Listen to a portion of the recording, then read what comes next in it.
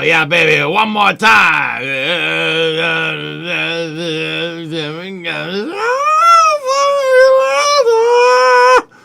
That was me singing. That was me. That was me doing that. Right?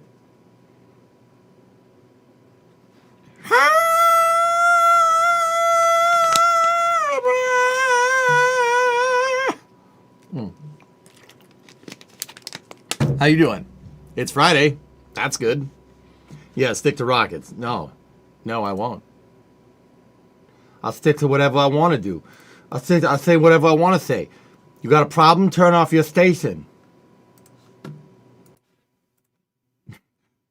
All right, Mike. Have a nice fight. No, frick you. I knew it was you. Yeah, of course.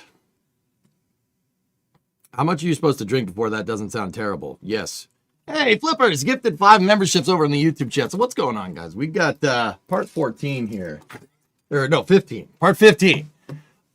We're going to go get that wideband sensor for the... I was about to say for the Satsuma. But it's for the chorus. And we're going to swap the transmission and fix the engine today. Because, yeah, that thing... We did a shakedown cruise with it yesterday. I did get the thing running. But I have a sneaking suspicion that that 4-banger does not like the 5-speed. The reason why is because, well, long story short, gear ratios. If we're running an extremely...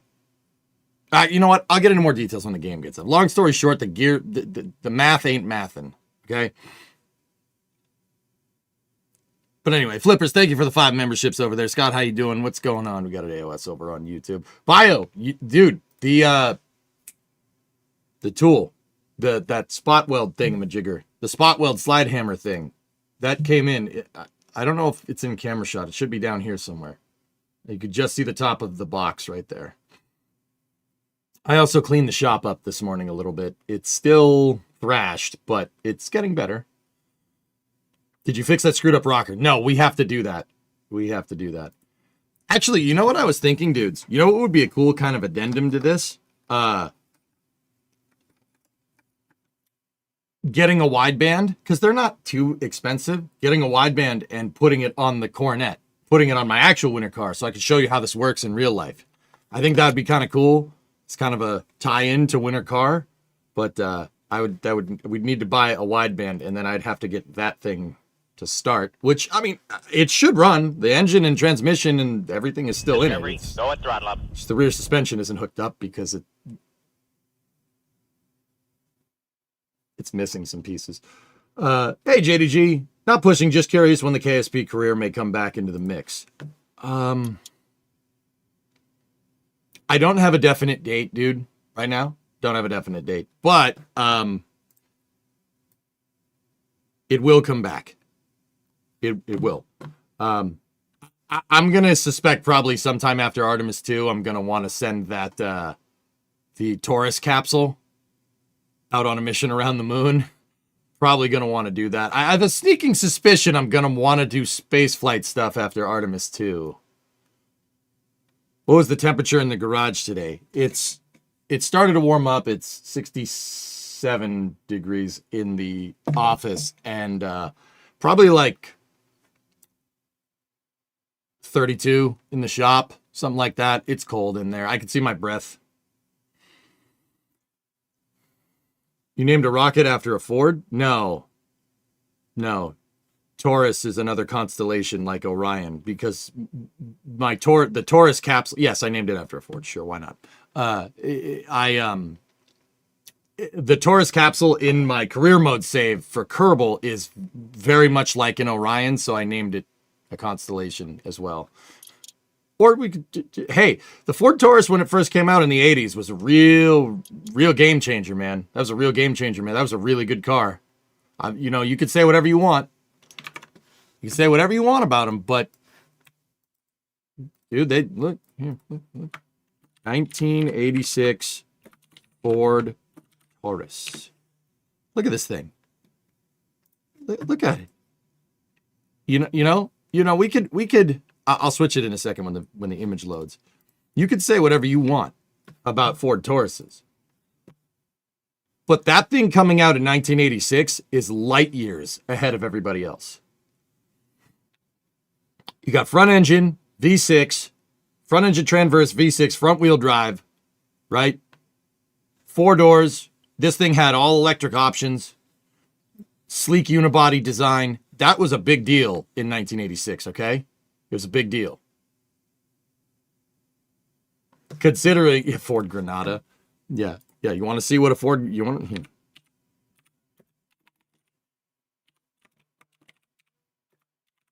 to see what the full-sized option was from the same time period? You tell me which one of these looks dated. That is an 87 LTD. Okay? That's an 86 Ford Taurus. That car is older than that car. Okay? You can say whatever you want about Ford Taurus. Taurus is a pretty nice car. The LTD looks much more modern.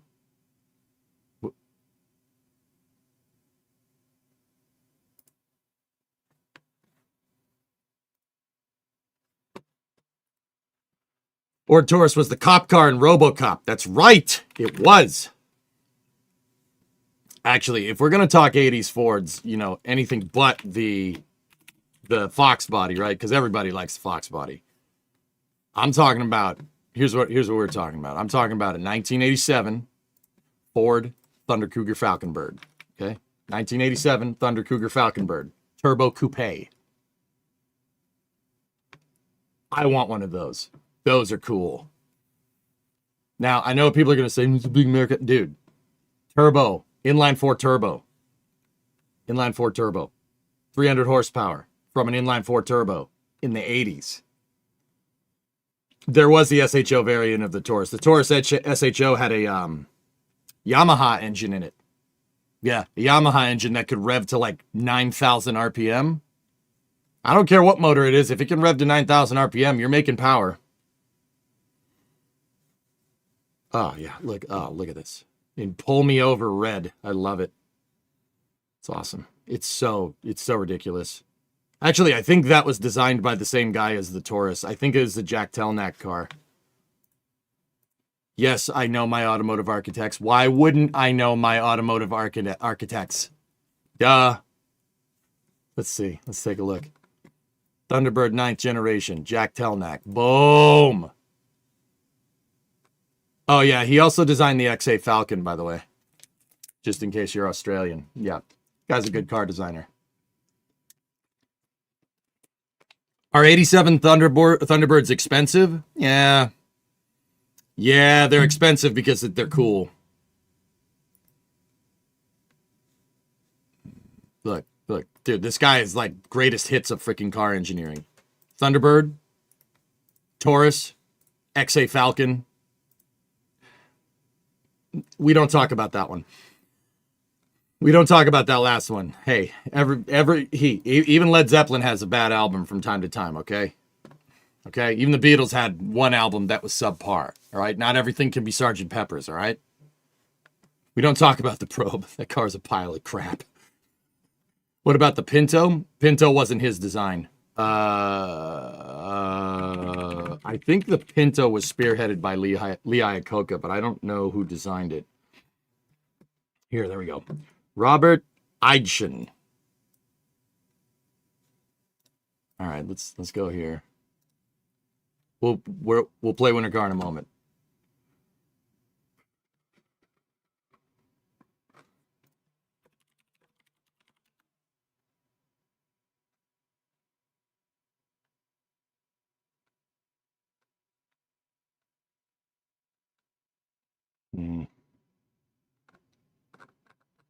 I don't know.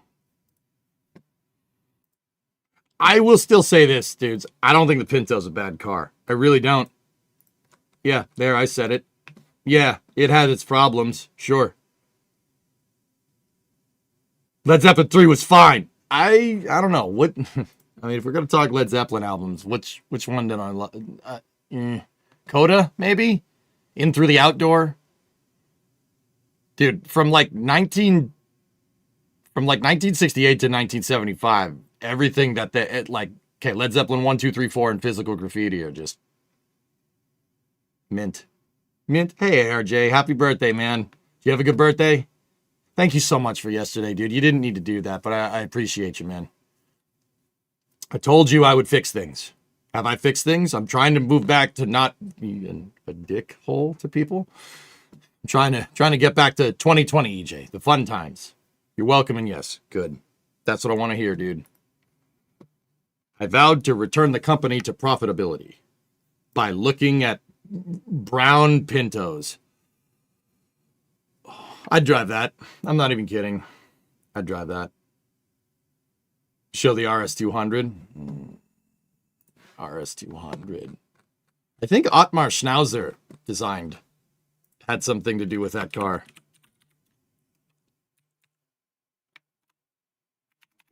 The guy that was the F1 guy, I'm pretty sure he was an engineer at Ford. No, he didn't. Who did? Oh. Mint. I like Hey, what can I do? Yeah, good stuff. Tony Southgate, John Wheeler. Oh, Eden Callum. All right, yeah, that makes sense. Is that an MR2? It's a better MR2. Ford made a better MR2 than Toyota, and then decided that they didn't want it. The only reason they made them as street cars in the first place, Krasnu, was for racing. It's a race car, dude. They have a dude, look at this. Oh, BDT. 2.1 BDT, 5-speed manual, mid-engine, 4-wheel drive. So the BDT is half of a Cosworth DFV. The Cosworth DFV was Ford's Formula One motor from like 1968 to like 1993. That was the motor that Ford used for Formula One, Cosworth DFVs. And the RS200 has half of one in it. And it is righteously fast. Like, that RS200s are death trap fast. Like, if you don't know what you're doing, you're gonna get hurt. Brother, look at that. That's a street car. Now put a turbo on it? Oh, well, it's funny you should mention that. Hey, Flagon.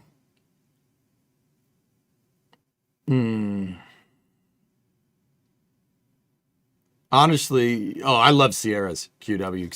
Sierra Cosworths are probably my favorite European car. That's not like a Ferrari or a supercar or something. Sierra Cosworths are... I want one. I will find one. Anyway, winter car, let's do this. Let's fix ours. I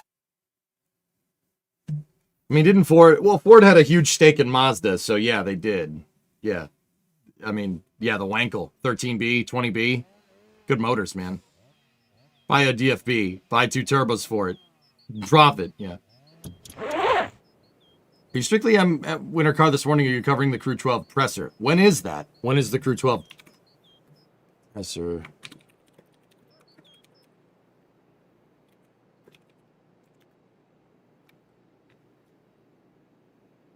In 30 minutes.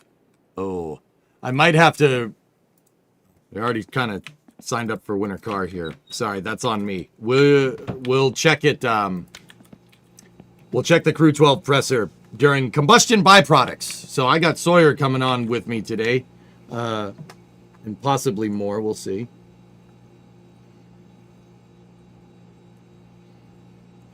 Oh, okay, so Sawyer might have some other stuff to do. We're not doing Flame Trench tonight because NSF is really... They're really busy trying to get Artemis 2 stuff ready to go. Because they got some... I don't want to say, because I don't want to spoil anything. Let's just say we got some pretty good content for you for Artemis 2 coverage. So, if we end up just doing a space news today, that's fine. We could cover the Crew 12 presser, but the big thing is that the EIS, the 39A environmental impact, came out today. We got some Yeah, we have some EIS stuff to go through. So yeah, some Starship EIS stuff with like diagrams and stuff of the pad and whatnot. It's pretty cool. Oh, hey, poop truck.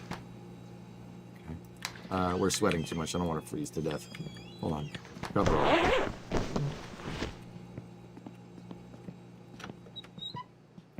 Right, I ruined.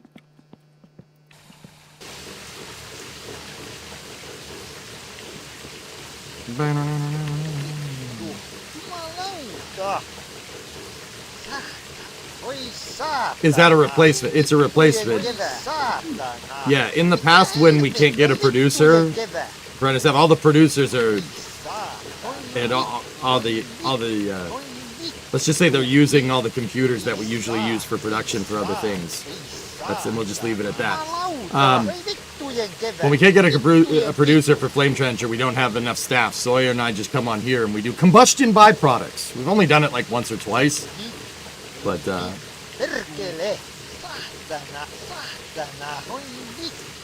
Yamaha V6 for the SHO was sweet. I agree.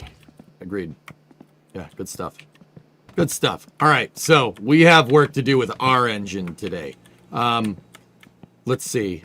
We have a poop job back over there. And yeah, we got to do that, but I remembered that time. Have Jack come on here? Well, maybe if he wants to. He's super busy at Astroforge, guys. But anyway, check this out. We did take the car for a shakedown, but honestly, I did not like how this thing handled. The skid mark needs a lot of work. I'm gonna get into some. I'll get into some details here about what's going on. So first of all, we had an engine problem. I don't know if you guys can see in there, but there's a problem right here. I had one of my rockers fall out. I must not have tightened it correctly. I swear that I did. I went back and looked at the VOD and it looked fine to me, but whatever, it's fine. So with this motor, we got to take the cam out, and taking the cam out is a little bit involved. We got to take the timing cover off, and then you got to take the timing belt off, and then you have to take the cam retainer plate off, and then you have to take the camshaft out.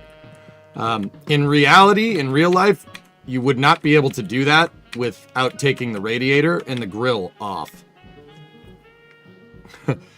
In real life. I'm going to try to see if we can do it without doing that. Yeah. So we got to go on there. I got to fasten down that rocker, make sure it's fully fastened. And then what we really need to do, guys, so is this. I don't know if we can see what kind of rear end we have in this thing. I forget what I put in it. I think I put in the factory rear end. The factory rear end is an NB axle. So NB is... Go at throttle up. That's CB, VB. Hang on.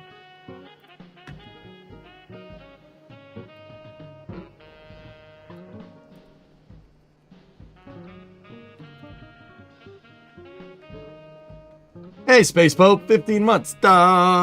Space Pope.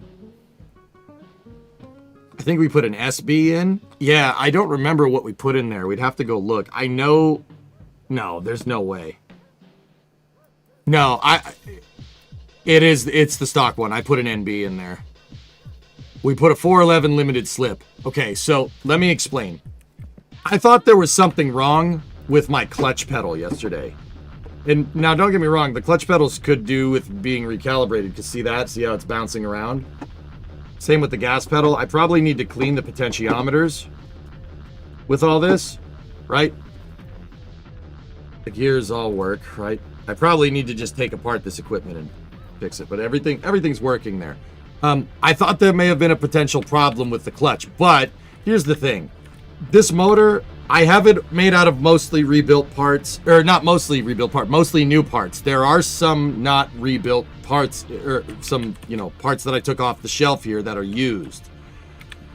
Now, one of them is the clutch disc. I used a used clutch disc because when we put the transmission in the car, I did not have enough money to buy one. I have a new clutch right there, right? The rockers are all new in this. I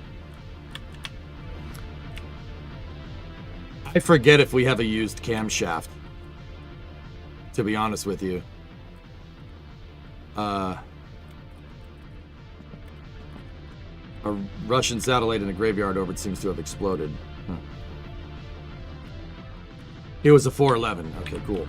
So, I'm not sure the condition of the camshaft. We might want to replace it. Because I swear, dude, I went through this and tightened down every one of these rockers. But maybe I'm wrong. I went back and looked at the VOD last night, and I thought it was good, but I guess not. Because we definitely threw one, but we only threw one. So the engine with that wasn't running exactly how I wanted.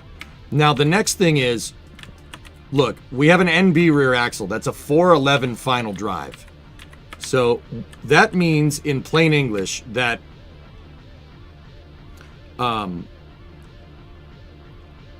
that means in plain English, so it's 411. So yeah, for every 4.1 rotations of the drive shaft, you get 1 rotation of the wheels. It's a reduction, a big reduction. So if we have a 5-speed transmission, right? I put a 5-speed behind this thing because 5 speeds are cool.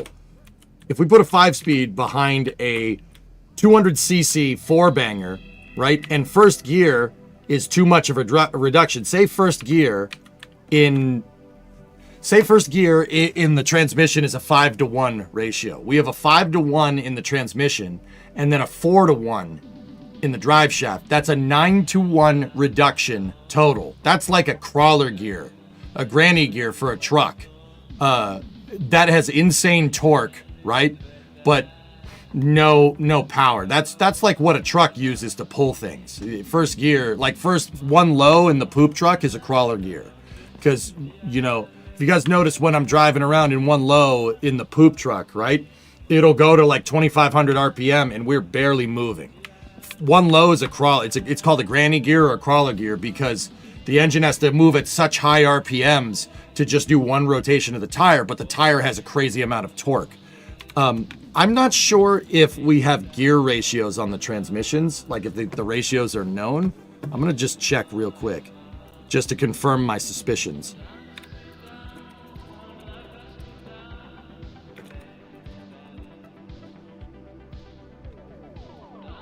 Let's see, my winter car.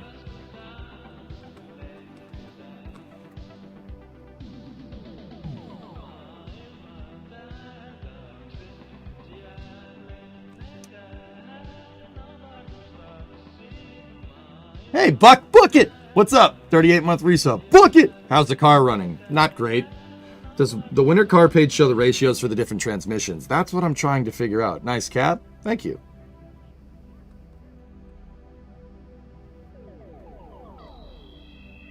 So, long story short,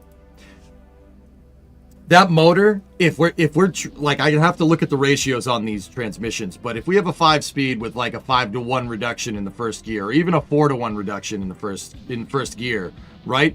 The engine is going to have trouble trying to move the drivetrain because basically the tires will basically keep stalling the engine. That's what happens when you have an engine that's not powerful enough with a transmission behind it that's designed for heavy duty. So we essentially have a light duty engine with a heavy duty transmission behind it. And because this car in real life, because this car is so tiny, the way that Ford engineered this car was that, you know, if you have the right transmission, like a 3-speed automatic with a 411 gear, you can use gear ratios to kind of compensate for torque, right? A 2000cc 4-banger is not going to make a lot of torque. It can make a lot of power, though. Power. Like Ford 4-bangers are just four-cylinder engines in general, so an engine with 4 cylinders in line. Those can make a lot of power on the top end. So if you have a high-revving, low-torque inline 4 with like a 3-speed behind it and a 411, or a 4-speed behind it, and a 411 gear out back, the 411 gear is there to make up for the fact that the engine doesn't make any torque. We could fix this with a couple of different ways. We could fix it by putting in a what's called a taller rear final drive with the 5-speed. You could fix it by putting a taller gear. So like we have a 411 in it, we could put the 389 or the 375 in it and rear end, and that could fix the problem. It's possible, but yeah, I don't know. I mean, the 4-cylinder Fox body was pretty decent for what it was. Yeah. Mm-hmm. The SVO, the turbo Mustang, those things are cool, man. That's basically what this is. It's an SVO, but it's the 1970s European version of an SVO Mustang. It's the same idea. I mean, no turbo, but could you start the car in second gear?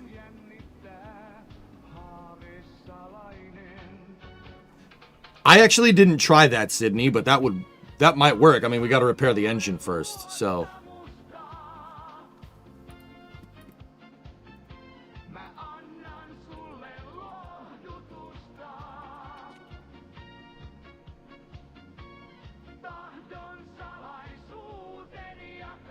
Hang on.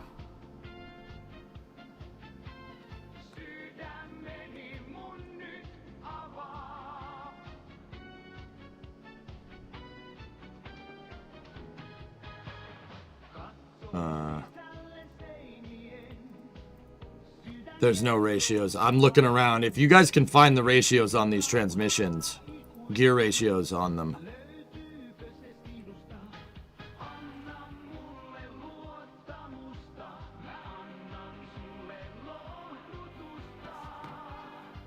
No.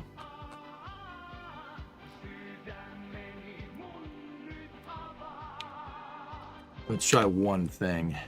See if we can do one more thing. I type in gear ratios and the AI overview is just giving me rear end ratios.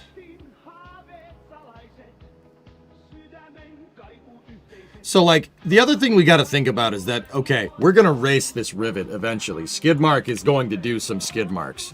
All right. Are we going to end up going fast on the ice? Yeah, but realistically, what's the highest speed we're going to go in this thing? Like, think about it. You know, in the rally race, there's really no particular part where you're ever going to go over 100 kilometers an hour, right? So, because of the low displacement of the engine, I would want a big final drive so this thing can accelerate quicker, right? Just keep the 411s in the 5-speed. I'm telling you, the car is undrivable. The gear ratio is too high. The other solution to that problem would be... What's the plan for after hours? Hey, Rudy, what's up, dude? I don't know, man. What were you thinking? You have any ideas? I kind of wanted to keep playing this to keep going through car tuning. But if you guys wanted to play Battlefield or something tonight, we haven't played in a little while. That'd be kind of cool.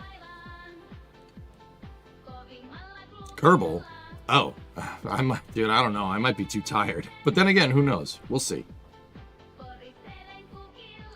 So yeah, my sneaking suspicion right now is that the gear ratios in that 5-speed transmission are no good.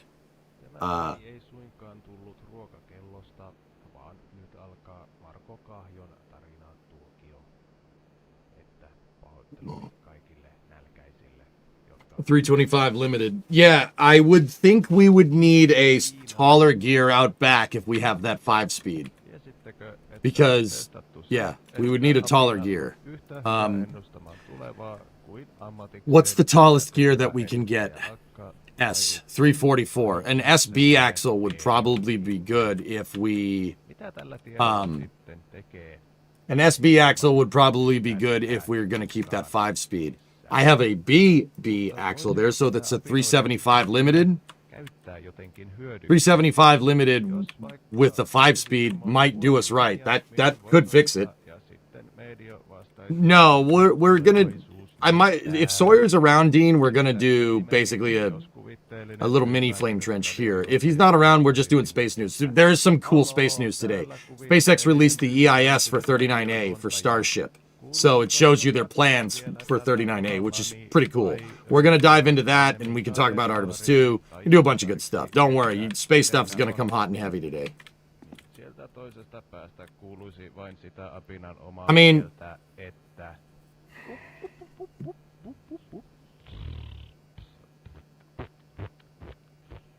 Artemis 2 was pushed to Sunday. Pushed to Super Bowl Sunday, which is just... No, I said I didn't want to do solo flame trenches all the time, spoiled.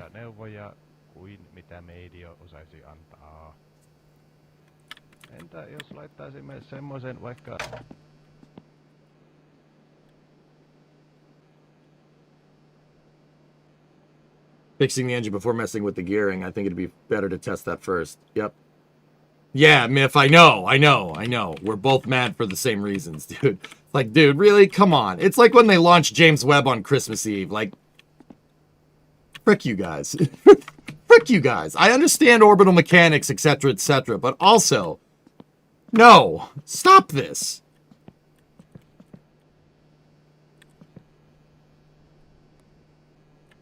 I don't even know when the Super Bowl is. February 8th. When Artemis is scheduled to launch, dude.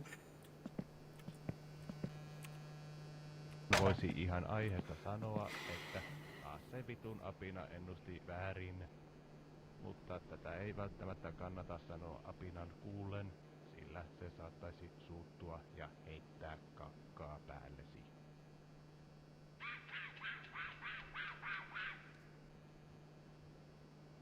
Kissan ryökäle. Flash was moved to Sunday too. Joskus se on päästänyt mahanesteensä sun kautta lattialle, eikä niitä ole hauska siivota. Siksi sitä onkin valppaana sanomalehden kanssa. Yeah, Hellfish, does that thing that I sent you, does that explain a lot? That's my people, man. Shoveling snow on someone's car out of spite. Hey. Yes, that's us. Launch would be a good halftime show. You're throwing a big party. Oh no, Myth. No. You're gonna be disappointed for 2 reasons. That sucks.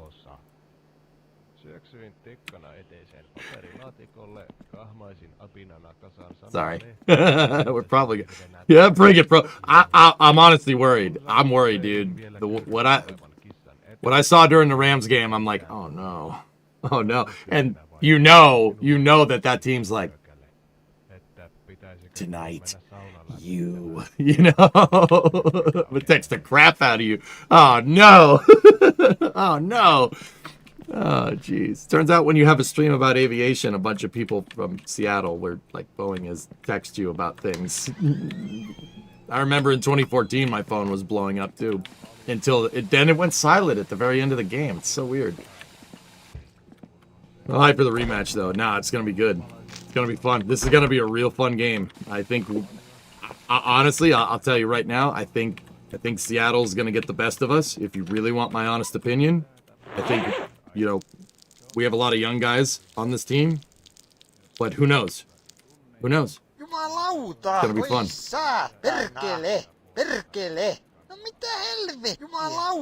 Anyway. Alright. So, here's the thing, dudes. I bought the wideband sensor, okay?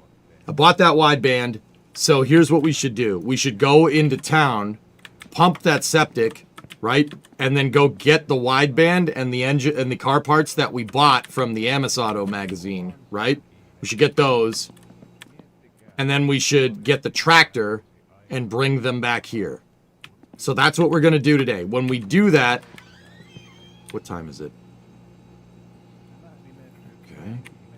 7 o'clock.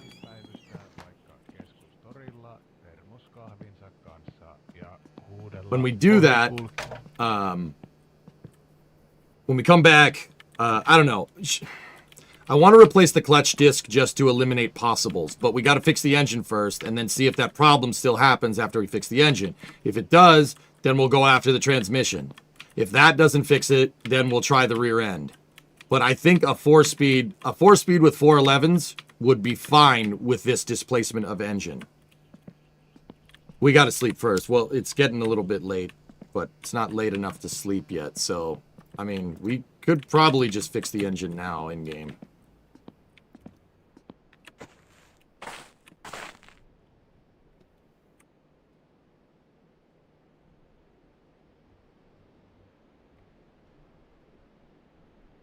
I paid the apartment rent. That's all taken care of. EJ, why can I not feel the rocket when it's cold outside?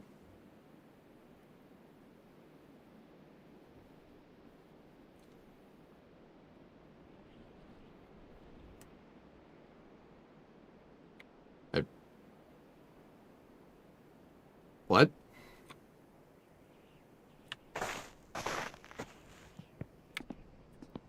I don't. Things retract when they're cold. I don't know.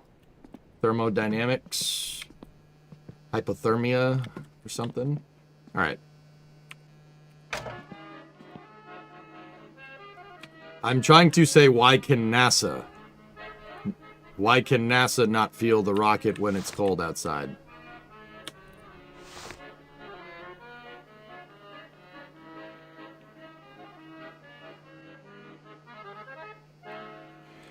Chris, you're asking why can't they launch in the cold? Well, they tried that once about 40 years ago and it didn't end well. That's the short story. Sehän on meidän jouluinen piparkakku. Niissähän ei ole nykyään käytetty pippuria. That's yeah. Rockets don't like being in the cold. It's designed to launch in Florida, where it is in fact not cold. What the hell happened down here? What is this? Tell me that's just the rendering. What the heck's wrong with that timing cover? Enpä usko, että kovin moni näin enää tekee. Miksi käyttää vanhaa nimeä, kun lopputuote ei vastaa millään tapaa sen esiastetta? Olisiko vaan voinut keksiä jonkun oman nimen tälle tuotteelle? Eikä Amerikassakaan asiat ole juuri paremmin.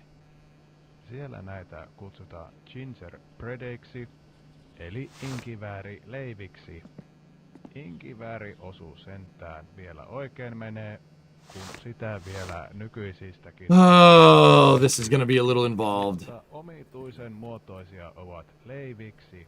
First thing I gotta do, detension the alternator, fan belt. Mutta silloin nimen pitäisi olla Ginger Small Bread, eikö? Ginger Small Bread?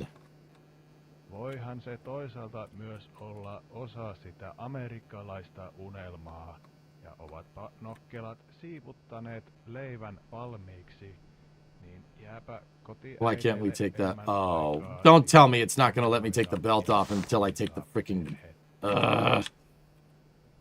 That's why are you like this? Why are you like this? So we got to take the radiator fan.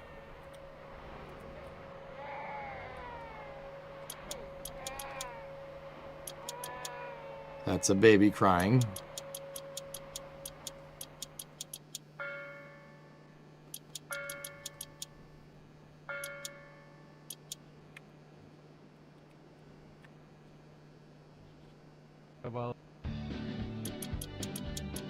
Okay.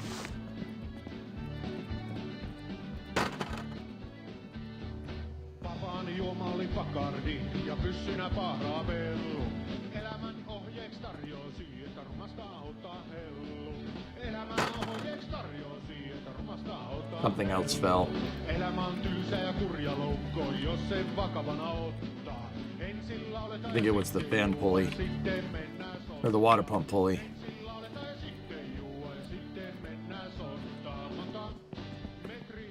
Yeah, okay. Alright, so we got the belt off. And now...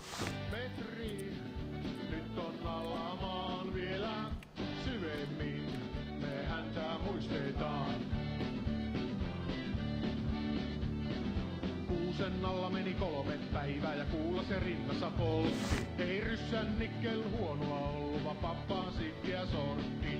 Ryssän nikkel huonoa ollut, vaan pappaan sikkiä sortti. It wants us to take off the upper radiator hose. Okay. This is some real by-the-book stuff, so... I don't think it's gonna let me take the timing cover off. We gotta get the camshaft out, so we gotta take the timing cover off. And this is gonna unprime the cooling system, which sucks, but what are you gonna do?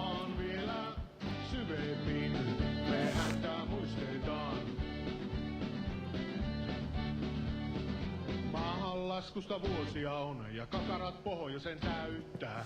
Mikä on meidän mennessä, kun hyvää suuntaa näyttää? Mikä on meidän mennessä, kun hyvää suuntaa näyttää? Monta metriä, nyt on alla maan vielä syvemmin. Me häntä muistetaan monta metriä, nyt on alla maan vielä syvemmin. Can you empty the coolant first? No, there's no petcock. You have to, yeah. There would be a drainage line, but I don't think I think the game abstracts it.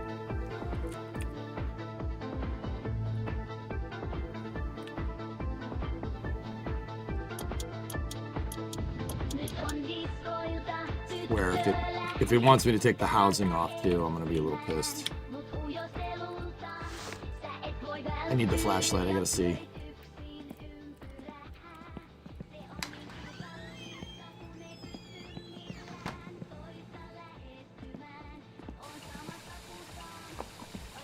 Bro, this game is too real. This is too real.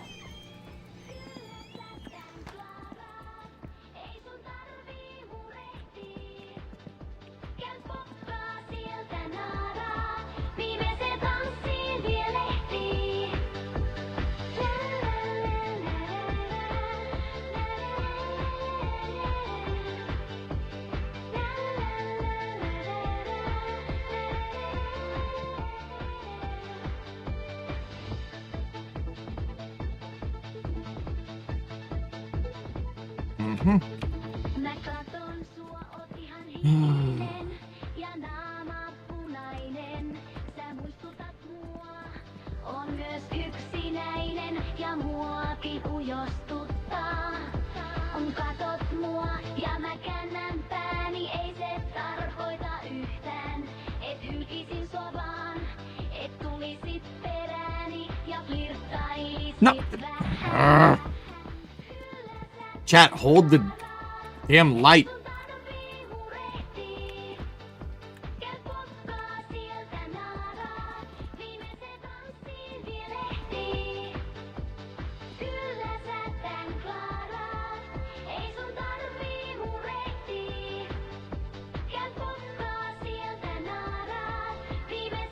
Stay.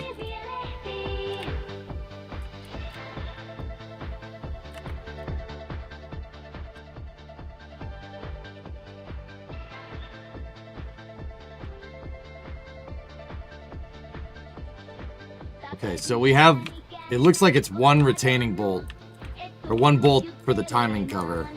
I don't see another one, which tells me that, I mean, in reality, we should see how this is kind of slotted around the thermostat. See how it goes around the thermostat housing and stuff? And then it goes around the water pump pulley, and then around the crank. It's meant to slide off in real life. It's meant to just be taken off so you don't have to undo the crank pulley or the water pump housing or anything. It's engineered that way on purpose. But it looks like the game doesn't want to do that. So there is a second one. Where? Is that it? Did I see it? Meidät sitten kuskattiin Näätämöön. There it is. Sieltä rajan yli Norjaan. Thank you. Bottom corner. Olemme nyt jossain. Nice. That's gonna make this a lot easier. See how it's the timing cover's a weird shape, dudes? It's designed to slide off. So just leave that there for a moment. I'm actually, you know what? I'm wondering if we can paint it. Can we paint it? Pörräilee varviaisia. Oh, you can. Kun ne osuvat No, it's gotta be brown. kohteeseensa. Kuten jalka ja käsi. Yes. Does it still have the sticker label on the top? Nope. It doesn't now. I mean, honestly, it should be blue. Ford motor, it should be blue, but that's okay. Jotka ärsyttävät ihoa ja muita elimistöjä. All right. So Esimerkiksi We gotta Säästämö take the ja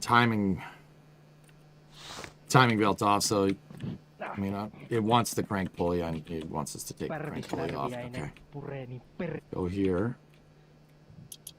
Otan askeleen kauemmas metsään. Is that the right one? Metsässä No. näkyy No, olevan. just hold that there. We need the crank pulley. Siellä soittaa kruitukerppa soidintansa. Yrittää hakea itsellensä paria. Minäkin yritän hakea täällä paria. Jukka on karannut. Yksi eläin, joka näköpiiriini sattuu tässä, on kirvastirppa. Sillä on aivan I erityinen wonder if we can paint the pulleys. kyky Hold tehdä on. asioita metsässä. Ja myöskin eräs on Yo, let's go! karppa, All right, you can. josta tulee mieleen Jukan kaveri karppa. Lieköhän Jukka mennyt karpan? Can we paint the crank pulley? Make it look Ei nice? voi tietää. Yeah. All right, timing belt. Time's gotta be black. Täällä on Yeah. kuitu Make it look nice, dude.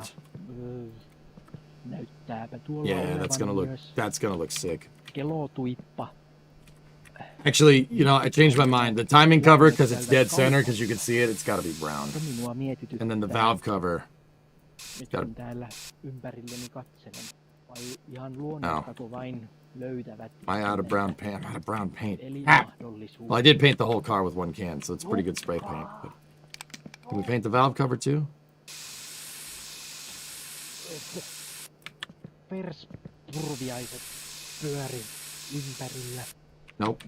Lieköhän Oh, well. eläimillä, We can paint the pulleys though. That's pretty sick that he added that in the game. kuten on ihmisellä, paikassa, jossa All right, so now we should be able to take the timing belt off. The timing belt right there. It ain't going nowhere. En tiedä, onko heillä filosofian opinnot. All right, so now we have to take the crank pulley off. En tiedä. I mean, Terve. I'm wondering if the game lets you put this thing together without the timing cover on, because some people do that. They run no timing cover to show everybody how cool they are, so you can see their engine moving. Yksi lintu, joka täällä liitelee, on I'm wondering if that's a thing. tahviainen ja Now, ehdon the seppo camshaft has pitää retainers on the back side of the rear journal. ja Oh yeah, go for it.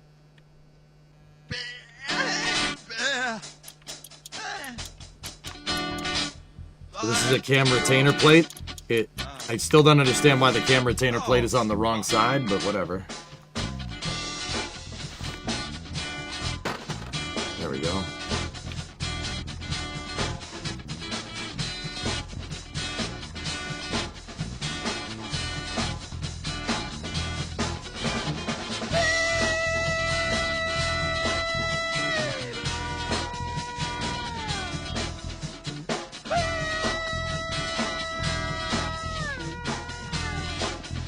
I introduced italics to this song last night.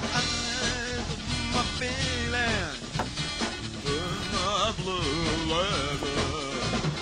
My feeling, in the blue leather.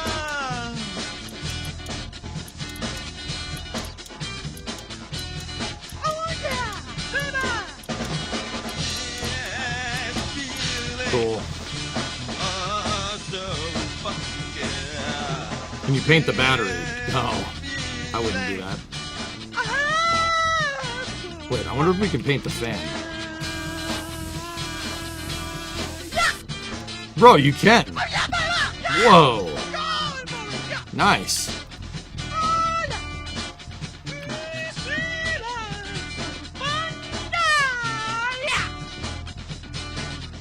Did you see now Tesla may also get in on the merger? Would end up being SpaceX Tesla XAI. Would be for a few years. That'd be a while. I don't. Yeah. Have you given up on favor of the apartment to get the car going? No. I paid rent on the apartment. How do you think I went and got the clutch in the food truck? We paid rent on that, dude. Don't worry about that.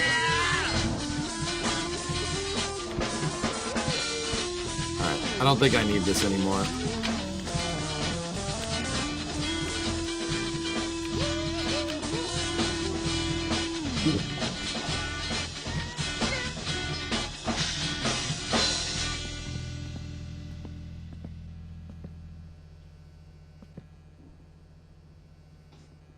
Mitä? Mitä?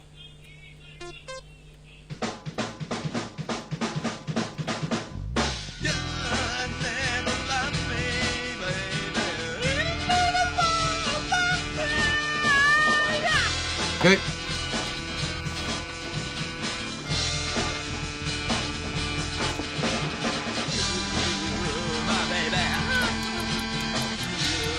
Camshaft is back in. Now we need the sprocket.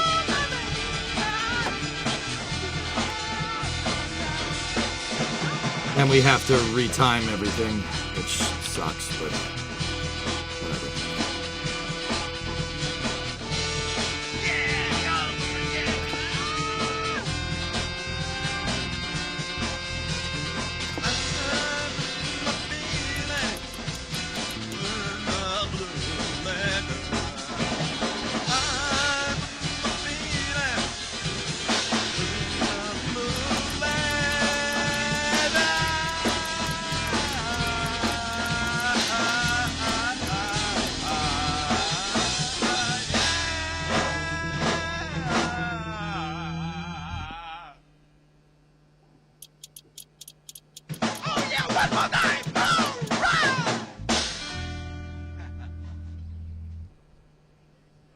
Okay.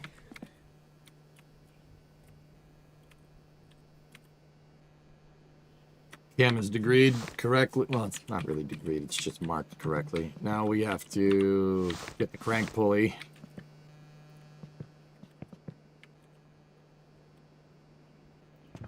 Ita.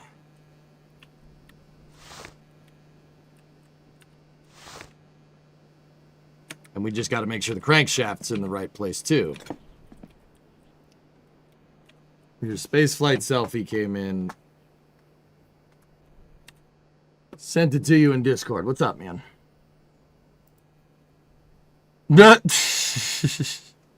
Nice.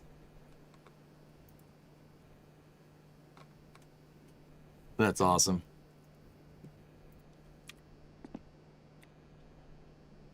It's 11. All right.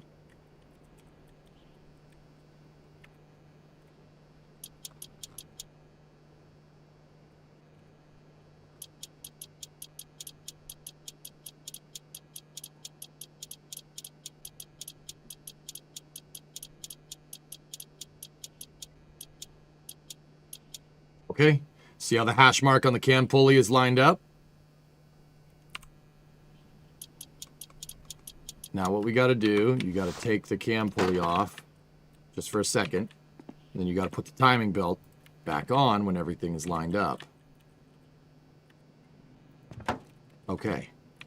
Now that that's all in place, timing belt's in the right spot, now we take the cam pulley and we put it back on. I mean, technically, in real life, you could just put the belt on with the cam pulley on. It doesn't matter. You just make the belt go around it, but that's not really how the game is made.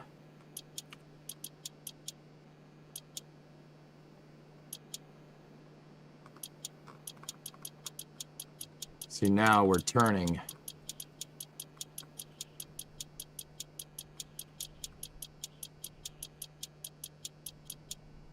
Okay. She's good there. Let me just make sure the cam is still degreed in the right spot. I mean, if the more, I'll be honest with you guys, the more observant of you will notice that that's wrong. So, little bit, once again, little bit on a 4-stroke engine, okay? When you have a 4-stroke engine like this, so you have, the piston does 4 movements to complete 1 cycle. those two of those movements are the same as the others, but it's the configuration of the valves up top. So on an engine, you have an intake and you have an exhaust, and then you have the piston. Okay, so the first stroke in a 4-stroke cycle is the intake stroke. So exhaust valve closed, intake valve open, and the camshaft opens the intake valve, right? And the piston goes down in its bore. It goes down. The idea is that because the piston is sealed up against the cylinder with a piston ring, right? When it goes down, it sucks in air through the intake. Okay? Straightforward stuff. So it pulls the air in, and then the second stroke is compression. So intake valve closes, piston comes back up, and all that air that it sucked into that volume, it's now compressing into the smallest amount of volume that it possibly can. Piston hits the top here. That's your compression stroke. So intake valve open, intake valve closed, compression, piston comes back up, right? And it compresses everything. It compresses a fuel air mixture inside of the combustion chamber. When the piston hits, right before the piston hits top dead center, you have the next stroke in your 4-stroke cycle. You have your power stroke. That's when the spark plug goes off, blows up the fuel and oxidizer mixture. This is space. Postal, I'm in space. give this up to camshaft. Blows up the fuel and oxidizer mixer inside of the combustion chamber and pushes that piston back down. Now keep in mind, your exhaust and your intake valves are closed during the compression and power stroke.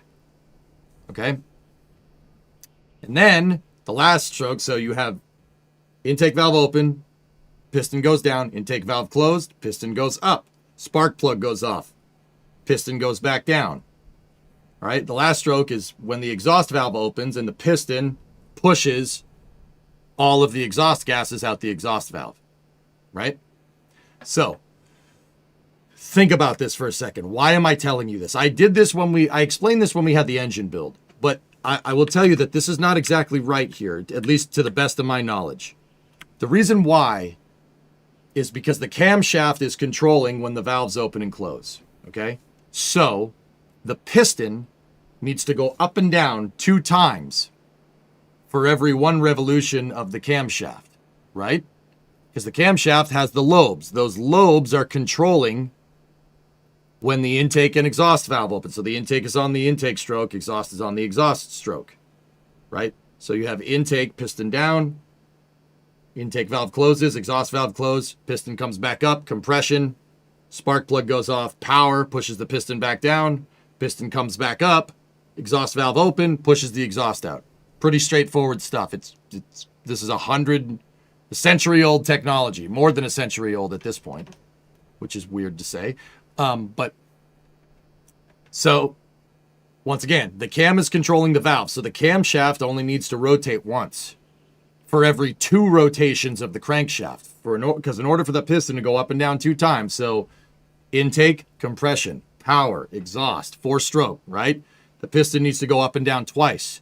So the reason why I say this isn't accurate is because for 1 revolution of the crank pulley, you should have a half a revolution for the cam. So if I took that pulley and I turned it 360 degrees, the cam pulley is a 2-to-1 gear ratio. So for every 2 rotations of the crank, you get 1 rotation of the cam. So rotating that 360 degrees will only do 2 of the 4-stroke cycle. You need 2 rotations on the camshaft. I don't know if Topless gives a frick about this. I don't know if he cares. I don't know if this engine is some weird freaking design. Could be. Ford does a lot of weird things with motors. But generally speaking, you should have 2 rotations on the crankshaft, should be 1 rotation on the cam. But you'll notice, so take a look. If we go in here and we look at this dang thing, see the triangular mark right there on the cam pulley? That means the cam is degreed. What does that mean in plain English? The cam is degreed for the compression stroke on the number 1. Or it's cammed for that mark is basically putting you halfway through the 4-stroke cycle. So that should be when the intake and exhaust valves are closed and the number one piston is at top dead center right before its power stroke, right? That's just your datum for lining everything up, right? Now, this, the crank pulley mark, if you see that little tab right there, see the tab in the pulley? That should be marking top dead center on one of the cylinders. Okay? If that's TDC, top dead center, so in engine terminology, you have BDC and TDC. Top dead center and bottom dead center. Those refer to the highest point that the piston travels in its bore and the lowest point that the piston travels in its bore, because the piston's going up and down. Right? If that's number one at top dead center, and we rotate this, and we rotate it 180 degrees,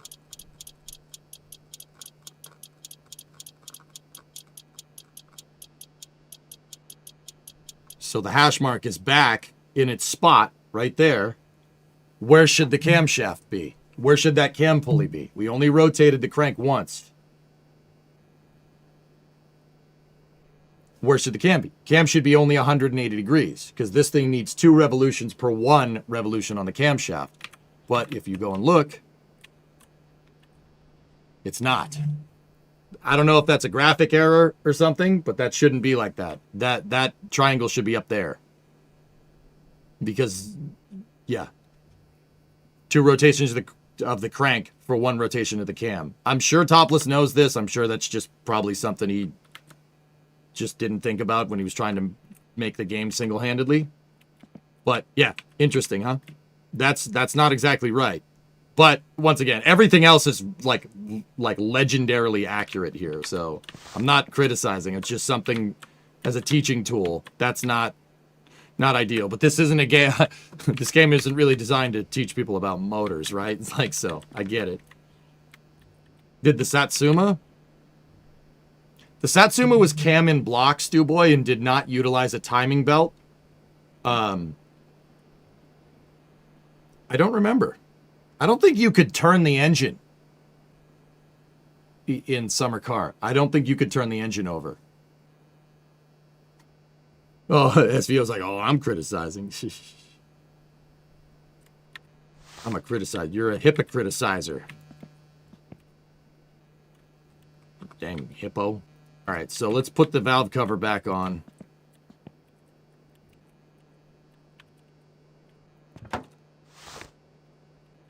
Hey, Ultra, how you doing?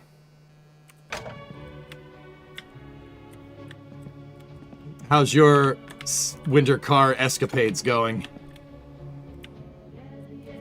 You still streaming it?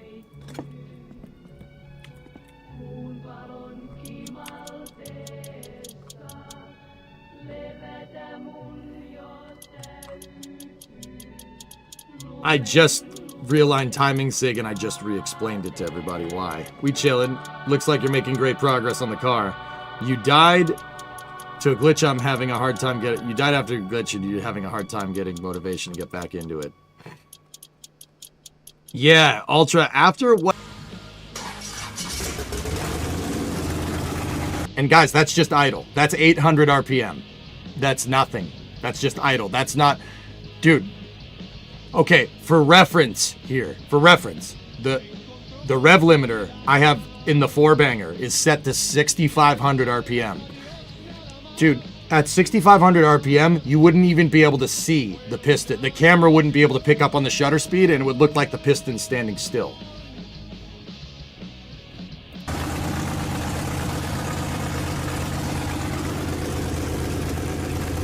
Is that crazy? Look at how fast that is. It makes those 20 to 15K F1 engines from the past seem impy. Yeah. Yeah, exactly. The V10 motors from Formula 1 could rev to 21,000 RPM. It doesn't even sound like an engine. It sounds like a bug. Like, you know? It's pretty cool. One hair in there and it's gone. Exactly. FOD inside of the pistons is no good, dude. You don't want to get debris in the engine. That's why everything is engineered to really, really tight tolerances. All right, Let's try to put this bad boy back on.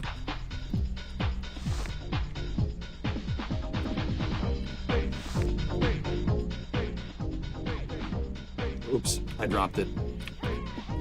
Just painted that thing. So, just in case anybody was wondering, and this is just a good segue to this. Why can some engines rev higher than others? Well, that has to do with two big things: the bore and the stroke. Bore and stroke is piston geometry. So it's how wide the piston is, and the stroke is what's the distance between top dead center and bottom dead center. If you have a shorter stroke, the piston can move up and down a lot faster. But if you have a longer stroke, you're going to make more torque. So like semi-truck engines have it's a diesel, but it has a gigantic stroke and a huge bore. But diesel engines don't rev very much, so you don't have to worry about that thing going up and down too quickly, right?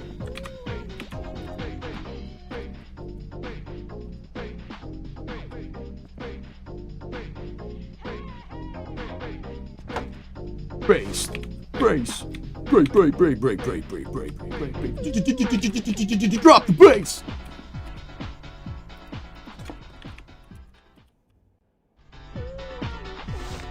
Okay, maybe we should go to sleep. We got to put the rest of the front end of the motor back together and then.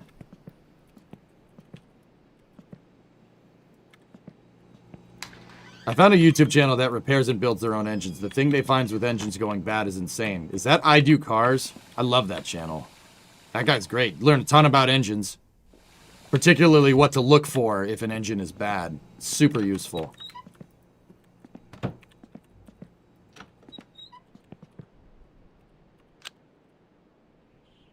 I had a neighbor that had a his and her GT3. Pretty sure they redline at like 9K.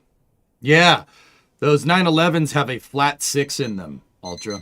Yeah, it's pretty cool.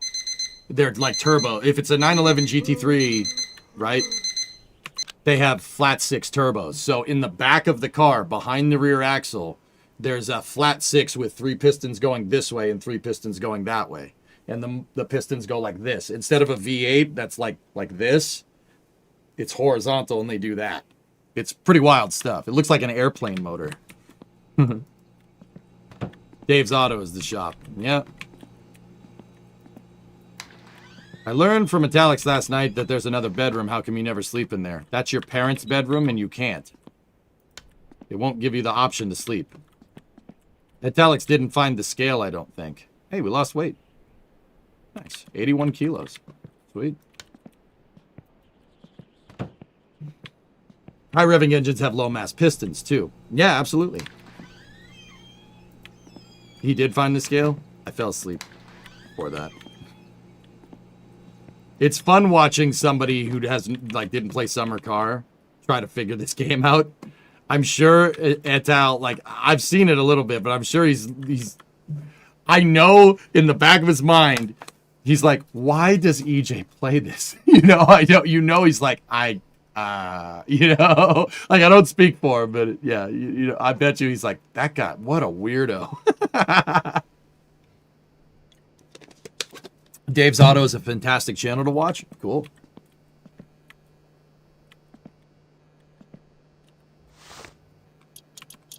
Yeah, Talix is a buddy of mine, Sig. Yeah, a good dude. We like Talix. We celebrate the man's entire catalog.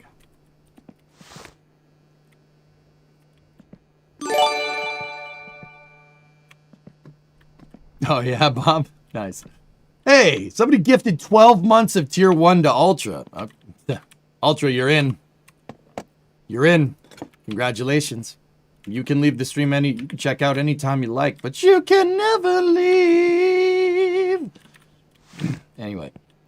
No, that's cool. Thank you, whoever did that. Appreciate it. You're stuck here now. Now you can't leave. No, I'm being weird, and I get it. But that's cool.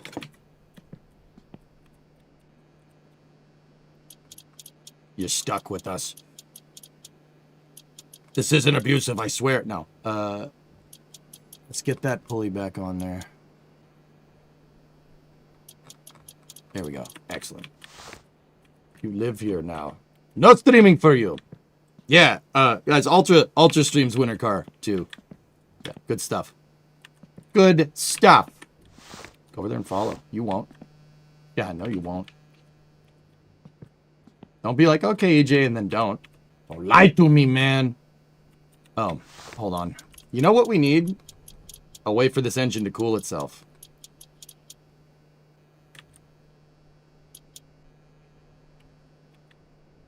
Yeah, of course, Ultra. You rule. Let's freaking go.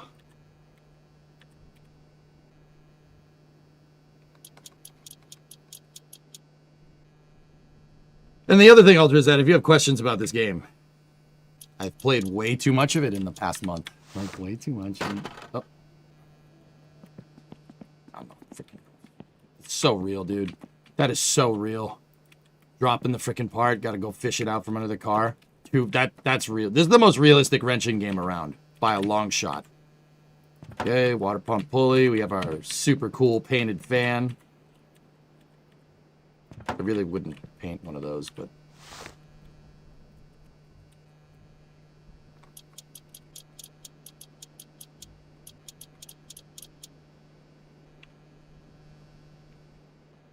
Where's the drop a bolt and lost it in the K-member part of this game? Dude, don't say that out loud. Brother, you're going to give him ideas.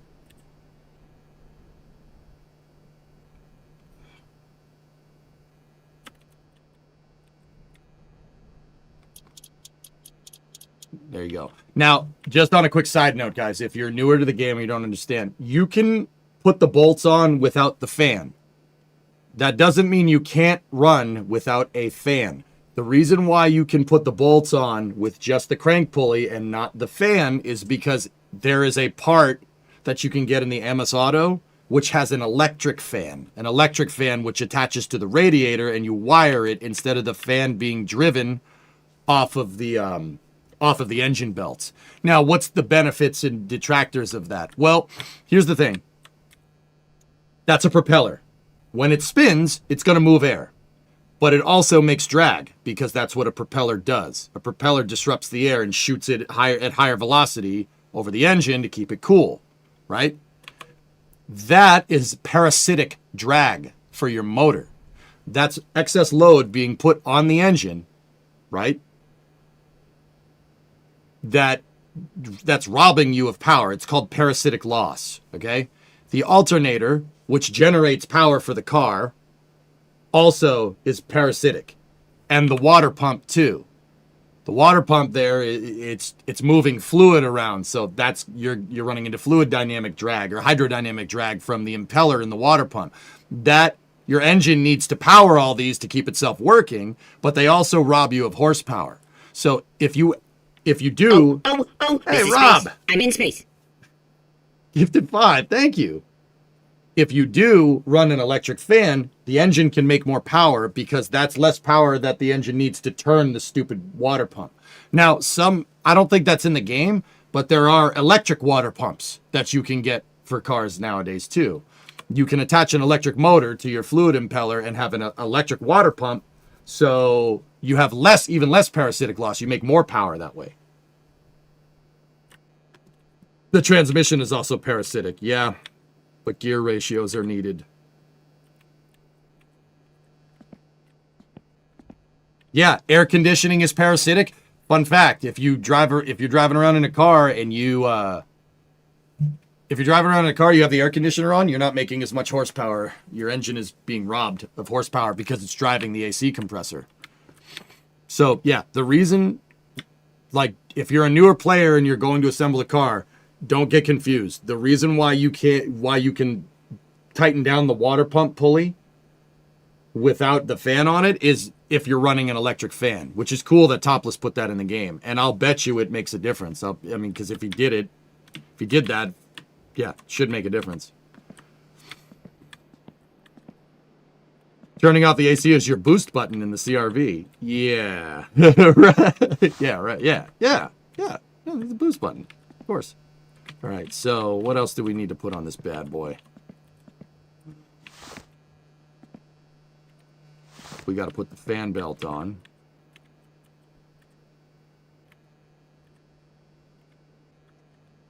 Now, simultaneously, the engine can technically run without the water pump. You don't need to have the water pump on there, and you don't need to have the alternator on there. But without either one of those, it's not going to run for very long. But it will run without them. Not for a long time.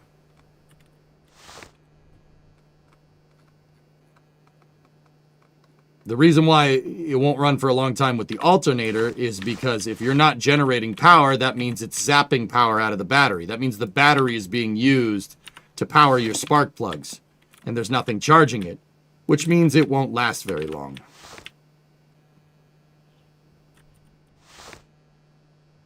And once the battery goes dead, the engine will shut off. That's also another way to test if you have a good alternator.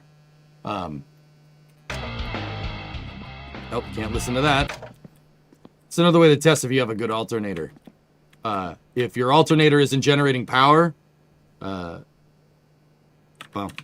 not. Yeah, I wouldn't recommend doing that. Never mind. Yeah, the easiest way to see if your alternator is working is when the engine is running. Take a multimeter to the battery, positive and negative. Switch it to 20V on the multimeter. Put positive and negative on the battery. If it's generating 14 volts, you're good to go. If it's generating 16 volts, your voltage regulator is junk. If it's 12 volts, it means your alternator isn't working. But that doesn't necessarily mean an alternator is bad. The alternator has to have a live exciter wire going to it. If it doesn't have an exciter going to it, it's not going to generate power. Or you can watch the gauge on the dash too. Yeah.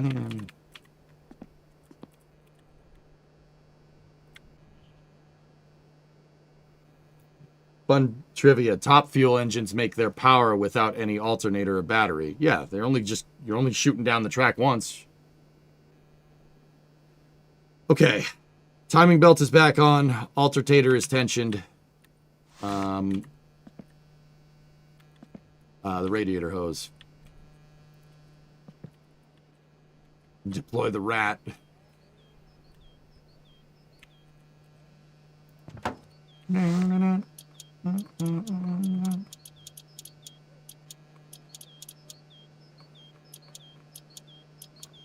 Tighten down the hose clamps. Make sure they're nice and snug. There we go. Yeah, they only run for a couple. Yeah, the pass is real quick. So, did you install the Ligma manifold? I did. I installed it at your mom's house.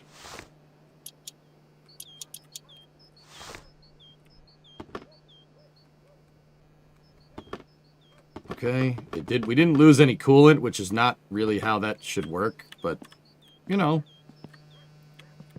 I'll just top it off just in case. Nope, it's full. It doesn't want it. Can't listen to that. That one song will flag a YouTube video. Also, Rocket Lab uses a bunch of music that's not Tim Dodd's in their casts that flag videos. The guys, the Rocket Lab Bridging the Swarm coverage yesterday got flagged 3 times. Like, demonetized 3 times over. 2 of them are bupkis, but the other one of them is legit. Rocket Lab plays copywritten music in their cast. And it's not Timmy's music. There's another song in there. And if it's not, it sounds very similar if it's not the one that claimed it. Okay.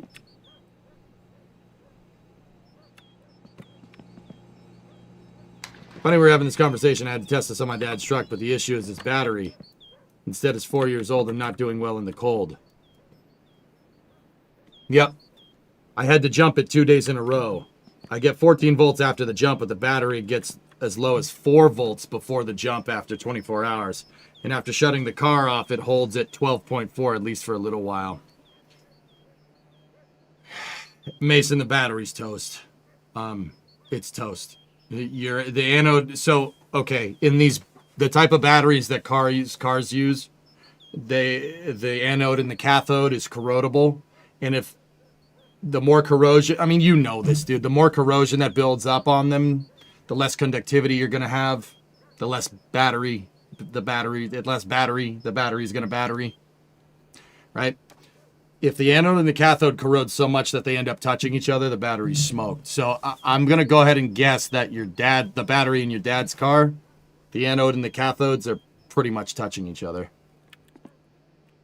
Yeah, that's what you told him. Yep. Learned all of this coming up just talking to dudes who knew because my car and I were both broke. Had to fix it. I miss simple cars. Yeah. Yep. See, Bob, you know what the crazy thing is that you grew up with this. I didn't. I did not grow up with this. I grew up with computers. I had to teach myself all this.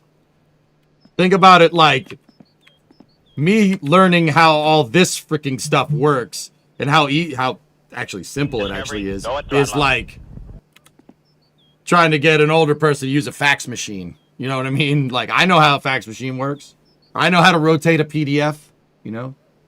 Do people know how to rotate PDFs nowadays? No, I don't know. But I grew up with that, you know? Yeah, I had to seek it out. Yeah, dude, I grew up, the first car I had was carbureted. And I didn't have it for very long. It was well, actually, I don't know. No, it may have been fuel injected. It was a 91 Accord DX. Yeah. I can attest they do not. 15 PDF rotations daily for the past 2 weeks. Not joking. Yeah. See, I learned the craft. But them melon farmers hotbox, they don't know how to rotate a PDF. I know how to rotate a PDF. That's secondhand. I grew up with that, right? Like, you don't know how to rotate a PDF, but I can rebuild a carburetor, baby. And no, for what it's worth, you're absolutely right, Bob. This is so simple. It's really not rocket science, man. Believe me, I know rocket science. It's not that. The closest part of this that gets to rocket science is probably tolerances on the cam and the crank. That's where you need to be precise or else it breaks. Everything else, no, pretty simple stuff. Like if your cam is degreed to the crank, you're pretty good to go. Cam is degreed to the crank and valve lash, and then, yeah, that's pretty much it. Everything else is pretty straightforward stuff. But I like that, man. I like simple cars, too. I wish cars would go back to that. I can't play Xbox, but I can play the crap out of any coin up. Yeah, right. There you go. That man is playing Galaga. Millennials have to show their parents and their kids how to use the computer. It's so funny, dude. I never would have seen that coming. That's fascinating to me.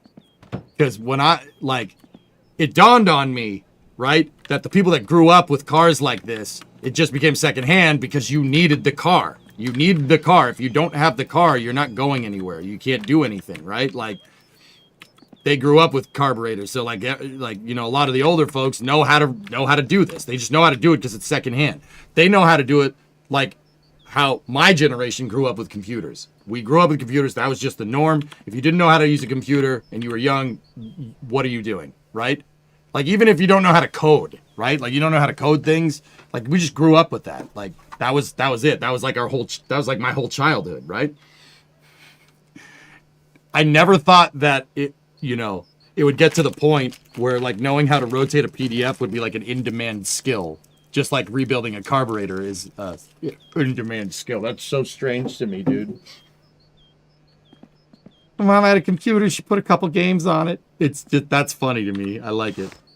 All right. So, this is all put back together. I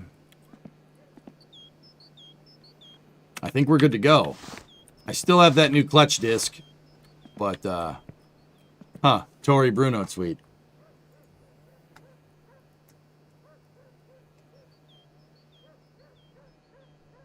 Titan, here we come. Yeah, baby. I grew up with computers. My first PC class was the first class on the first PC. Now it's left me behind. Yeah, no, that was in my formative years, man. I was playing video games and learning editors and all that other stuff. Yeah, man. All right. So, guys, this thing, honestly, we're still going to have problems with the transmission.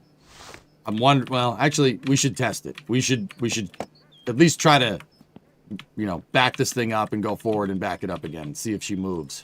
See if the clutch... I have a sneaking suspicion that a 5-speed with a 411 with a 2000cc engine is not doing us any favors. So, make sure the battery's good to go. Oh, yeah. She's really good to go. All right, 8mm.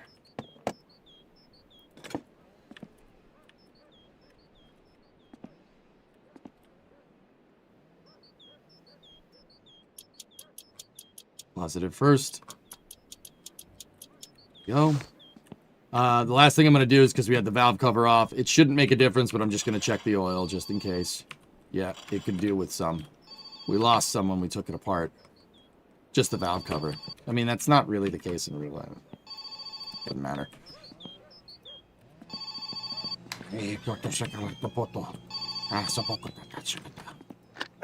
päivää. No minä olisin ostanut silloin noita puita. Tai ihan soptuu heti, kun niin pääsi tuommoon ja Andro, ai sta vittu! Aina on maksanna hyvin ja tuut puukuorman, niin katsellaanpa sitten jo. Morjens.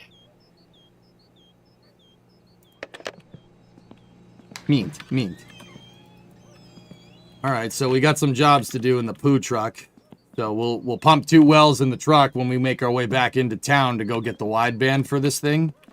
And then we'll bring the tractor back, do the firewood job. Should be rolling in the dough by then.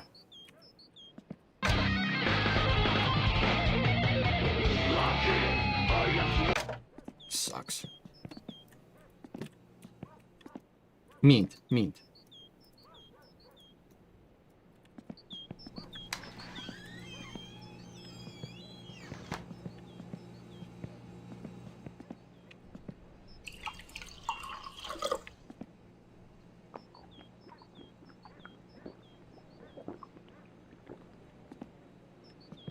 Cannonball it.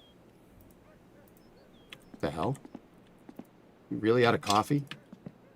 Oh God, it's an emergency. We're out of coffee!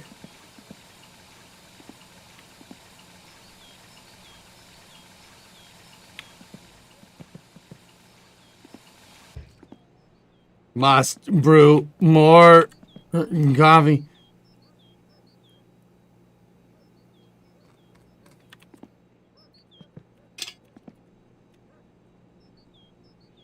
Burner, front left burner is on setting 6. I'm saying it out loud so everybody's a witness, nobody forgets.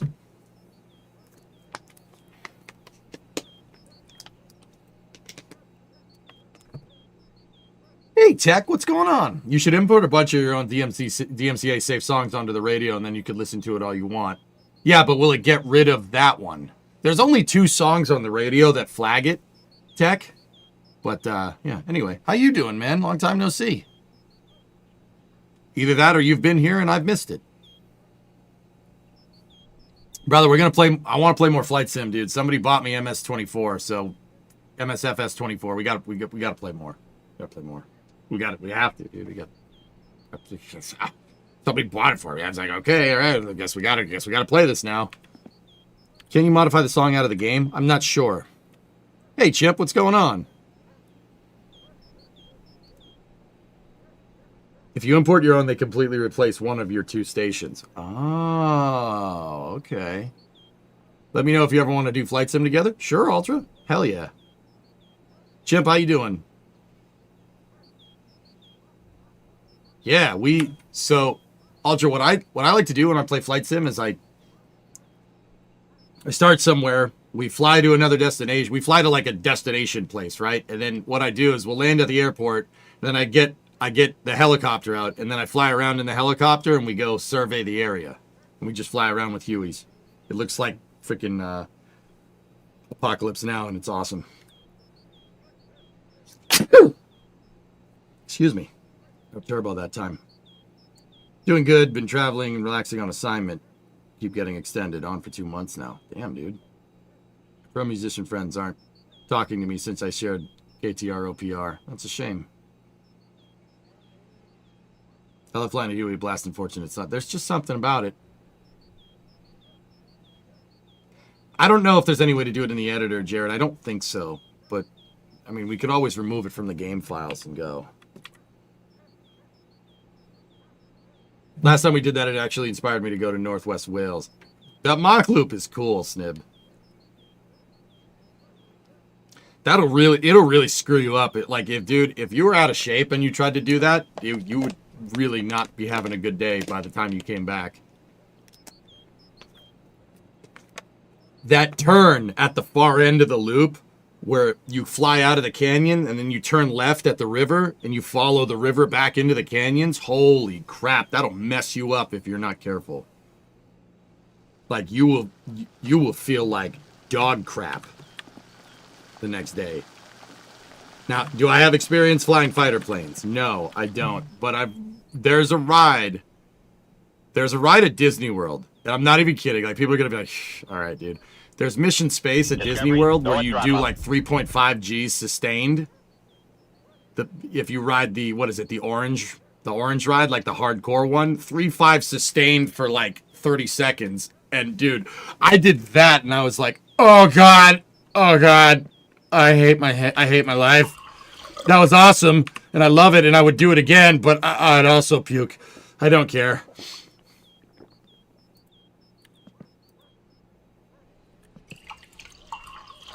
There's some viewers, Hellfish, that have flown that, dude. I was talking to a viewer about that the other day. Can you believe that?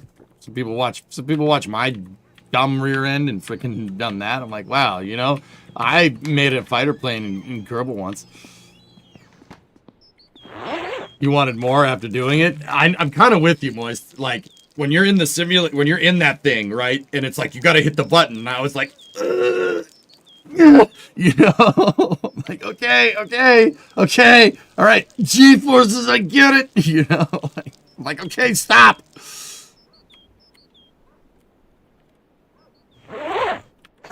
You can now go into a jet.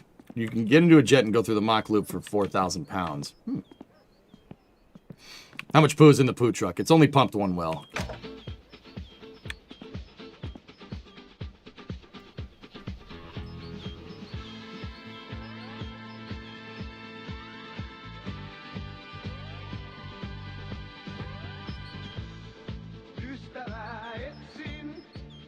This video is for you. We got to give it a start. Oh, yeah, the F-16s. Yeah, F-16s are nuts, dude. Nimble as hell. All right. Oil.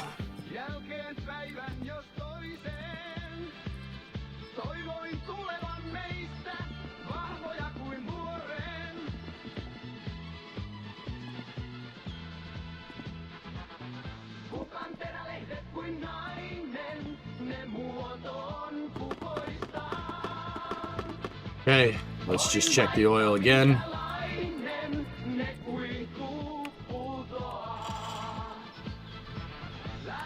Okay. All right, battery's up. Coolant is topped off. Pulleys are all back on. Water pump's back on. Alternator belt's tension. Fan is attached. Shroud is attached. Crank and cam are degreed correctly. All right. Okay, here we go.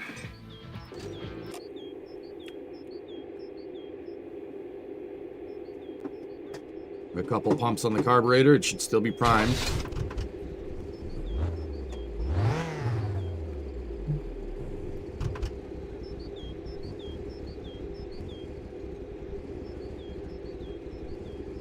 Be good.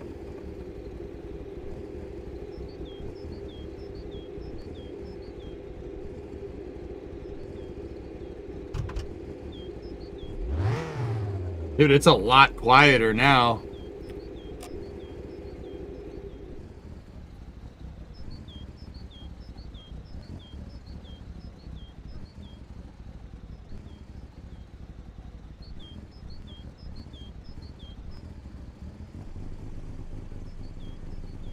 Actually, the choke is working correctly. It may have been running on 3, dude. Let's just shut the door, and I'm only going to back up a little bit. We'll take the e-brake out, and we'll put her into reverse. And we'll just see if we can just let the clutch out real slowly. Yeah, no, it still bogged. It bogged down bad.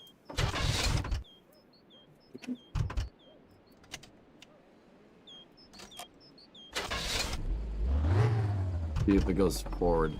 Yeah, no, it's the gear ratios, dude. I'm pretty damn sure.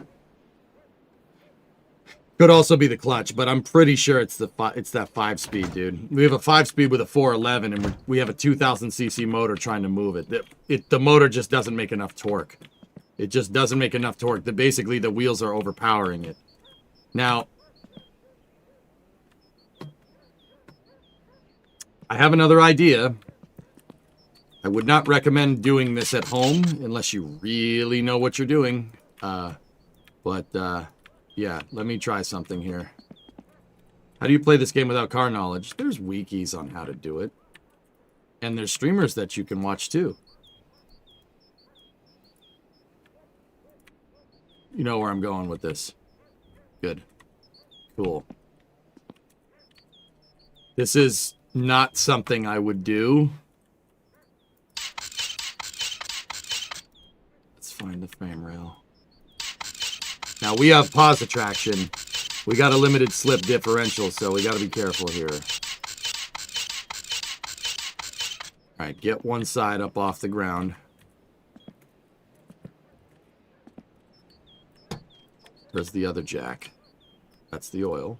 Need that. Where's the other car jack?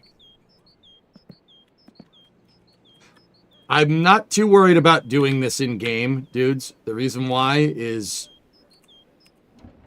the reason why is that if the wheels fall, if the car falls off the stand, it's just going to stall. We know it doesn't move under its own power.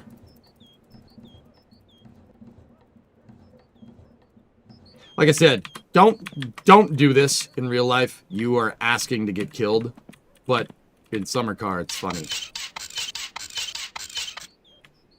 That's probably even a little too high up off the ground, but, you know, we're going to send it anyway. Okay, ready?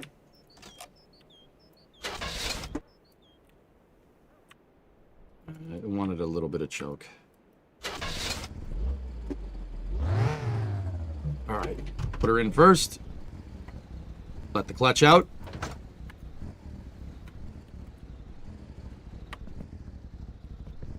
Yeah.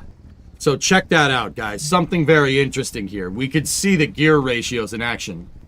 So, like I said, we have a 5-speed transmission with probably a really high ratio first gear, and then we have 411's posi. So note that we have pause attraction because both wheels are turning in the turning in the same direction.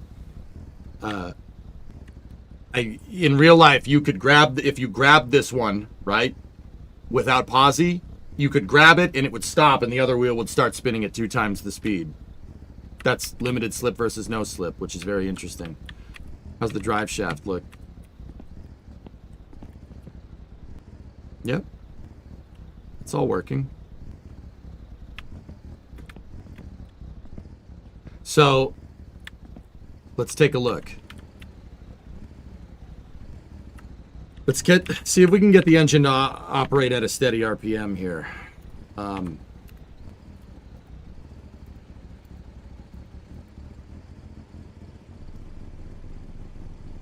So the engine is at 1,000 revolutions per minute. At 1,000 RPM. Discovery, go at throttle up. Let's see. 0. 0. 1, 2, 3, 4.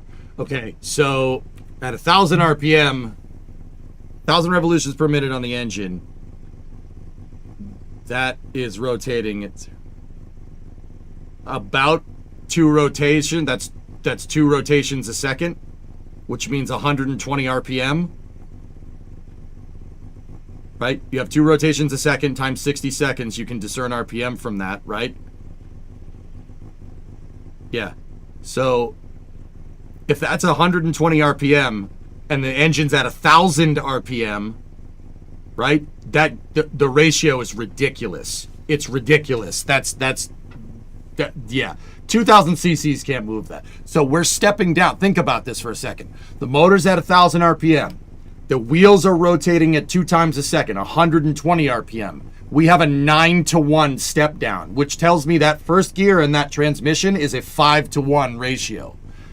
We have our engine at 1,000 RPMs. You have a 5-to-1 reduction here. You have a 4-to-1 reduction there. Right? Combine those, you have a 9-to-1 reduction. 1,000 RPM, 120 revolutions per minute out of the tire. 1,000 RPM at the engine, 120 at the wheel. That tells you exactly, that's exactly confirming what I was thinking. I thought that that had a 5-to-1 first ratio just because, and that's why the car was acting like trash yesterday. That's why I couldn't do it. We have 9 times the engine torque. Yeah, that's fine, but the motor doesn't make enough power. It doesn't make enough torque for that ratio. It doesn't make enough. You'd have to, so a couple of things we could do. Swap the transmission. We could put the 4-speed in, and the 4-speed is going to have closer ratios, right?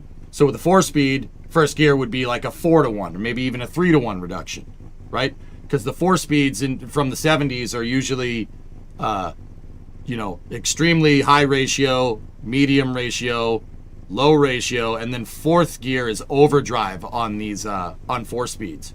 So what is overdrive, just in case anybody cares?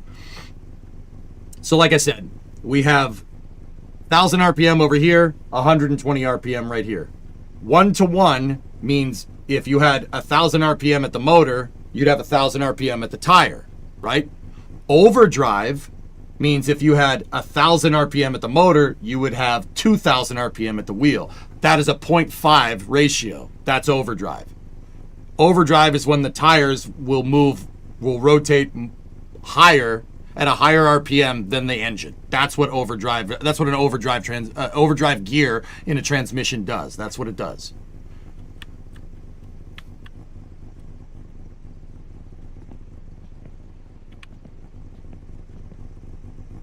$1,005 would be 200 out of the transmission. Well, Mutter, we know that if that's 120, right? Huh. If that's 120, that's 4 times the RPM. So that means that's moving at 480 RPM.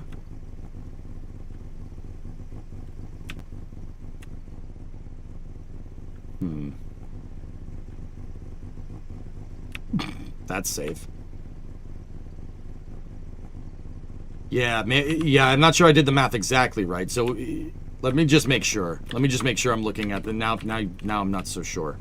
All right, so I'm looking at the G in Gomer Gobras, right? Ready? 0, 1. It's about 2 RPM or 2 RPS. Are the jacks moving?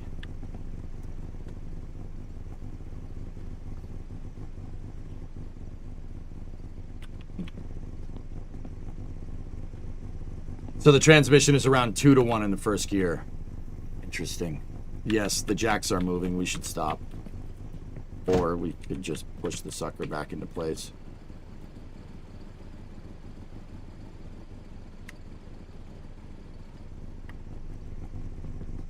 Yeah, okay. All right, so I didn't do the math exact.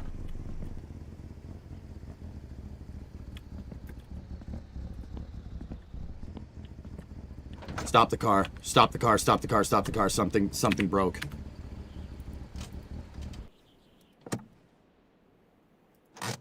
Oh, no. Don't tell me that was engaged. Son of...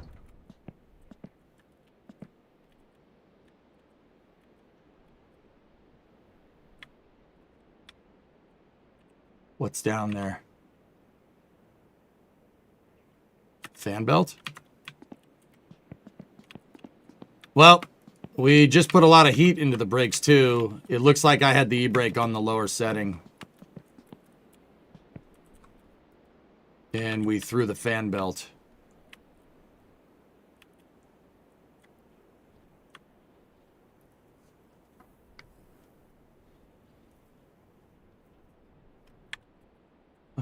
That's not a big deal. Throwing the fan belt is not a big deal.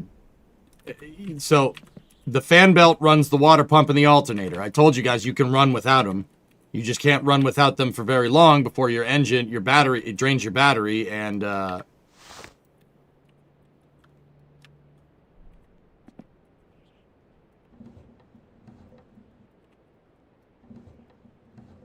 it drains your battery and your engine overheats. Is the stove on? No. It shouldn't be. Now you made me paranoid, dude.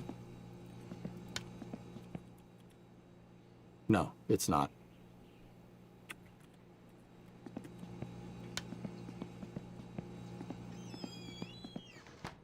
So throwing the fan belt is no biggie. That's no problem. I probably just forgot to tighten something. So let me think about this. So my initial math wasn't right. This is why I don't try to do math too much on stream, because you're gonna get it wrong no matter what, because that's just streaming. I swear I'm good at this. Well, that test is pretty much invalidated because the brakes were on. Who knows what that was doing? Let's get the fan belt back on there and go from there.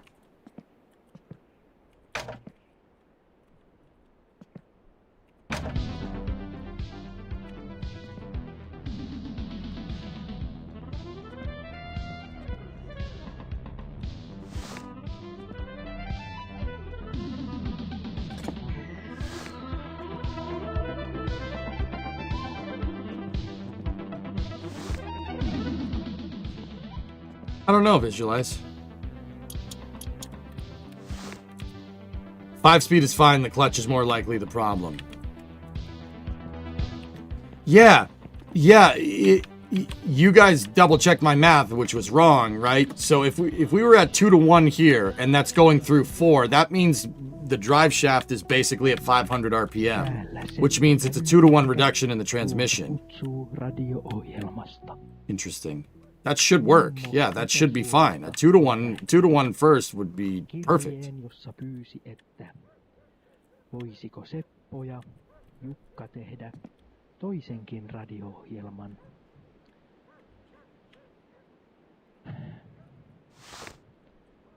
Meidät sitten kuskattiin Näätämöön. Sieltä rajalle Norjaan. Thought I tensioned this thing. I guess I didn't. Olemme nyt jossain missä lie. It's not letting me... Okay, there we go. Jukka Now it lähti jo attached. juoksemaan johonkin suuntaan. So now what you gotta do, the alternator's on a slot. So you gotta Ympärillä pörräilee push that over there. varviaisia. And then tighten it up. Tuu, There we go. kun ne osuvat kohteeseensa. It's probably like 2.5 to 2.9-ish. Yeah, it's somewhere in there. I'm rounding numbers. Muita ötököitä, joita täällä nyt näkyy, jotka ärsyttävät ihoa. My guess is that the used clutch is slipping. Ja muita elimistöjä ovat esimerkiksi säästämö ja Yeah, Rug, it runs. I'm just thinking. pärvisvärviäinen pureeni Yeah, that's what I'm thinking, guys. If the clutch was slipping, we wouldn't be stalling. That's the thing. If the clutch was slipping, it would slip, and the engine would just keep going, and the wheels wouldn't do anything. Siellä soittaa kruitu. The wheels, if you have a bad clutch, your engine's going to keep going, and your wheels won't. It's when you're in gear. Itsellensä paria. Minäkin yritän hakea täällä paria. Jukka on karannut. Yksi eläin, joka Does the belt squeal if it's not tight? It did in summer car. I'm not sure what it's doing here. sillä on aivan erityinen tuki tehdä asioita. First gear on a T5 is 295. Aivan On a Muncie, josta tulee mieleen. it's 2.2, so it's not far off. Lieköhän Jukka mennyt karpan luokse. Mutter, I'm... Tietää, Well, tuskin karppa let me täällä check something. on. Ja täällä on huitulärppä Näyttääpä tuolla olevan myös kelotuippa. Missäköhän nämä eläimet käyvät kaupassa? Se minua mietityttää, nyt kun täällä ympärilleni katselen. Vai ihan luonnostako vain löytävät itsellensä elinmahdollisuudet? Jukka!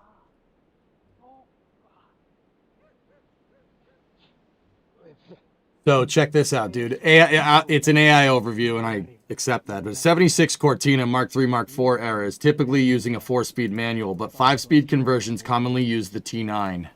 Kuten on ihmisellä, Ford T9 gear ei tiedä ratios. miten on, mistä on tullut ja minne voisi mennä. En tiedä, onko heillä filosofiaa opin. So 5-speed for the overhead cam 1.6 and 2.0. Type 9, first is 365, second's 197, third is 137, fourth is 1-to-1, fifth is overdrive at 0.82.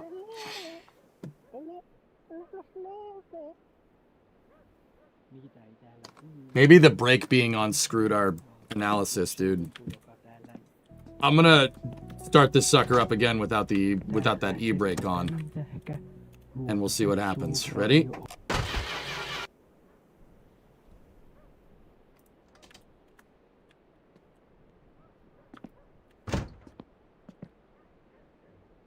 We throw the belt again?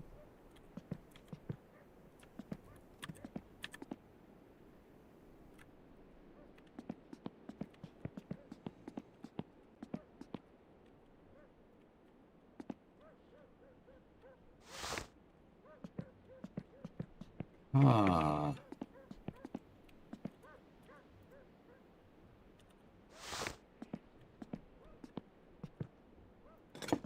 Let me make sure the crank pulley and whatnot is tight.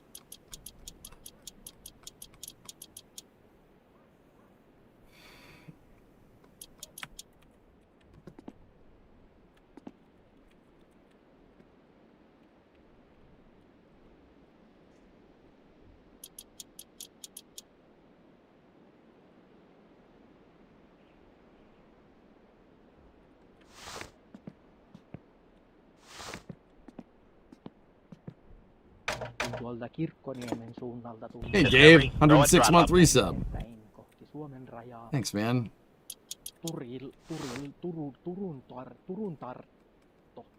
Turun lortto, Turun lärvä.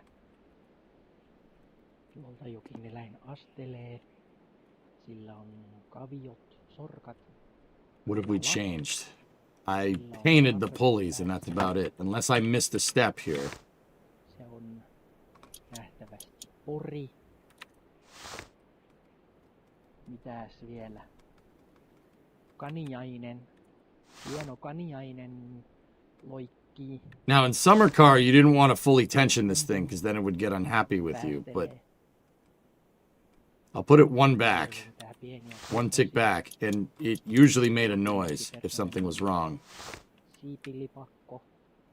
No, if a fan belt breaks in winter, well, if a fan belt breaks in summer car, the game deletes it. It wouldn't just throw the belt. So this isn't breaking a belt; it's throwing it, Korvaaja. which is different. Uskon Interestingly enough, kirvaa. car looks good. Thanks, man. Kaskekarva.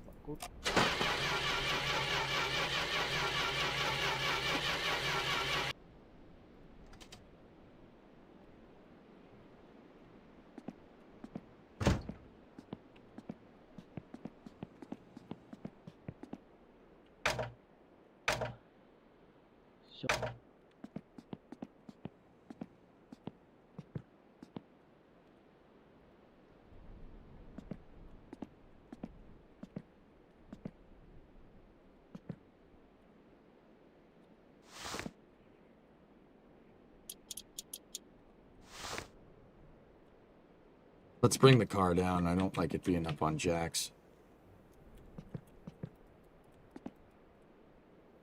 Well, whatever. One is fine.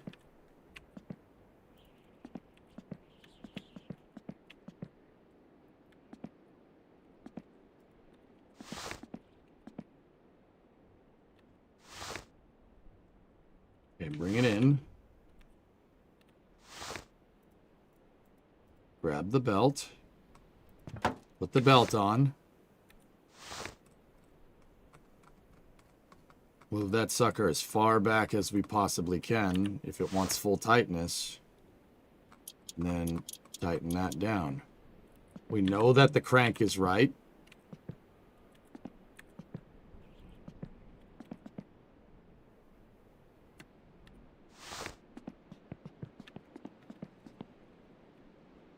Yeah, Don, you ain't kidding, man.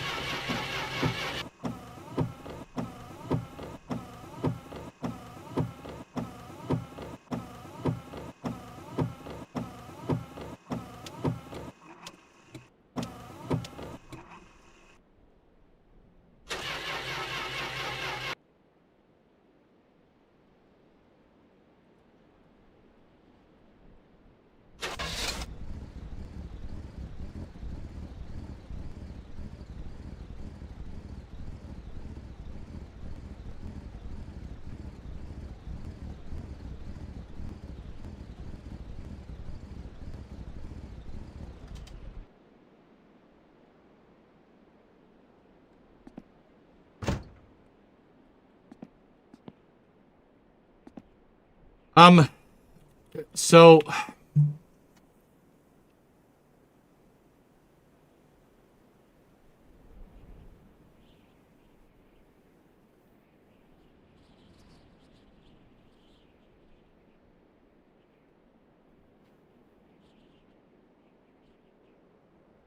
is it supposed to go blah, blah, blah, blah? No, it's our AFR that's all screwed up, dude. So, here's the thing. I know why stuff throws belts in real life. I'm not 100% sure why it does it in the game. Belts get thrown for a couple of different reasons. The biggest reason is when your pulleys are not coplanar. So we have our crank pulley, we have the water pump pulley, and then we have the alternator pulley. If you're looking at it from the side and those aren't completely lined up, I mean, it's not perfect, but if they aren't completely lined up, so like if this pulley is too far forward and the belt kind of needs to turn to get to the other pulleys, that throws belts. That works like that ends up making it work like a derailleur on a bicycle, like for a bicycle chain to change gears on a bike. Same idea. You obviously don't want that here, right? So that's why it does that in real life. I highly doubt the game simulates that exact thing. This could be the game telling us that the belt is damaged. It keeps throwing the belt because the belt's broken. But if that's the case, what is causing the belt to do that? Right? There's only one fan belt in this game. You don't have to sit here and measure sizes. They only have one type.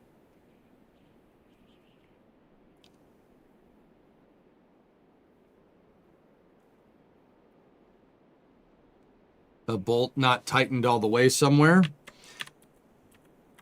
Discovery, go at throttle up. Shadow, yo, you got engaged yesterday. 61-month resub. Hey, congratulations, dude.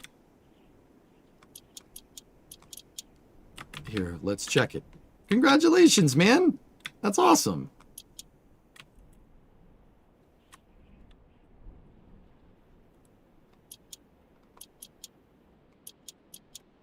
Mm-hmm.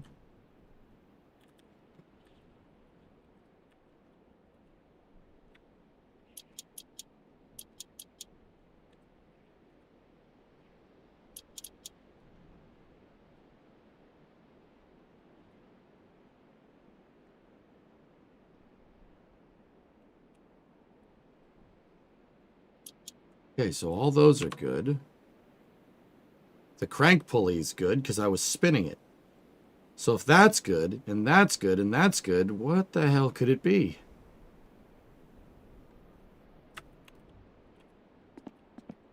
Congratulations to that guy. YouTube chat says congratulations, buddy.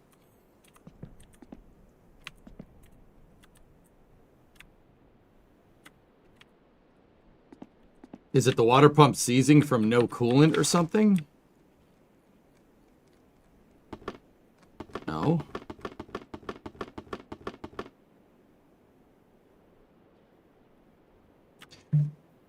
So, that actually reminds me. There's another thing.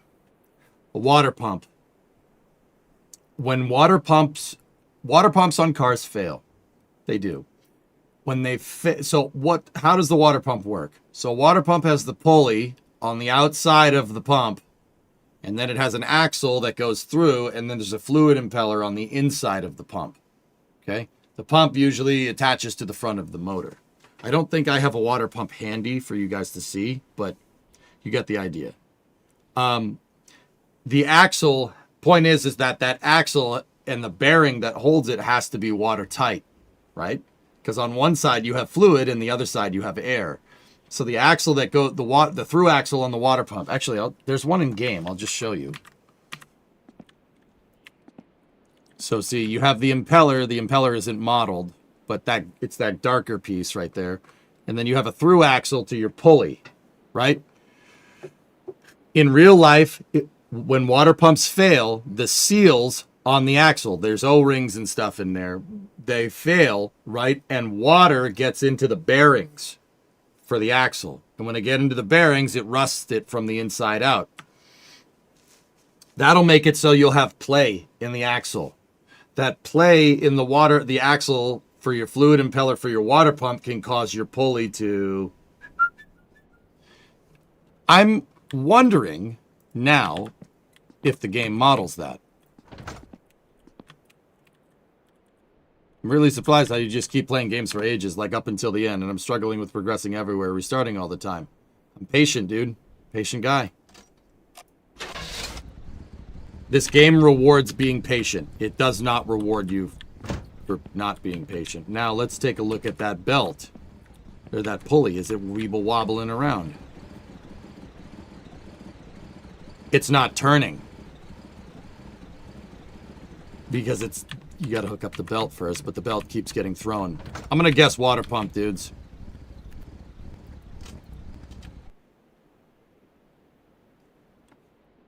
Can I get this thing to start with, coolant's topped off, Kurt.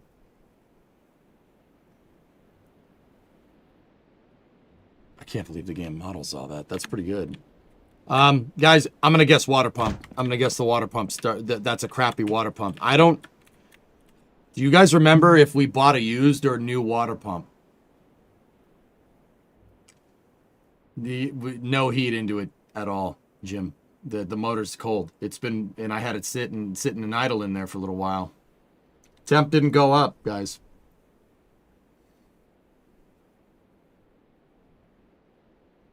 That also could mean that the alternator shot, but I'm fairly confident we bought an alternator. Did you use the screwdriver on the alternator? Yeah. Yeah, Chowdubs, it's close. This is the closest game that I've seen to wrenching on a real car. This is the closest. Because with old cars, there's no sensor. There's no indicator. There's no computer to tell you what's wrong. You have to sit there and think about it.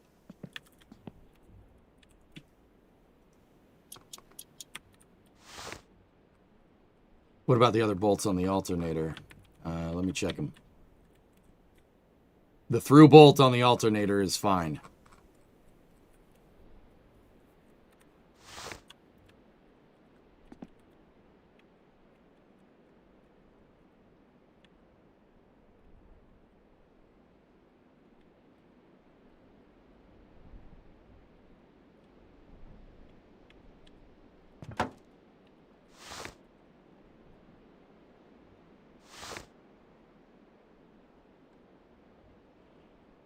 You would try a new belt? I don't think I have a new belt with me. I do have other water pumps, though.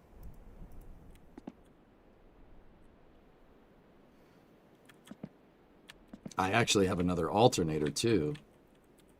I don't remember if we bought a used alternator this time. If we got a used alternator or if it's brand new.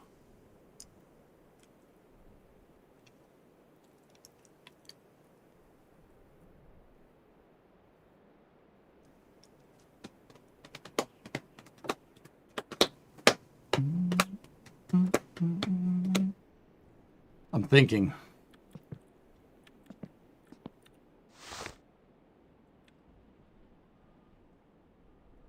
The through bolt on the alternator is tight, guys. It's already tight. Yeah, it has to be.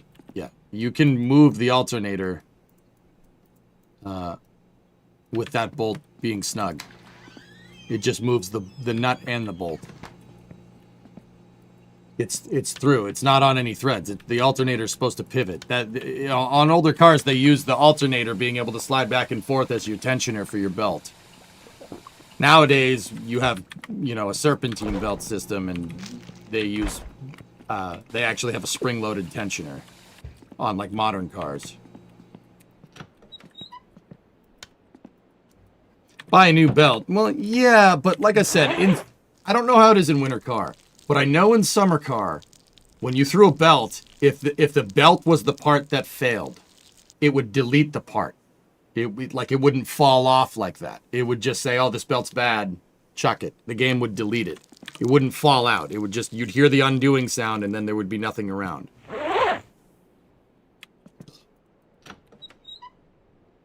Almost bedtime. Want to know what the wiki says about belts? Yeah. Let me know.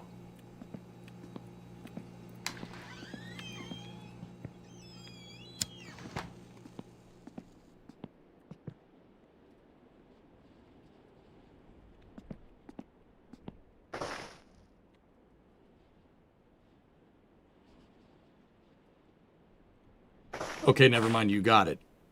So, Force, is it the same in winter car?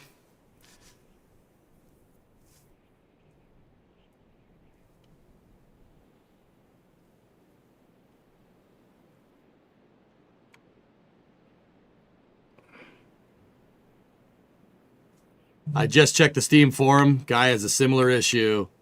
Swapped the water pump, and it stopped instantly throwing. I was right. Dang it. That's the only other thing that would do it. If the water pump impeller bearing, or the impeller bearings are shot, it'll throw a belt. That absolutely is. That's a thing in real life, guys. That's real. So we can fix that. We can fix that by doing this. Undo the belt. I have spare water pumps, so...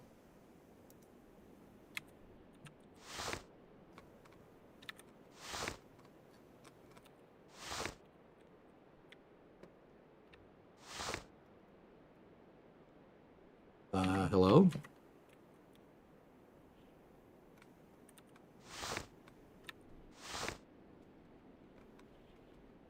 It doesn't want to throw. All right, fine. Fine, you don't want to throw? I'll freaking do it for you. Whatever.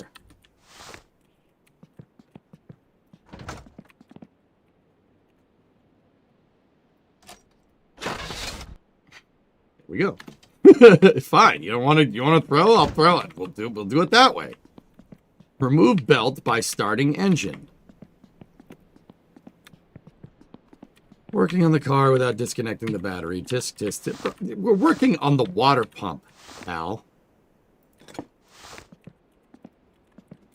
That's like saying you have to jack up your car for safety if you're freaking changing the radio.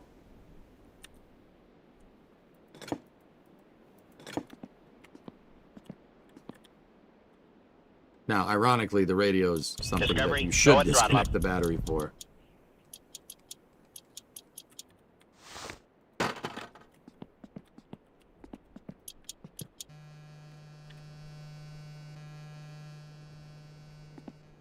Bet you guys turn off your PC when you work on it too.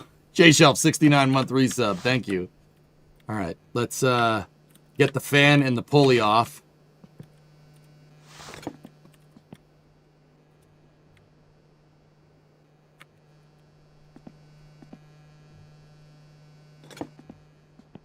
Where's my radio? Kuulolla. Kalehvin Rovaniemen alueen sauna-asennukset laatuunsa nähden kyllä edullisesti jo. Sit mä lähetän vielä terveisiä Marju-Kalle sin Verijärven suuntaan. Joo. RAM is hot swappable. Oh yeah. Yeah, the Dims love that. Kato nyt, mä osaan, saatana. Vararadio päättyy lopun kokeeseen. Radioaaltojen parapsykologisen potentiaalisen mittaamisen liittyen. Kun kuulet seuraavan sanan, sen jälkeen noin 5 minuutin ajan mieti, oletko tämän päivän aikana heräämisestä lähtien miettinyt tuota kyseistä aihetta. Tämä sana on taikeana. Oletko miettinyt tuota kyseistä aihetta tai onko tuo Okay, aihe so I took the fan off. We gotta take the water pump pulley off. It's a shame because we just painted it and it's super cool. viestinnän käyttö radioaaltojen kanssa onnistunut. Liittykää seuraan taas seuraavan kerran. We have to get the heater hoses off of the water pump again. Oikea kirjaimellisesti parapsykologinen radio-ohjelma.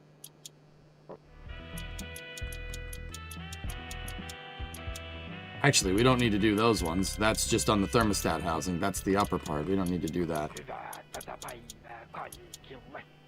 Tämä on viittavaille filmi ja minä olen Klaffi Klaukala. Esittelen teille uusimmat filmit ja videot veloituksesta. Ensimmäiseksi luvassa poliisi. That's the heater hose. Korppi ja Kärpänen tiimala. Let's see if we can get at that water pump.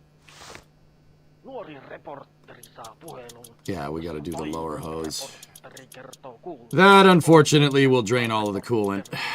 Kuinka Yhdysvaltojen valtionjohdon tiedotusvastaavan kadonneet muistiinpanot ovat löytyneet. Yep, that drained all the coolant out of the radiator. And right now, we'd be making a nice coolant swimming pool down there in real life. Kukaan It'd be ei great. tiedä, mitä muistiinpanot sisältävät. Mutta viimeinen reporterin mukaan kyseessä on arkaluontoinen materiaali, joka paljastuessaan 6. reporterin Hey, Flask, what's up, man? saattaisi asettaa Yhdysvaltojen ulkoministerin Yeah, there's a drain at the bottom and it goes into the lake. Yeah, Luxemburgin sopimuksen easy disposal. ottamiseksi kyseenalaiseen valoon. Hiuksia nostettavan jännittävä poliittinen vehkeily saa vasta alkunsa, kun 7. reporteri löytyy murhattuna pilvenpiirtäjän huipulta. Ja 8. reporteri kertoo tämän olleen juuri paljastamassa Yhdysvaltain valtiosihteerin ja That's right, it goes in the lake hole. tiimin kanssa käymisen Luxemburgin hotellissa paljastaneen tallenteen nauhoittaneen henkilön kytköksen Why aren't you disconnecting, buddy? Elokuvan ohjaaja David Williamsburg ottaa sekä symbolisesti että kirjaimellisesti kantaa sodankäynnin poliittisen puolen järjettömyyteen. It wants you to take the timing cover off. Okay. Tulehtuneisiin suhteisiin valtioiden välillä. Kuka vie ja ketä, missä ja milloin? Minne Actually, I think it's johtaa 6 mil for the rahavirta? timing Pankkiin, cover, yeah. mutta kenen pankkiin? Elokuvan Discovery, go at throttle up. pyssyt paukkuu ja paperit lentää, kun 10. reporteri... Yep, this thing is junk, so we will dispose of it in a very ecologically friendly way and just... Sateisen sataman hylätyksi muutun rakennukseen. Kuka kuolee seuraavaksi? Vai onko kukaan kuollut sittenkään? Onko pankki pelkkä kulissi jollekin suuremmalle? Kuka johtikaan edellistä sotaa? Kuka johtaa seuraavaa? You have a Vector B with a X16 XEL engine, new timing belt, new water pump. Belt broke after 3 years with miles to do. Basically brand new. As I don't have a garage, I don't really know what failed. But to this day, I believe it was the water pump that got wonky and made the belt snap. All 16 valves trashed. Worst thing to ever happen to you. All 16 valves were you grenaded the motor. Zemreal. Ugh. Pitäisi olla vielä yksi ihminen elossa, mutta häntä ei löydy mistään. Thought you were gonna throw it in the lake. Close enough. Puolen tunnin kestonsa aikana pääsemme katselemaan lukuisia eri paikkoja, joissa joko saattaa olla joku käynyt tai sitten I mean, dude, if you're grenading the valves, yeah, something was funky with the timing chain. Or the timing belts.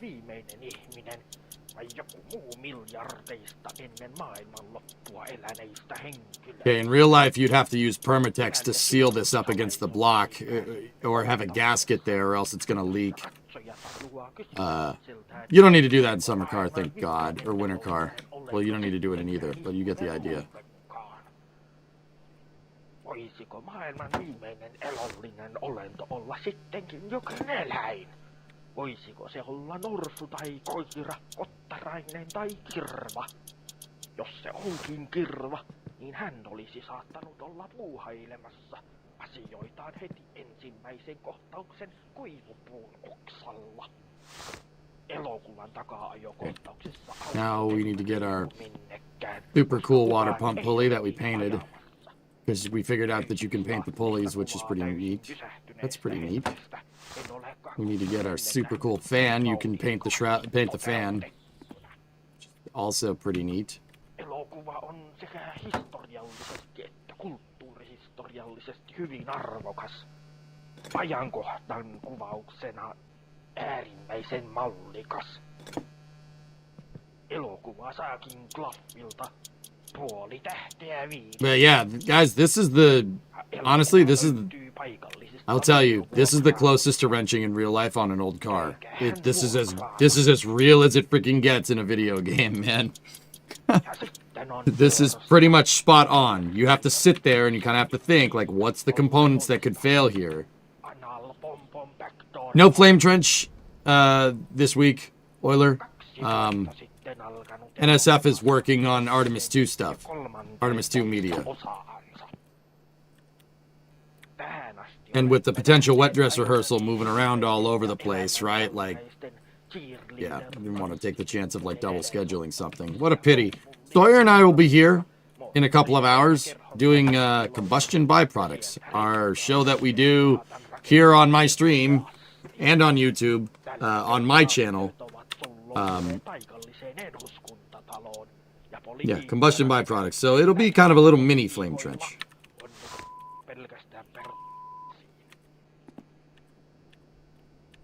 Poliittisia päätöksiä tehdään yksin, kaksin, kolmin ja ryhmissä. Ja ei tyhjiä poissa.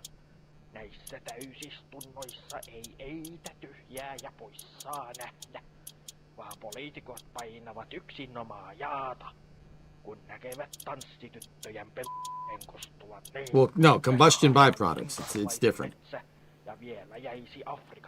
I'm just going to double check that all of my hoses are tight. Okay. Okay.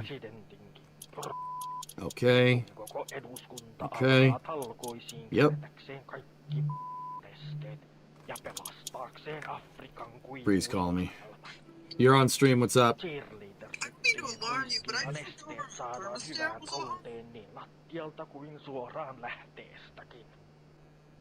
off. Off, and I tried to connect to it, and it's like it's not on. Check the breakers, okay? I will, but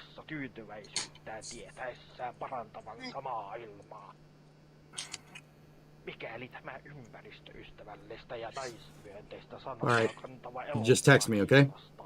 well, on saatavilla okay. Johannis erotikseksi. Alright. Cool. I don't think it's the breakers. Everything else is on. Terveisiä. Okay. Saat hyvän alennuksen elokuvasta. Tässä I think- elokuvat I just am worried now. Kuuntelet.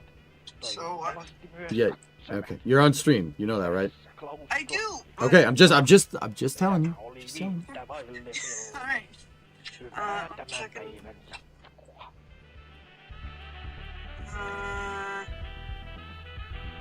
The furnace breaker is in the middle. It's it flipped inward. Show you. I'm saying. So any breakers that are going to the outside of the box are off. Anything that's going in to the inside of the box is off. Yeah, 15 right there. Yeah. Take that 15, move it to the left. Now move it back to the right. That light should go off. We have GFI breakers, guys. Ground fault detection. Now go see if the thermostat's on. Because it's doing a lot of work. Okay. I mean, yeah. It's freaking cold out. That thing's been working hard to keep the house warm. Like, I mean, think about the temperature delta. We The Eagle Beat's coming back on. okay, cool. We're good. All right. Just Yeah, keep an eye on it. Text me if it does that again, okay? I will. Love you. Love you too. Bye bye. Yeah, we have a fireplace, but I don't trust Bremo to stoke one. Is that bad? Love you too.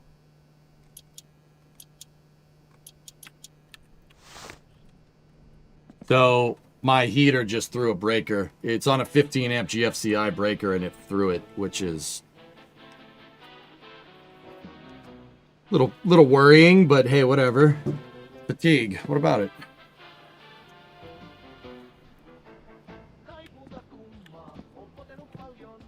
Arc Faults GFCI or regular GFCI? I don't know the difference when it comes to breakers, hammer nails, to be honest with you. 15A for well, it's the furnace. It's never thrown before. That's never happened in my in living here once.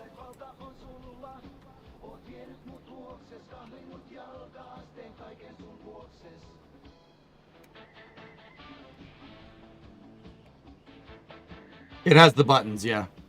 It has a button and a light. All right, what was I doing? Heater hoses.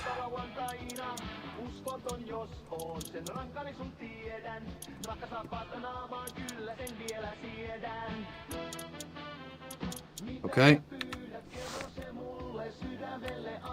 Did we tension the belt? Okay, belt is fully tensioned.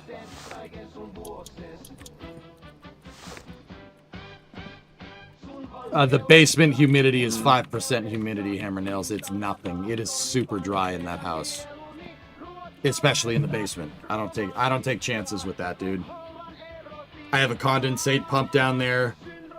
Yeah, we got a condensate pump. I got like the condensate pump dumps outside, right? Like, no. That basement stays as dry as the Sahara on purpose. You guys in the US 110 volt need to have higher amps flowing to get some same power output of a device compared to the EU. No.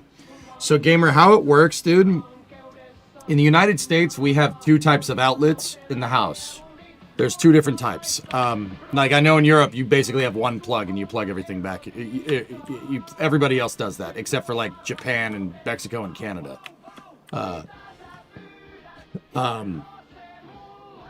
So what we do, right, we have light duty outlets and we have heavy duty outlets. The heavy duty outlets are 240. Okay? The heavy duty outlets are 240 and the light duty outlets are 110 or 120. It could go up to 120. It's 240 and 120. But all houses have 240 going into them, and we could put 240 plugs down everywhere if you really wanted to, but we, you know, the 110 is, you don't need a 240 plug, right, for like an alarm clock or something. That's never going to use that much power. So we save the 240 We save the 240 outlets for heavier equipment, like a dryer. A dryer is going to use that much power. A dryer is going to need 240 volts. A washing machine is. Your furnace. If you have a shop like me, the welder could really do with the 240, but I have it plugged into 110 right now. We changed the filter. Yeah, Jay, my brother-in-law's a huge HVAC guy. He's an HVAC mechanic, and he's like messaged me, and he messages me timely, like every 6 months, change your HEPA filter. I'm like, okay.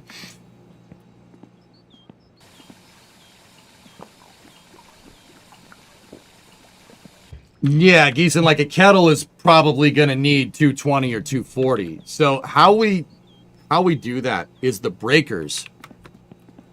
The breakers in a North American house, guys, they have 240 positive and negative going into the breaker, right? And anything that requires 240 on both sides, right? You split the positive and negative, and if you have a circuit that needs 240, you split it and you connect it. Everything else is either connected to 240 positive or 240 negative, right? And those are the 110 outlets. We split 240 down the center between positive and negative for the 110 outlets.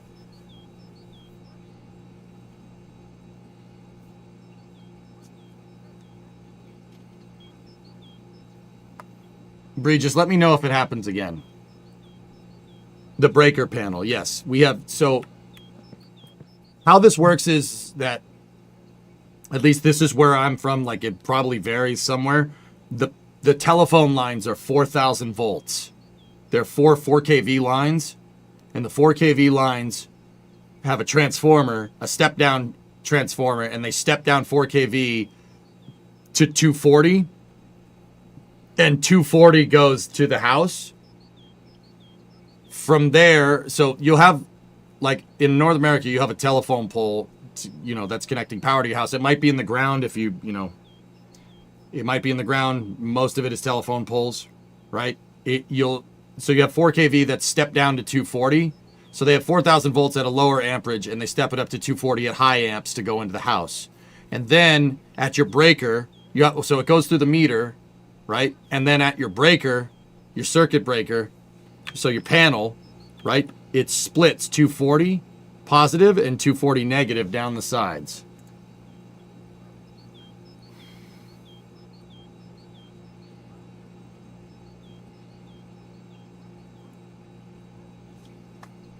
Right? So you have, it splits 240 and you have 110 negative and 110 positive. That's it. Sorry, I didn't say it right.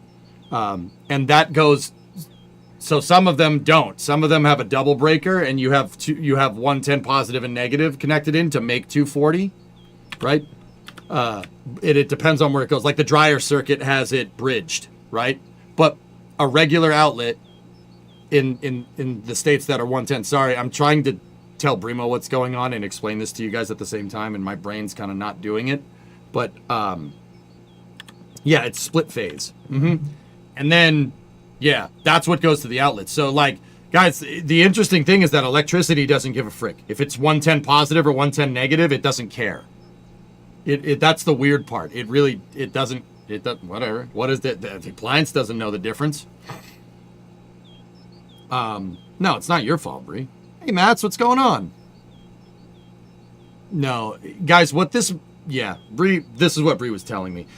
Our furnace, the draft inducer motor is going. It's starting to go, so it probably put excessive load on it. I'm about to go in there and spray it with PB Blaster and call it a day. But, yeah, we're probably going to need to get the right part. Yeah, the important part is that the positive and negative are 180 degrees out of phase. Yeah, Dude, it's wild. I don't know how the frick they thought of this, Deadbringer, right? But yeah, our outlets will split 240 into 120 on either side. 120 positive and 120 negative out of phase, right? And then you can combine them to make 240 in two phase. Or I'm pretty sure you could do three phase with it too. That's kind of the limitation of my residential electrician knowledge.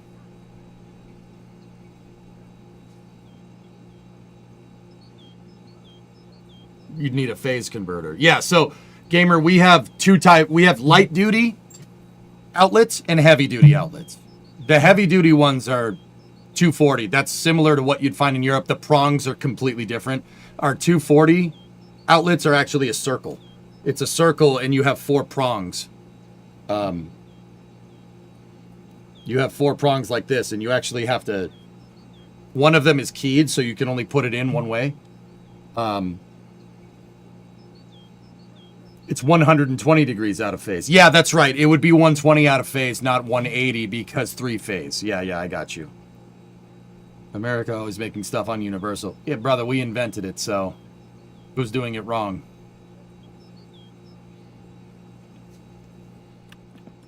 Am I out of touch? No, it's them that are wrong. Europeans, probably.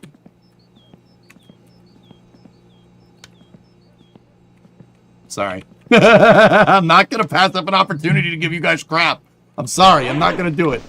Am I a jerk for it? Yeah, probably.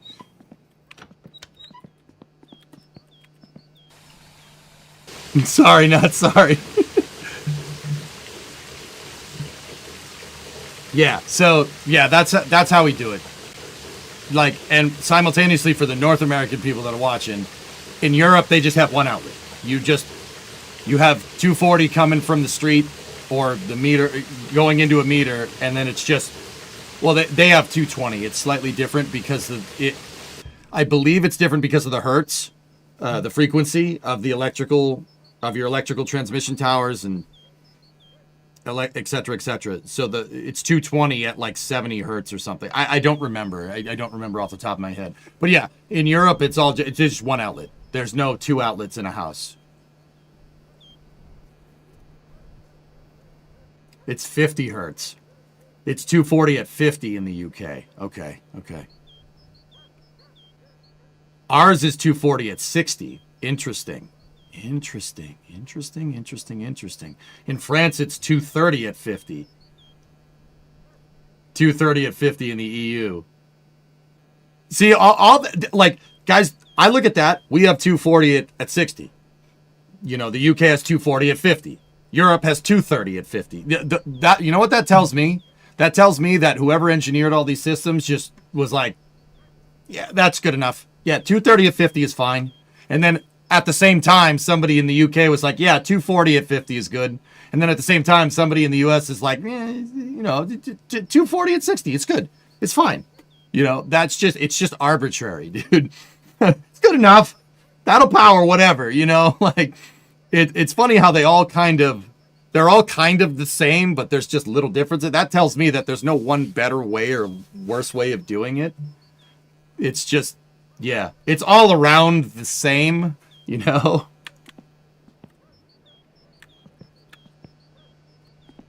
I'm working for an energy grid company in Germany. We have 230 at 50 in your outlet, and from the grid you get 400 at 50 and then split in your home. So you guys have 400 split into 230. Interesting. See, it's all the same. It's all the same crap. It's just, you know, it's a hot dog's a sandwich. No, it's a taco. No, it's a sandwich. No, it's that crap. But it's all the same. It's all very similar. There's just minute differences here and there.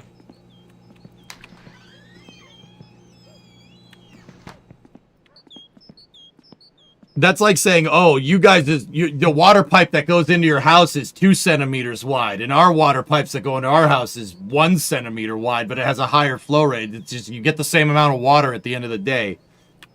You know, that's what I've noticed. But yeah, here we have light duty and heavy duty outlets. Yeah, the light duties are 110 to 120, and then the heavy duty stuff is 240.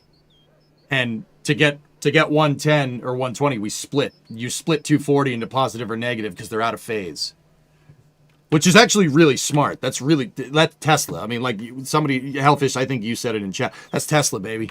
Nikola Tesla is like responsible for the backbone of our industrial, like, electrical systems or civilizational electrical systems. You also work with 20,000 volt cables and 110 kV transformers. Yep. So, Thomas, you guys want to hear something funny? I have a buddy that works on electrical, like industrial electrical for the city of Boston, right? I have a buddy that does that. Dude, okay, this is embarrassing as hell, right? Some of the stuff he works on was installed when Thomas Edison was alive, and it still's working. It's still powering the back end for Boston. He's showing me pictures, dude. I'm just like, oh my God. Thomas Edison. I'm like, you gotta be kidding me. Like, he goes into a substation in Boston, and he sends, my buddy sends me pictures.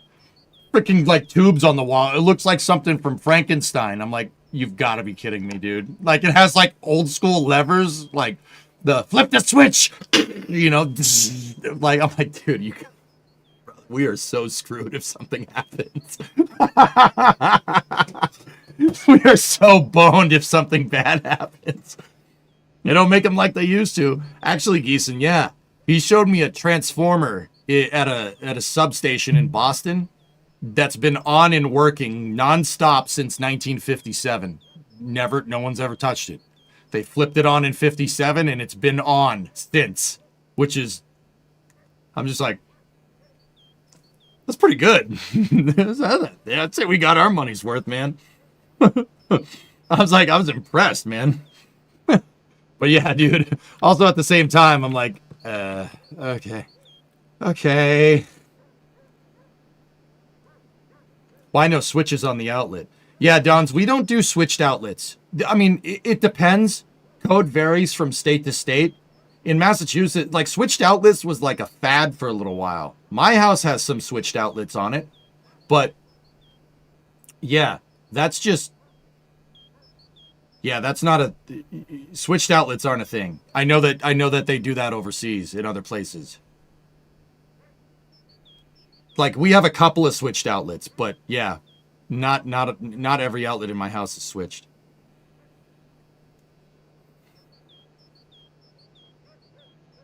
Yeah. So my house was redone with 200 amp service right before we bought the house because it wasn't up to code. So they redid everything is GFCI, their ground fault interference detection. All the outlets are GFI. You know, and all the electrical systems in the house were just redone. So I have like a modern electrical system in a really old house, which is pretty cool. The house was built right around the same time as you gotta be kidding me.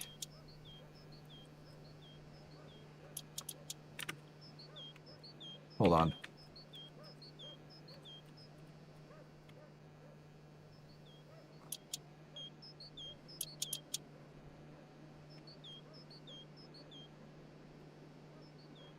The house was built at the same time as this chorus almost.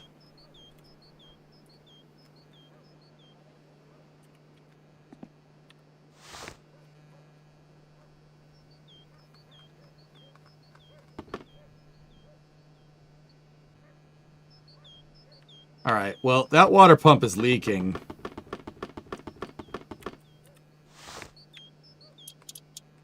I don't think there'd be a hose bulge in this game, dude. That looks like I just didn't tighten the bolts all the way up for the water pump, so let me just double check them. Skidmark is excited, that's right.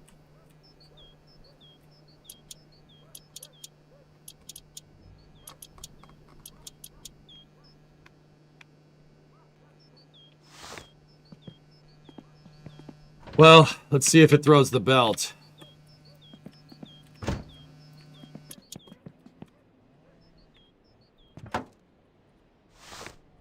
Yeah, don't mind the dripping water that I just attached, you know, next to the battery, the electrical battery that I just put in.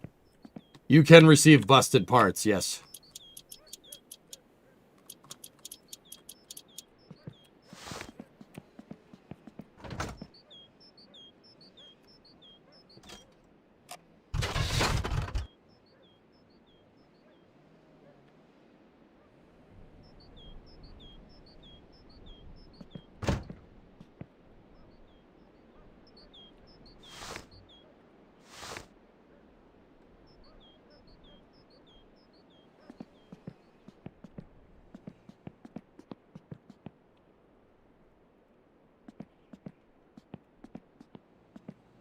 You cannot... no, methane, you can't over-torque. Thank God. Is that missing an oil filter? No, the filter's right there. Oh, what the... Why does that keep coming undone? That's the second time. It must be like when I'm looking at something else and it... Yeah, I don't know. Whatever. Where's that leak?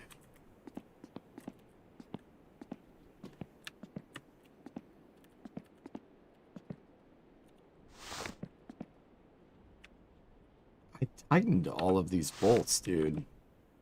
There's no way we had 2 bad water pumps. Give me a freaking break, dude.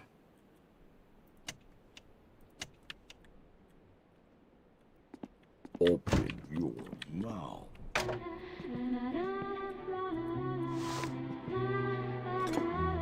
Well...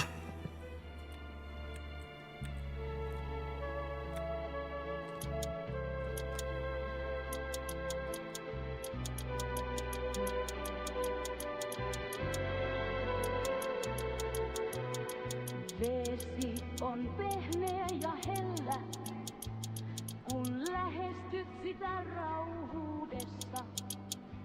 Mutta pinta on kuin kovaa maata, niille jotka siihen syöksyvät vuolaasti. Virtaavassa vedessä vahvana. Don't tell me the hoses can go bad, too.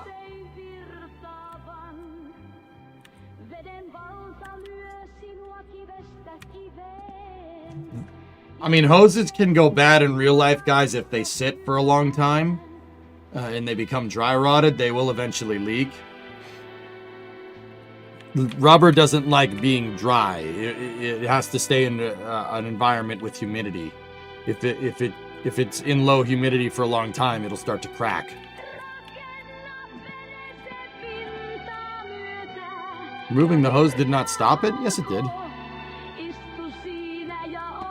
We just put all the coolant in the pit.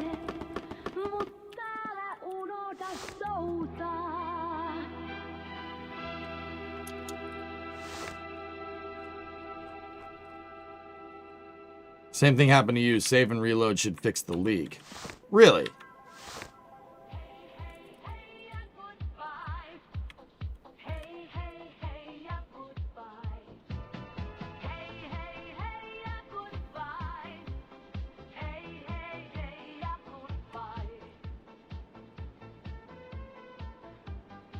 Saving fixes the leak when you reinstall hoses. All right.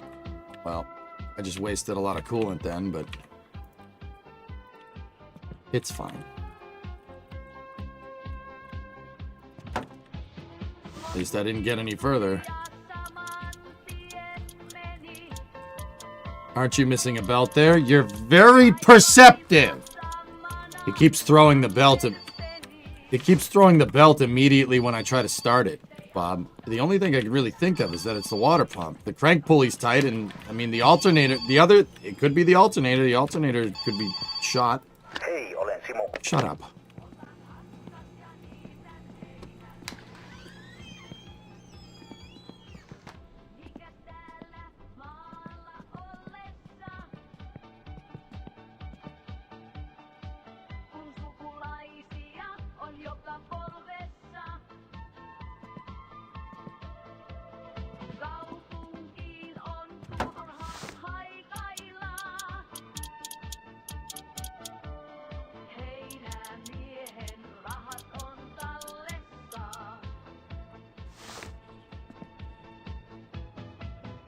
Wait, where's the belt? Oh, I put it up on the table where it belongs. It's funny.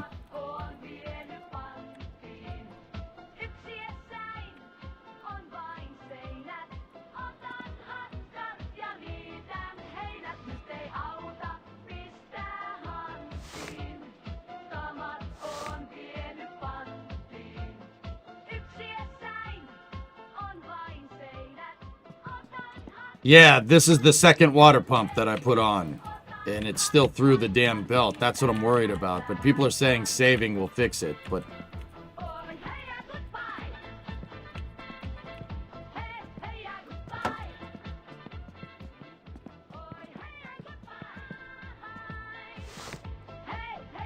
Right, Demon? It's ridiculous.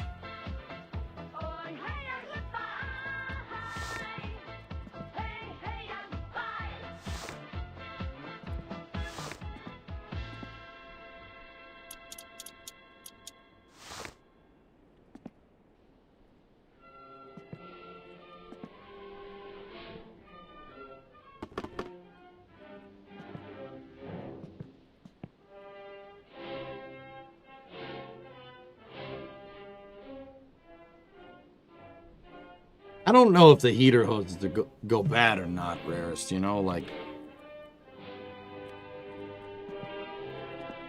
Yeah, Franz, you're talking about the leak.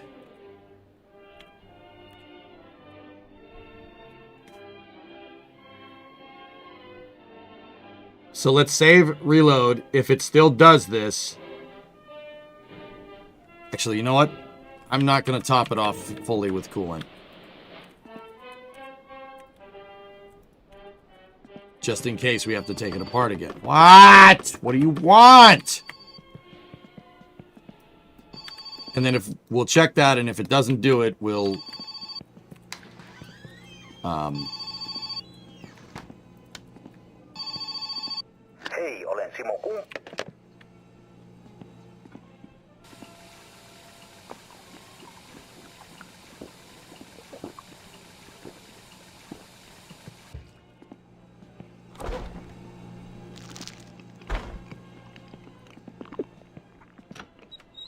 if that doesn't work, we swap the alternator. No voi helvetti! Jumalauta! Satana! Voi vittu! Voi vittu! Jumalauta! Mitä helvettiä? Perkele! Jumalauta! No voi helvetti! Jumalauta! Saatana! Voi vittujen vittu! Saatana! Saatana! What ended up being the problem with the car originally? The only thing I can really make out all systems is that it's heat. It didn't like starting in the cold. Saatana! And that's just, it's probably because it's not tuned. I don't know how you're going to tune ignition timing in this game without a timing light. Without the timing light, you're not really getting that right. The other thing is, why wouldn't I have a timing light in here? The other thing is AFR. But I have an AFR gauge coming. So, do you know what time you at now?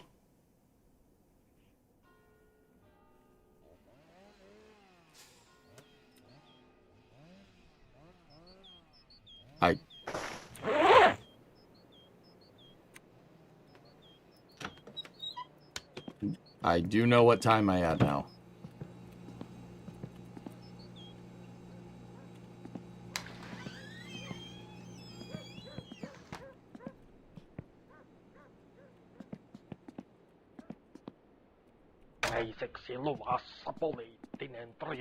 Oh, timing on the engine. I would guess it's 0 BTDC. The distributor is centered. I would guess. Yeah.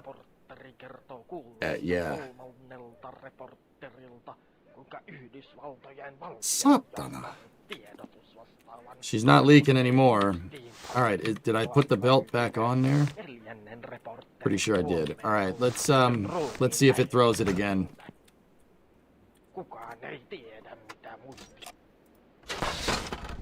Immediately threw it.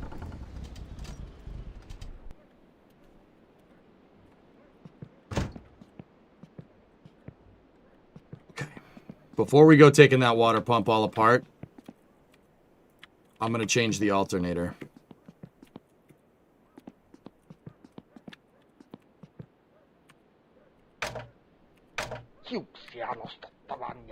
Whenever you start the car, it shuts the radio off. Murhattuna pilvenpiirtäjän huipulta. Ja 8.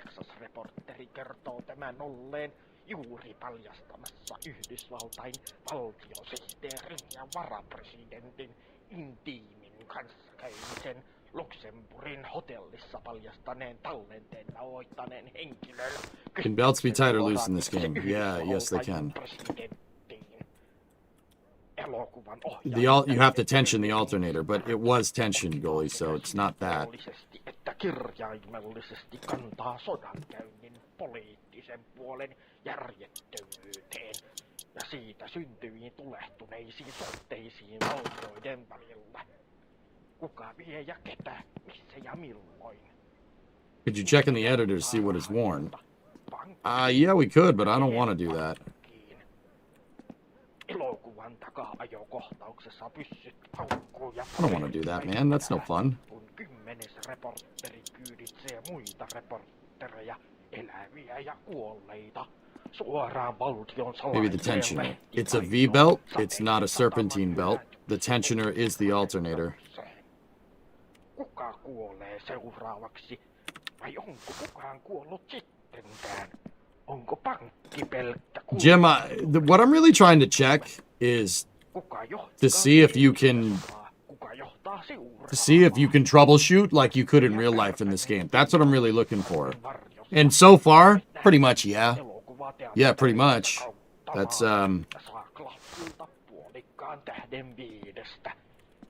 Käykää katsomassa. Seuraavaksi elokuva nimeltä Kuurupiiloa troposfäärissä. Kyseessä on tieteisdraama maailmasta, jossa pitäisi olla vielä yksi ihminen elossa, mutta häntä ei löydy mistään. 2,5 tunnin kestonsa aikana pääsemme katselemaan lukuisia eri paikkoja, joissa in real life, you'd tension this thing, you'd jam a pry bar in there, and you'd pull it with the pry bar as far as you can till the belt is as tight as a damn guitar string. You really, I mean, you got to be careful. You don't want to go too much, but the V-belt should be fine at really high tension. That's how you'd do this in real life. You'd stick a pry bar in there and move that alternator as far to one side as possible. You don't want to go like, you don't want to give it like crazy strength because you could crack the aluminum housing on the alternator. But yeah, just tension it and get the belt tight. Yeah, it'll self-clearance. Yeah, that's right. It will self-clearance. NASA pushed the Artemis launch to net February 8th. I know, Scots. I'm not happy about that. That's really uncool. That's the Super Bowl. February 8th, the Super Bowl. That's great. Lovely. Have you added belt fluid? Hey, goalie. Shut up.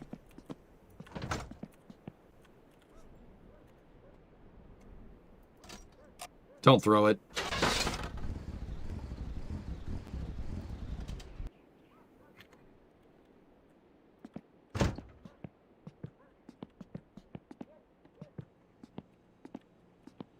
Why on cars that use direct current do they use an alternator as a power plant that uses AC?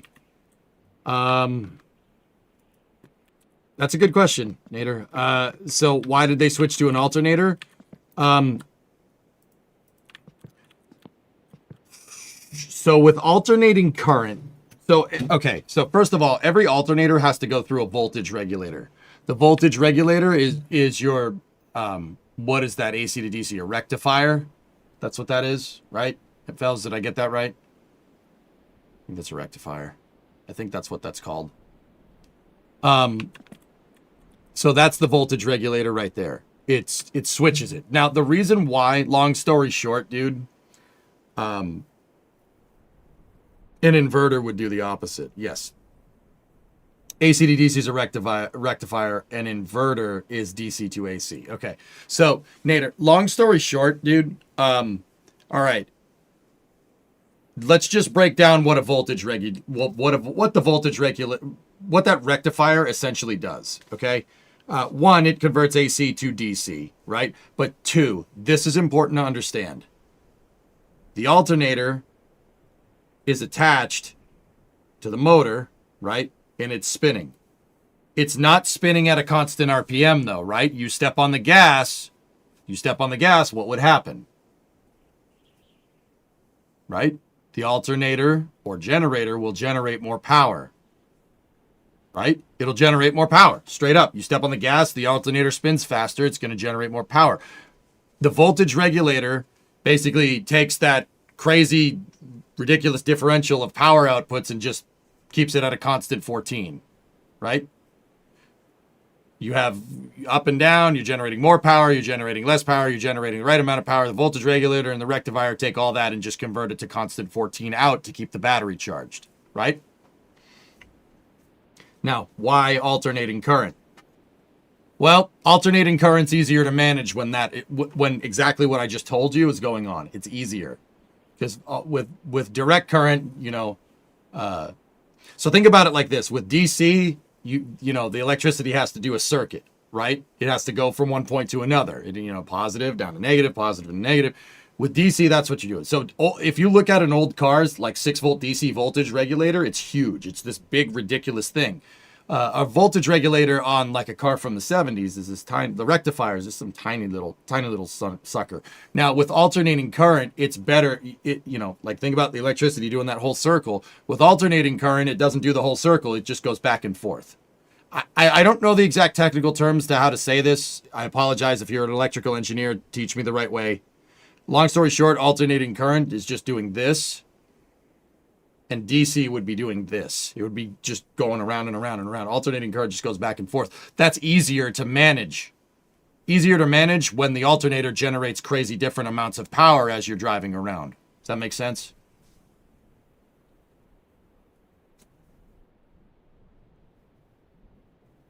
Having the thing use alternating current through a rectifier, it simplifies the system. It simplifies it big time.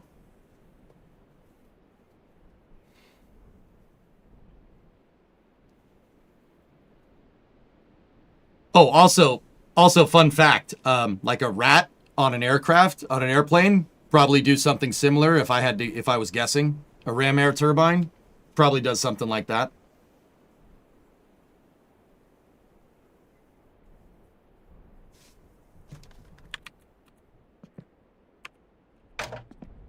Hey. Hey.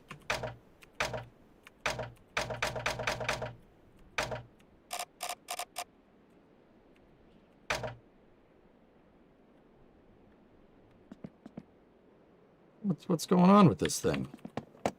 I just changed the batteries in it. Don't tell me that it...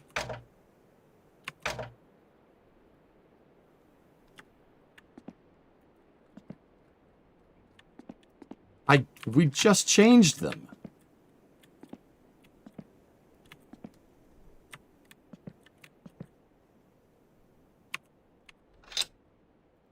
You've got to be kidding me. It's dead. Oh, man. I know what I did. I left it on all night. I left the boombox on and then we went and slept.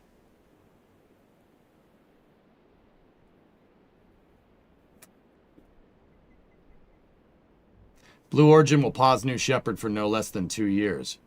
Interesting.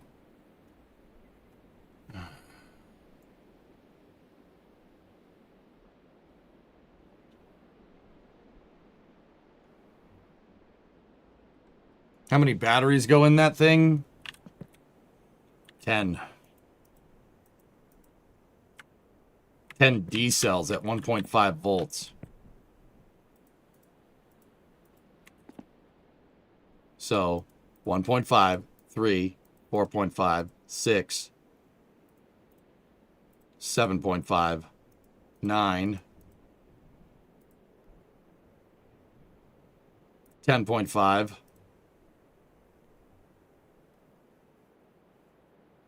Oh, it deleted them. You could figure out what voltage it needs because those are, it does the battery, 1.5 volt batteries are in series. So you could figure out the voltage by, we have 10 batteries at 1.5. Do the math. That's the voltage that thing needs to work. 15 volts, right? Yeah. But it's deleting the game's getting rid of the batteries, which sucks. I left it on all night. That was my problem. So this thing's still throwing belts. I'm going to we can buy a water pump from Fleetari, I'm pretty sure. We can buy a water pump and we could buy an alternator. And you know what? I'm about to just do that.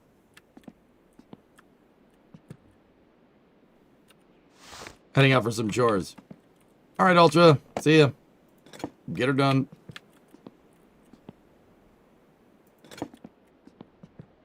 And you guys want a new belt as well? All right. See, this is what I don't like. This is not how... I will tell you this right now. This is not how you work on a car.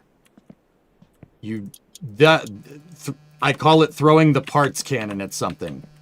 We never really figured out exactly what the issue is. We don't know if it's a bad water pump. We don't know if it's a bad alternator. We don't know if it's both. We never figured it out. We don't know for sure. I know it's one or the other. It's highly unlikely that it's the crank at this point, right? Why would the crank pulley be weird? That makes no sense. It's one or the other. So unless I had 2 bad water pumps on the shelf, right? It could be the alternator. We don't know for sure. I'll buy both of them because it doesn't... I mean, we'll make some money, right? And we'll buy both of them. But it could be the crank pulley. It's unlikely. It's unlikely. I mean, I don't know if crank pulleys have a condition in this, right? Yeah, we can't really test it effectively in game. I mean, I don't think it's the alternator, guys, because we definitely were generating power. We definitely were generating power when we took it for a shakedown cruise yesterday, and that was with the alternator that I dropped on the floor into the giant puddle of coolant.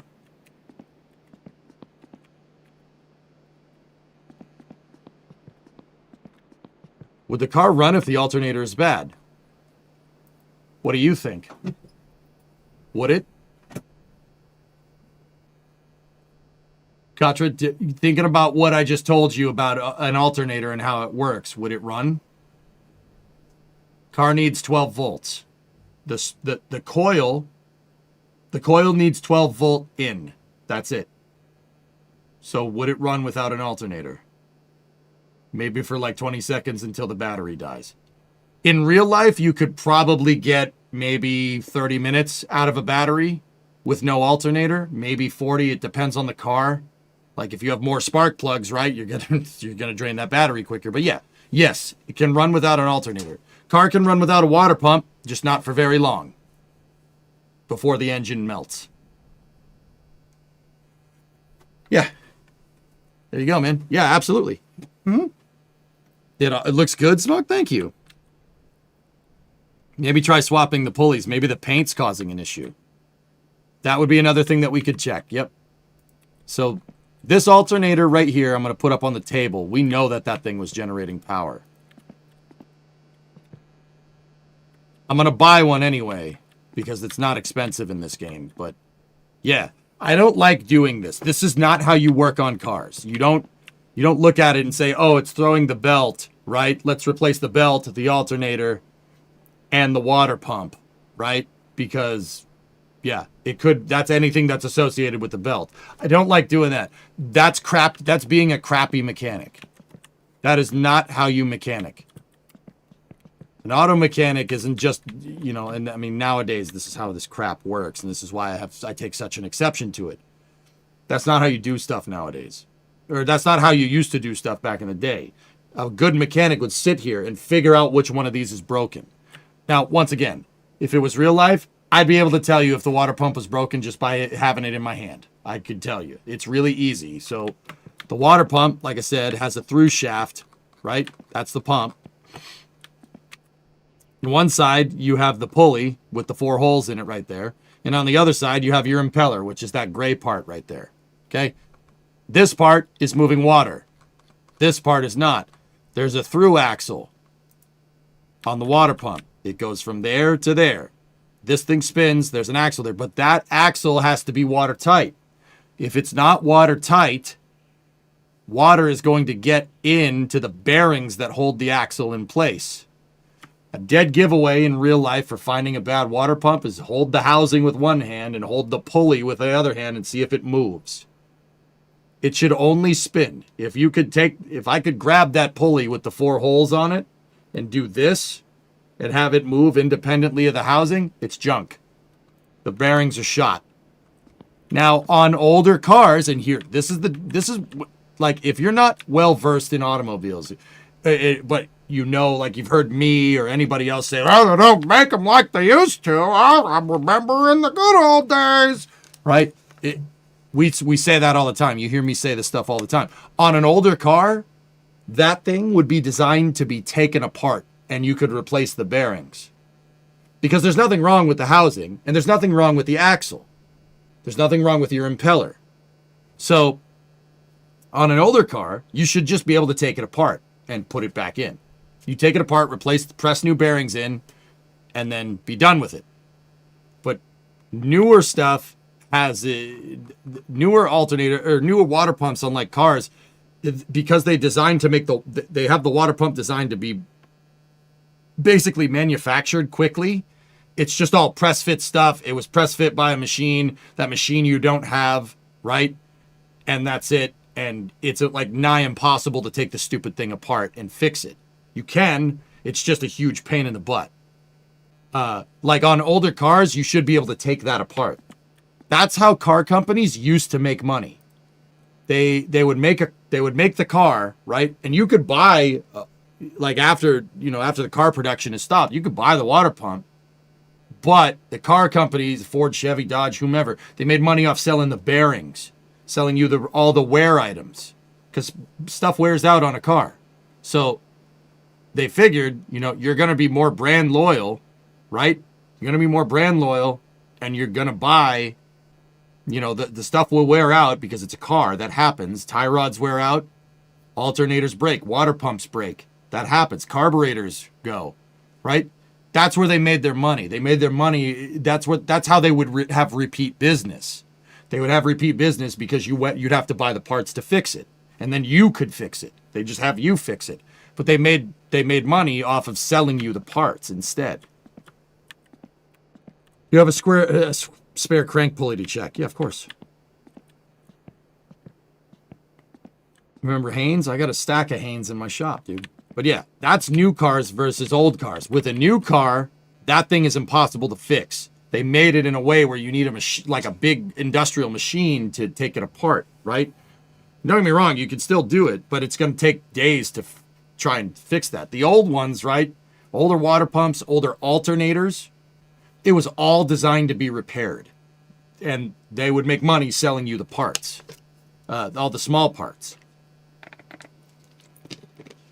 That's how car companies made cash. They just made tons of extra money by selling you the car and then selling you the wear item parts. That was it. That was the idea. I'd say it's a little more honest than nowadays, but whatever. All right, so we're gonna have to leave that there. I have the battery cooking, so you're not cooking. Yeah, dude. Older cars sound better for the consumer. And Vin, that is exactly why you hear old timers and people that work on cars like me say, well, they don't make them like they used to. The new stuff sucks. That's why.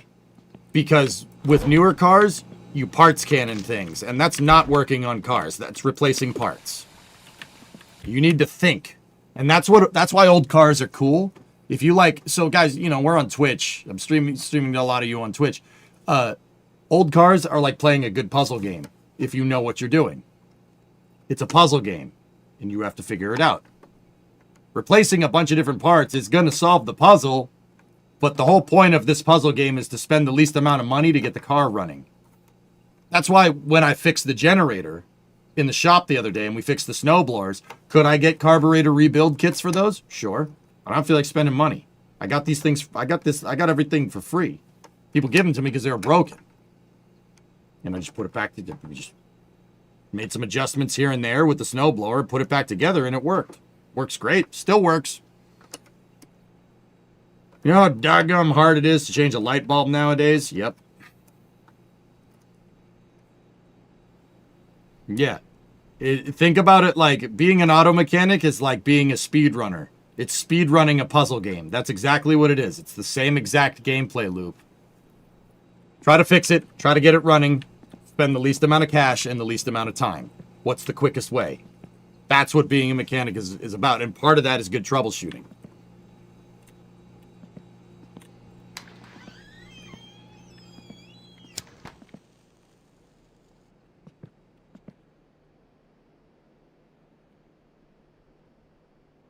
But yeah, if you get good at winter car and you can, if this will teach you, it'll teach you how to work on this stuff.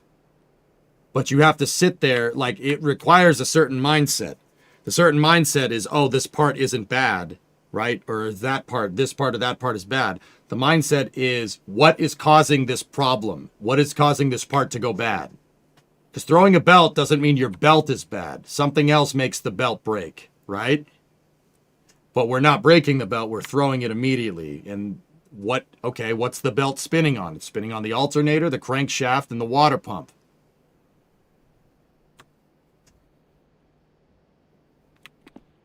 All right, what time is it? Okay, let's go CP. Gotta take a piss and then we'll go to sleep. We have jobs to do. Think about what we're gonna do in the morning. Yeah, because if a car throws a belt and you just, oh, well, the belt's broken, I got to replace the belt, it's going to get thrown again. You didn't solve anything. It'll throw it again because that's not the problem. That's the symptom. Taylor, you got your car past inspection? Nice. Okay, so we have a firewood job there. We have a sewage tank job there and another sewage job there. Okay, so in the morning, we're going to take the poo truck, right? We'll go from Kesalin Pera. We'll go down here. We could take the highway. It doesn't matter. We got a firewood job there too. We go over here to Lope. All right. We go empty that sewage tank. Fleetari's shop is across the street from that job. We'll buy an alternator and a water pump. Grab those. Get back on the road. Go this way. Into town. Get our parts from the PSK, which is over there. Pump that well, and that might be the end of the day. If we still have time, you know, I'll just go to the PSK if we need food or anything, right? Then we get the tractor. The tractor is in Periarvi, right? Park the poo truck at the apartment, get the tractor. We drive the tractor back across the lake to Kesalin Pera, and then if we have time, split the wood, do the wood chipper job. The wood chipper job we'll probably do after we try and fix the car.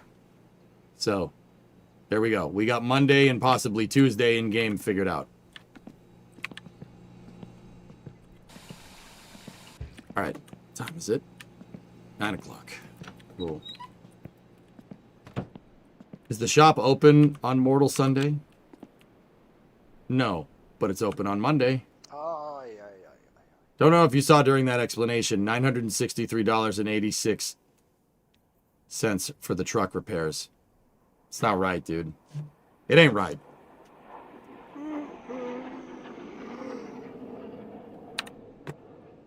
Starbase Live. Look, look, look, look, look, look! What was that?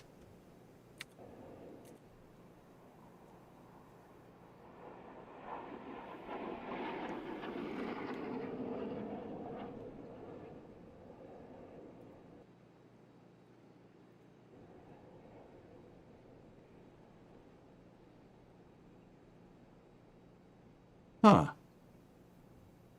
That wasn't live, right? 2:09. No, that was a couple hours ago. Huh. My Starbase Live was behind for some reason. That's the extraterrestre bloco.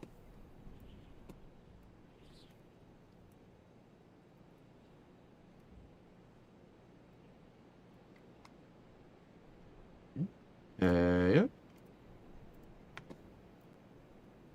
What time is it? Okay.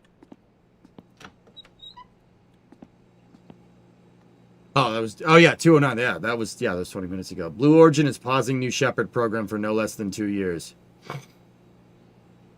This is part of a plan to focus on accelerating the cadence of New Glenn and the company's lunar priorities. See? Grav? I mentioned that on the last Flame Trench that we did.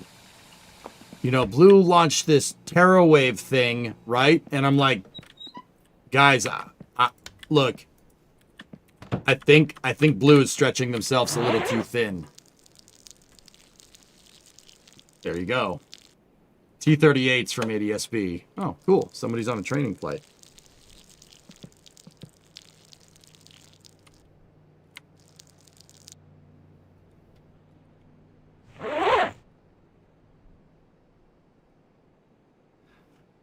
YouTube is pushing an update starting today that having YouTube in a tab in the background will stop the feed.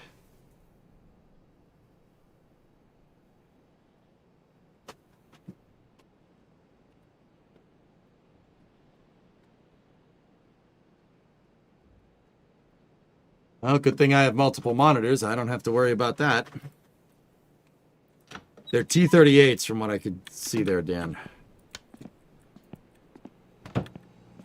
That would pretty much ruin half of what I use YouTube for. Yeah, what about YouTube Music? I guess those guys can get screwed, huh? Good thing I never subscribed to that nonsense. Yeah, they're probably making that a premium service because, you know, let's just inshitify our app even more. It's a great idea. Did you hear the blue news? We were just discussing it, Creeper. Yeah, they, pausing New Shepard flights.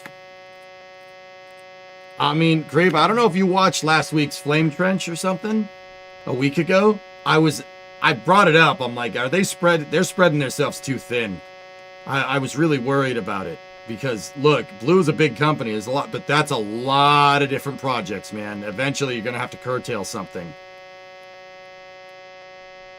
Now I didn't say that last part, but I said I'm worried they're stretching themselves too thin, and then here you go.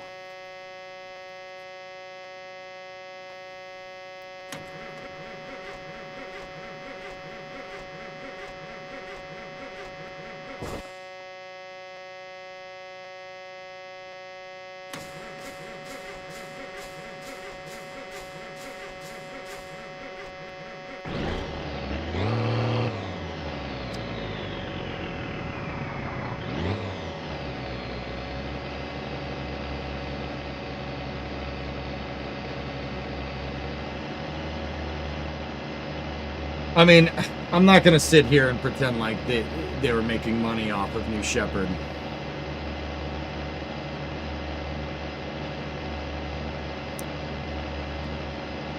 Why do you always turn the poop truck on to sit and wait to start it? Glow plugs. So, diesel engines have heating elements in the cylinders. They're called a glow plug. What they do is basically heat up the combustion chambers in the on a diesel to get it to fire off. There are other ways to start a diesel. You could just spray ether down its throat, as long as you have no glow plugs, right? So like if you disconnect the glow plug circuit, right? So see that thing right there? The loops, it's resistance, because that's what the glow plugs do. They use electrical resistance to generate heat. Yeah, give it the Cosby sauce, bud. Oh yeah, it loves it. Oh, you're gonna blow it up! You're gonna blow it up! No! Oh, you're gonna blow it up! Ah! You're gonna blow it up! Anyway.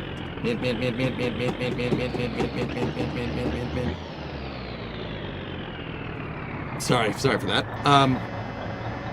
Yeah, so you gotta wait for the glow plugs to heat up the combustion chambers, or else it's not gonna start.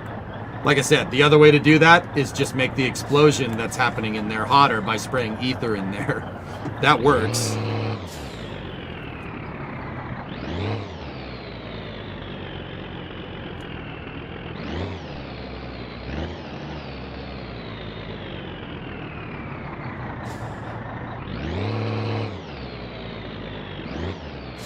Make sure we're situated here.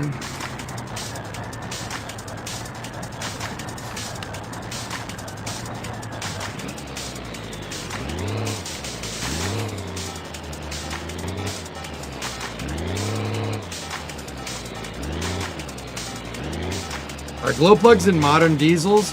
I don't know if modern diesels have plugs, dude. The only diesels I really know about are diesels from the late 80s and the early 90s, to be 100% honest with you. I'm familiar with mechanically injected glow plug diesel engines. I would assume yes, but I don't know. Yeah, of course they do. Yeah. New Shepard won't be flown for at least 2 years. Guys, I'm not trying to say that I don't think New Shepard will fly again, but I don't think New Shepard's gonna fly again.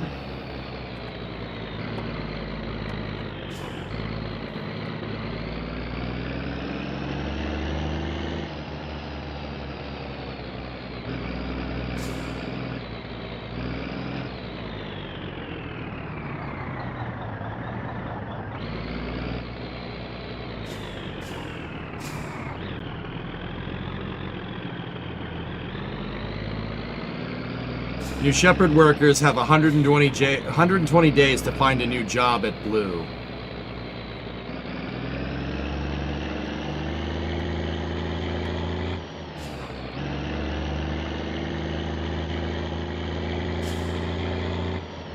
How's your day going? Just fine.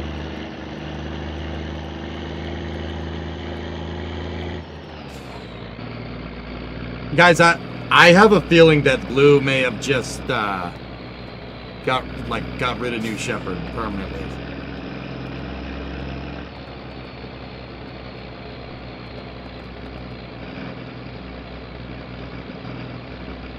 The other thing that makes me think that, dudes, is because Blue has said multiple times, even Jeff Bezos said this after he flew on New Shepard.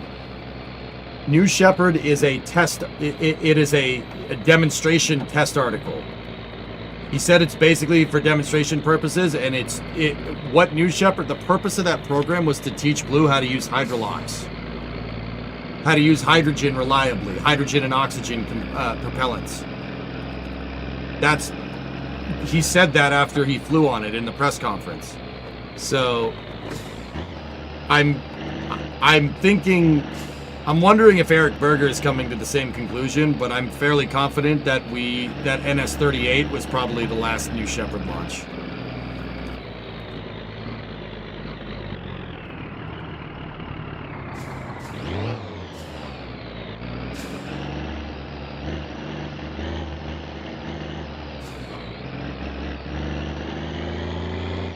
To focus on the Moonlander program.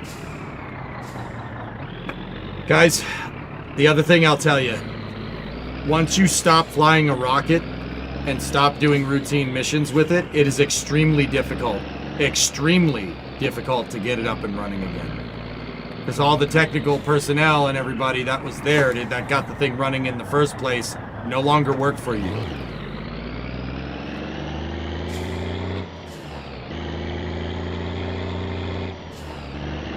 Like, it's never going to be how it is. The team that built and engineered it the first time and put it into production flights most likely won't be back. It's very rare that that happens.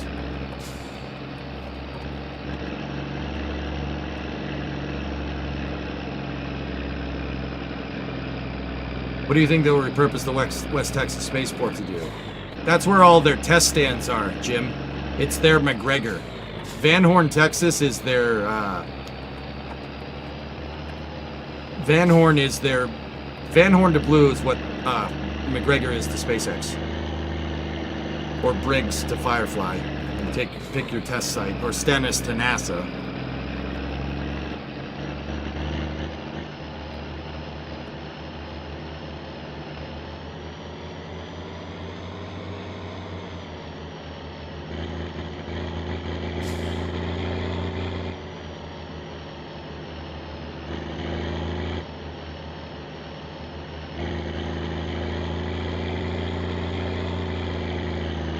I'm going to go ahead and guess that the people that were working on New Shepard probably weren't laid off, per se.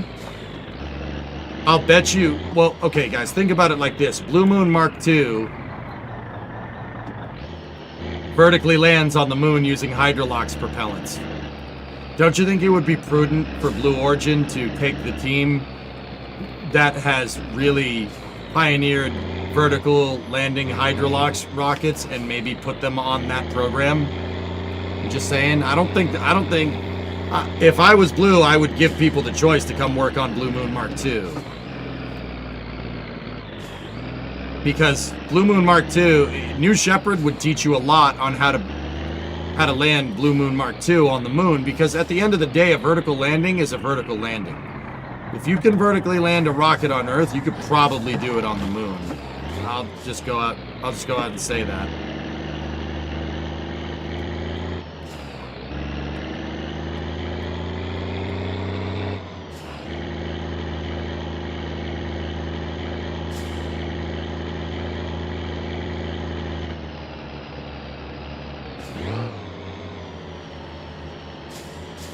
They all got reassigned. Well, there you go.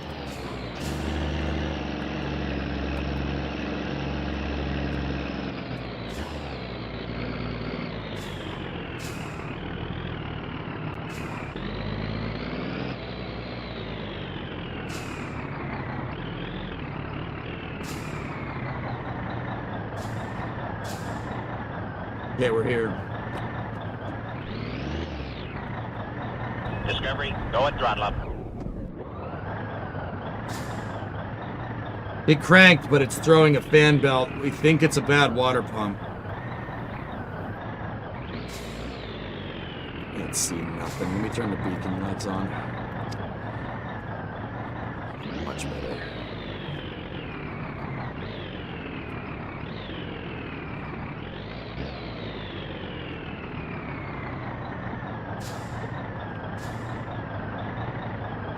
All right, let's go do this. 12, what's up, man? 68-month resub.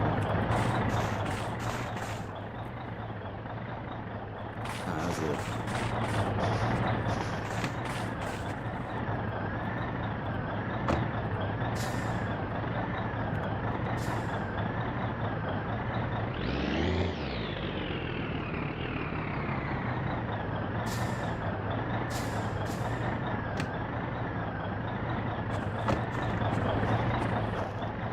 Did they use regular O-rings?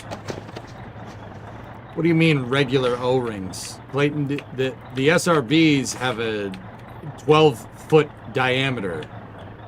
You have a 12-foot O-ring. No, I don't think the SRBs used a regular O-ring. Unless you can go find a 12-foot diameter O-ring off the shelf somewhere at like Lowe's or something. Nah, man, they ain't like that. You got a building manual for the car if you want it. Nah, Taylor, I am the manual, dude. I'm good.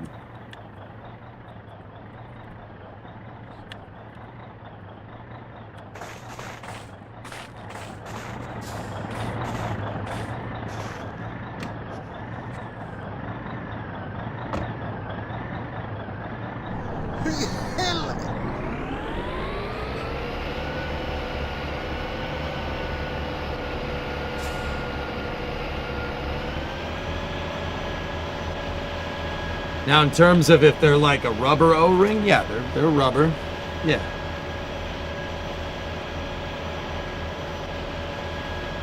They rubber, dude. But it's a 12-foot rubber O-ring. And I don't know. The O-ring diameter is not very big. Maybe that much. Maybe a half inch. Probably less. Actually, no, it probably is a little bit more. Either way. Can you drive the truck forward to pull the hose up, or will it break off and fall in the tank? The second one.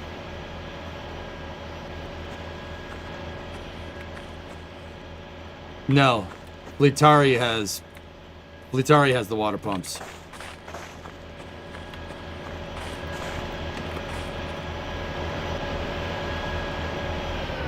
Nader, I don't know if that's a serious question or not. The O-rings?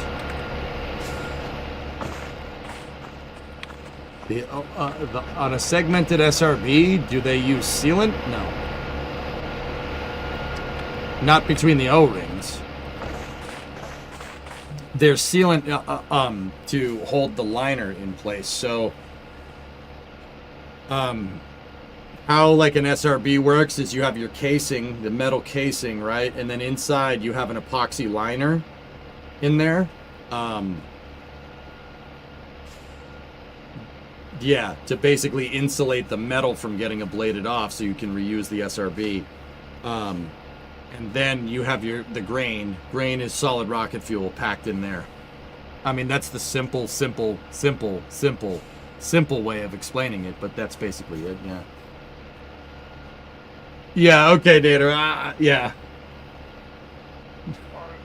I still can't believe that, dude. I can't believe he went on the freaking cast and said all that crap. En ainakaan noin nopeasti. Freaking one of the commentators on the Artemis 1 cast, they were talking about the Permatex on the Orion capsule that's used to keep moisture out. So they're using Permatex seals on certain parts of Orion's launch abort shroud. And for whatever reason, and this isn't necessarily the wrong way to say this. I mean, it's technically right, but also you're on a national broadcast, so you probably shouldn't do this. But he was calling the sealant cock, like caulking, like a caulking gun.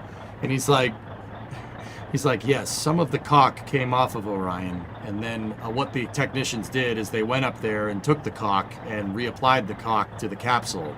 And now the caulk is sealed up against the capsule. You're technically not wrong. That's just, dude, I'm in broadcast media. There's just certain ways you don't explain stuff, even though it's technically right. They're just, there's just ways that you're not supposed, you probably shouldn't explain it like that. Probably just say RTV or Permatex or something. Well, they can't say Permatex because it's a brand name. Room temperature vulcanization cream. Just sealant. Just say sealant or something. It was Orion, Jim, I remember. Yeah. Can you describe what it was like to watch Randy Moss and Tom Brady in 2007? It truly felt like we were playing it on easy mode, Transistor. I really wish we had won that Super Bowl, man.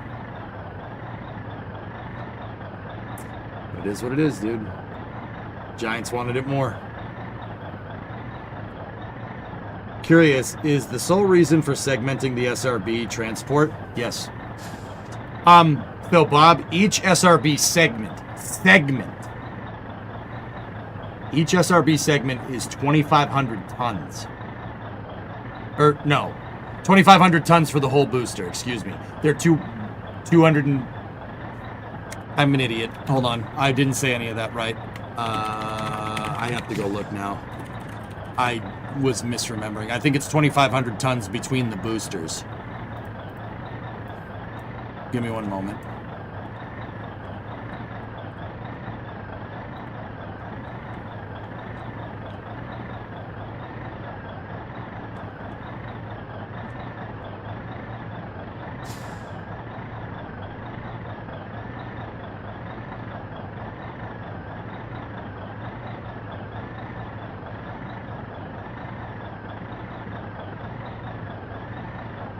Better start learning this stuff. Launches soon.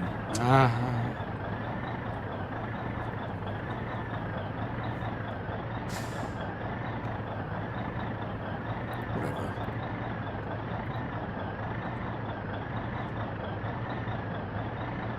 Yep, there it is. Space Shuttle SRBs. Here we go.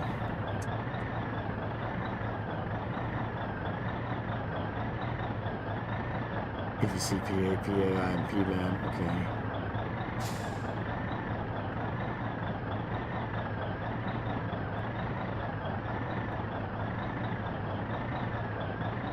See, 2,500 tons is closer. I think that's the full mass of SLS, but I don't remember. So,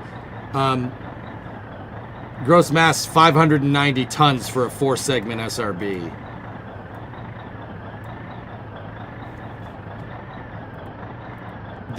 Dude, they're heavy as balls, man. You're not, the point is that you're not transporting it in a single casing.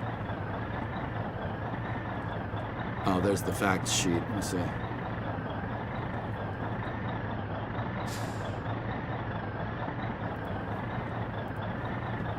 So if they were manufactured on site, no segments, could they still stack in the VAB, or is it too heavy? I don't think you would move a fully fueled one, dude. It's way too heavy.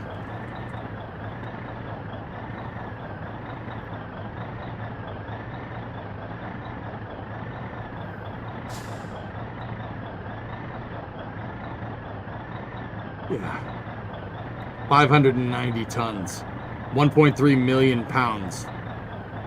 That's a 4 segment. SLS is even more. SLS is like 1.5 or something. Yeah. So, I mean, do some quick maths here. 590 divided by 4, because that's 4 segment SRB. Yeah. Give or take. Each segment's, yeah, close to 150 tons a segment, dude. 150 tons is ridiculous. Dude. And I've seen these segmented SRBs up close. Like, they're big. They're big. Check YouTube comments. What? You check YouTube comments for what? What are you talking about? What, did I have a YouTube video open or? I'm waiting for Fleetari to open so we can buy the parts, by the way, fellas. You put it in YouTube chat. Yeah, there you go. So 1.6 million pounds each. Okay, so I was right. All right, I was on the ballpark. Thank you. Yeah, I mean, Bob, you can't. That's why T-Man's right. That's why they move them by a train, because you can't. You're not moving that on oversized load. No. Not oversized load. Just, it's too heavy for the roads. Like, just period, full stop. It's too heavy for the roads. Like, you want to hear something crazy. So think about it like this. You want to know how heavy an SRB is? One segment, we just figured out, is about 140 tons. Okay? One segment. Super heavy. SpaceX's entire first stage, which has double the thrust of 2 SRBs. It has double the thrust. Is 300 tons by itself. Now, granted, we're comparing fully fueled to not fully fueled, right? But also, an empty SRB casing, or an empty solid rocket booster by itself is 91 tons. So 2 empty SRB casings, right, are about 182 tons. Super heavy, unfueled is 300. And it makes double the thrust of 2 SRBs. It makes, yeah, double the thrust. That's crazy, right? I get all that. That's why I said manufacture on site. But the cranes in the VAV couldn't lift it.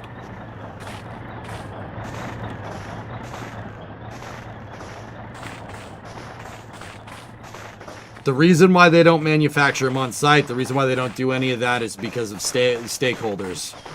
Because the company that makes solid rocket boosters, right, at the time when the program started was Morton Thiokol. Morton Thiokol has a place in Utah. It's in Ogden, Utah. It's actually near Promontory Point in Utah for making solid rocket boosters. That's where their factory was. And they wanted to spread the contracts around, so they went with them. The other thing is that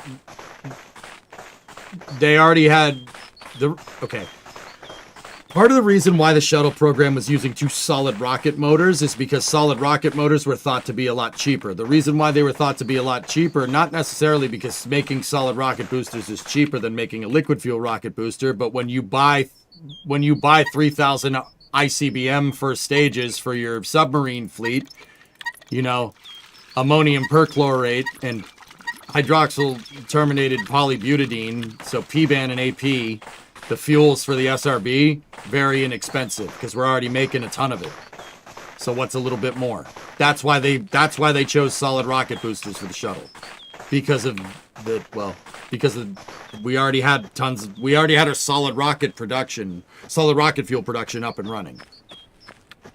Pepcon was a supplier, Geeson, yeah. They made ammonium perchlorate, if I'm remembering correctly. AP for short. What car is to the left of that tractor? I don't know, I'll have to go look.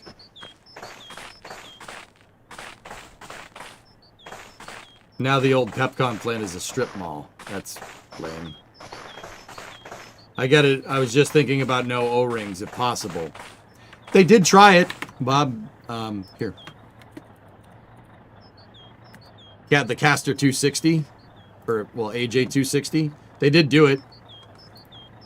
Look at this picture.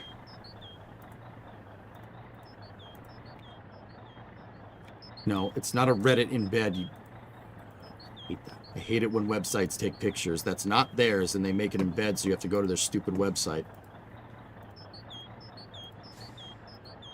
That's a 3D render, so that's not the same. Yeah, here, we'll just use the stupid Reddit one.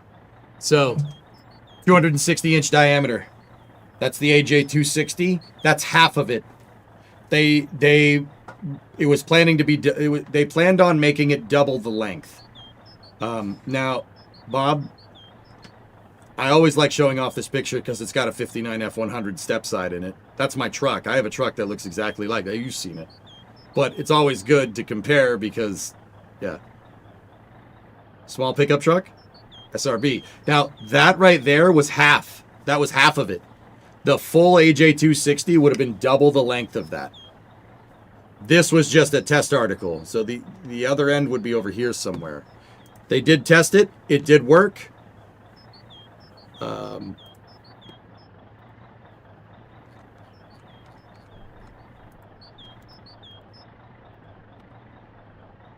They did test it. Oh, it worked. Worked real good, actually. They put it upside down because, yeah, the ground is probably the only thing that's going to stop that thing from firing.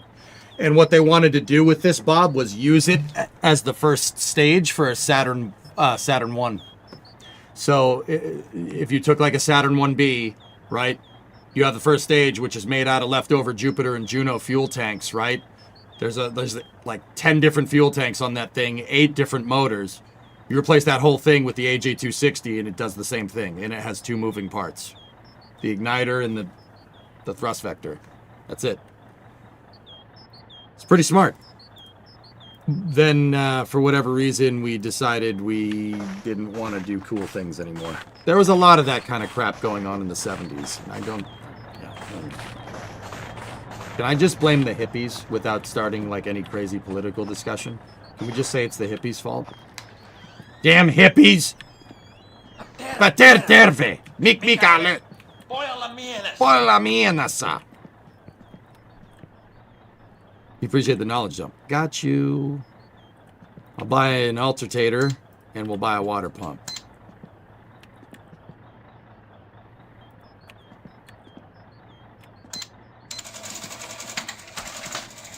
Anything else before we... The thermo! Stat! New belt, you can't buy... You could buy a timing belt here. You can't buy the fan belts. The fan belts are at PSK.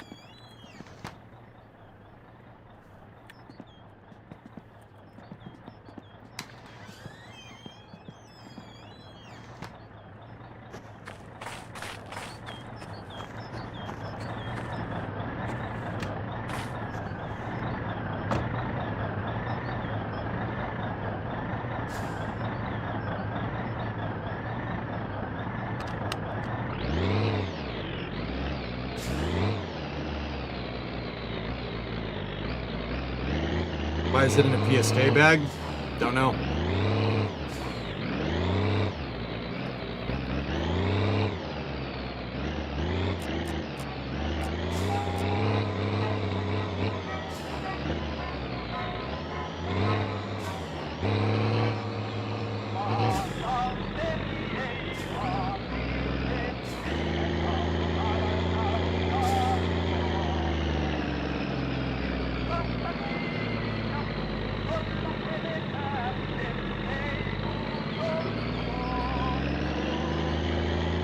Yeah, knowing Fleetari, he probably just took bags from PSK.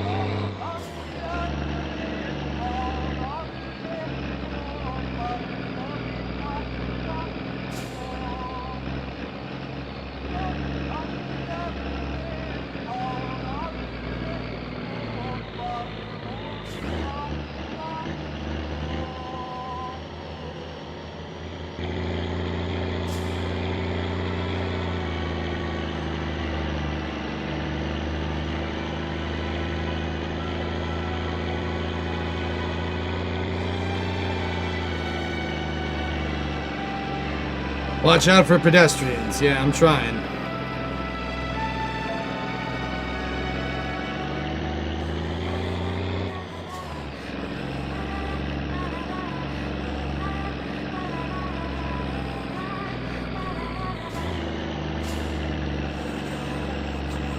Rannalle juoksen, tuolle puolen rantaa mä kaipaan.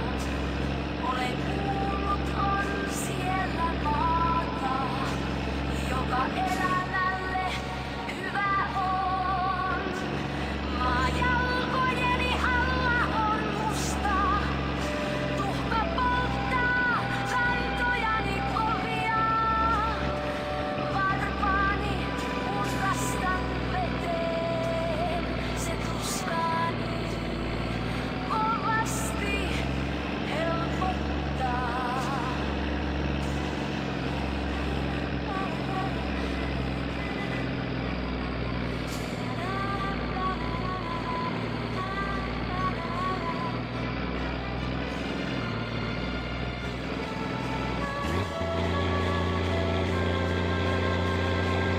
Sorry, I'm just paying attention.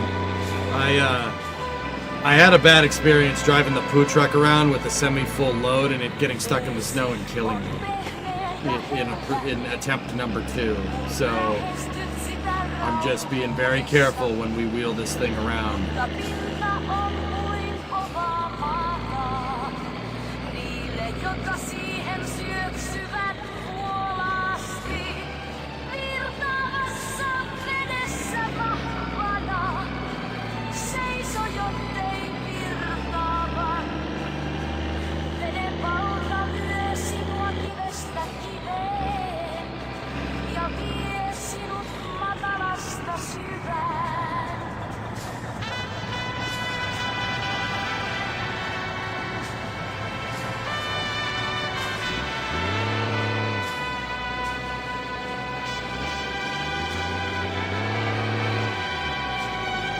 Rakenna vedessä pintaa myötä ja virta halkoo. Istu siinä ja ole. Mutta älä unohda soutaa.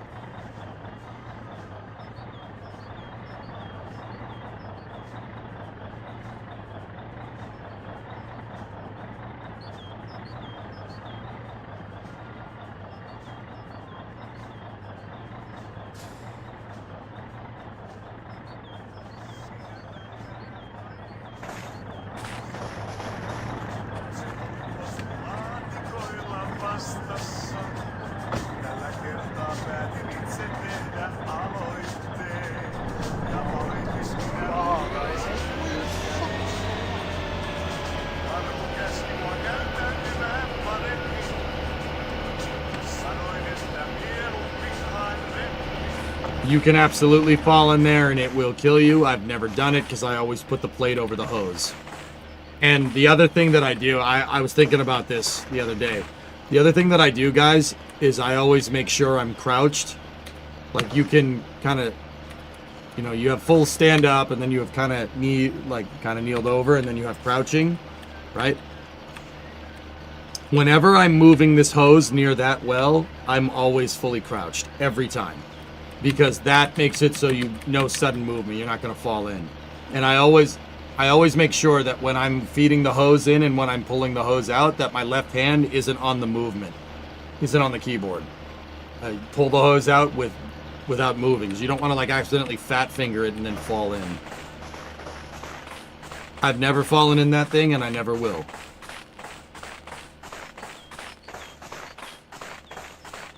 I'm gonna go check my mail.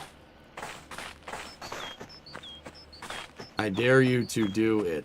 To jump in? No. No. What, do you want to lose the save? What are you, nuts?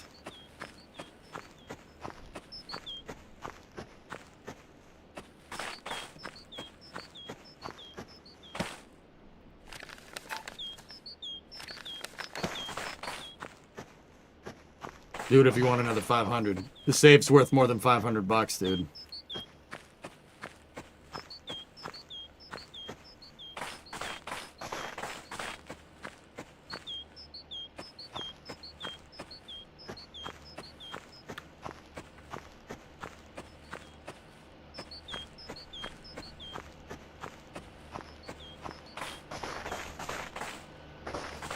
Don't do this.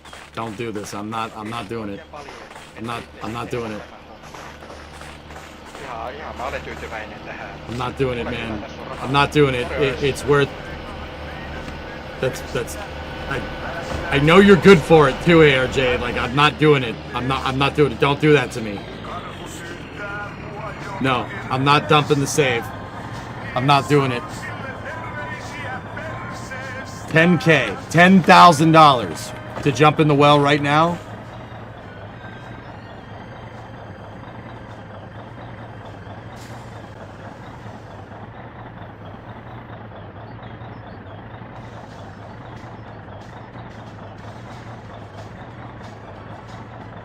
I'd do it for 10. I'd do it for 10K.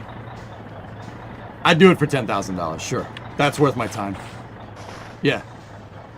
Yeah, I'd do it for that much. Sure. He said he was kidding, guys. Don't worry about it. But yeah, I would say I was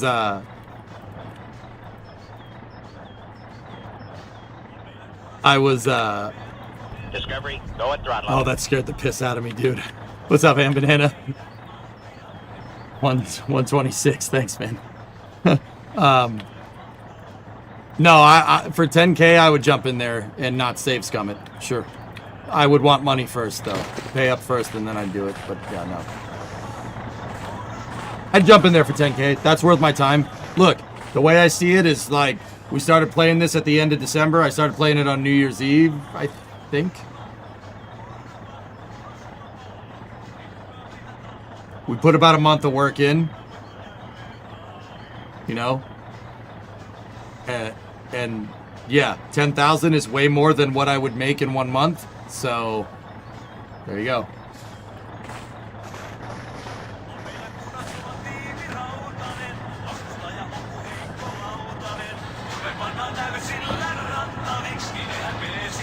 Because like the way I see it, dudes, is like, look, all right, so would I do it for what I make in 1 month? No, because then I wouldn't have the save to use for another month.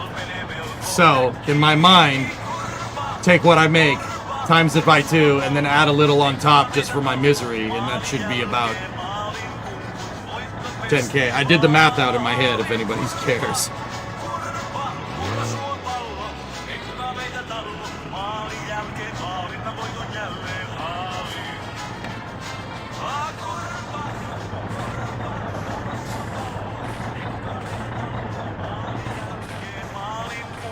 Voitto festival.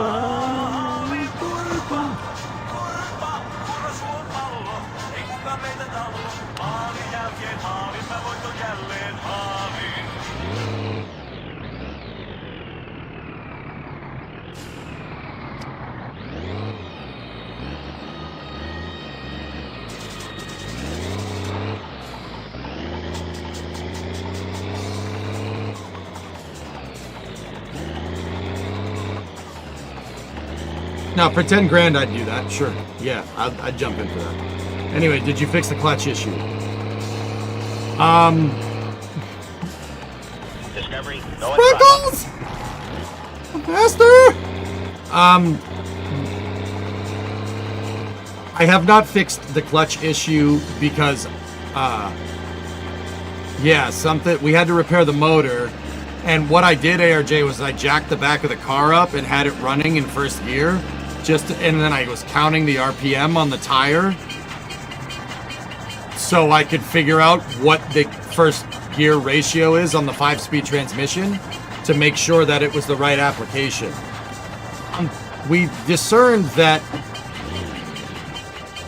so at 1,000 RPM, when the motor was idling, or with the choke on, it wasn't idling, it had the choke on, at 1,000 RPM, the rear tires, when the car was in first gear with the 5-speed transmission, right? We figured out that the tires were doing 2 revolutions per second. If the tire's doing 2 revolutions per second, right, that's 120 RPM, okay? So we work backwards. We know the engine's at 1,000, right? Tires moving at 120 RPM. We have a 411 gear in the back of the car. That would mean my drive shaft is spinning at 480 RPM. You have 1,000 RPM at the engine, 480 RPM at the drive shaft, which means first gear for the 5-speed is about a 2-to-1. It's a little over 2-to-1. Actually, it's between 2 and 3. It's between 2 and 3-to-1 for the first gear with the 5-speed transmission, right? This was just a small extrapolation, like it's not particularly precise, right?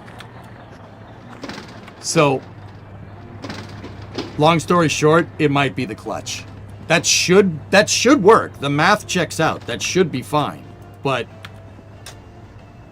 we'll replace the clutch and then we'll see what happens.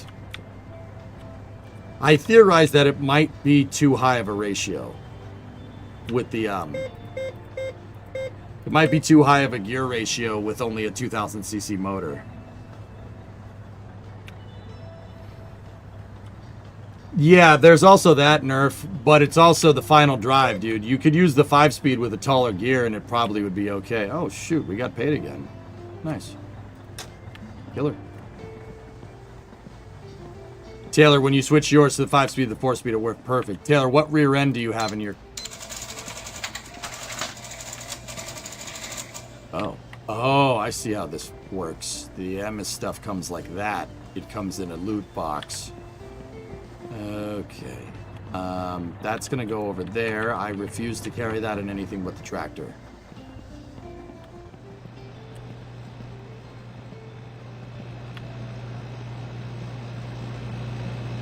You have CA. Yeah, you were running a 389 open, and I'm running a 411 limited slip. Interesting. Okay.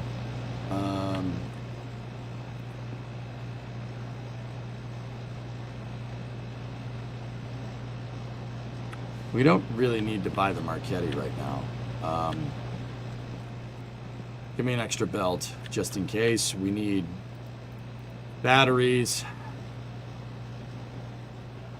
I think that's everything. Your motorcycle is 1300cc. Wild that a car has an engine that's barely bigger. The displacement is only 0.7 liter bigger, Nader, but the bore and the stroke is completely different. Your 1300cc is probably an extremely short stroke with a wide-ish bore. The stroke on the car is probably a lot bigger. So even though it's only 700cc more, it probably makes more...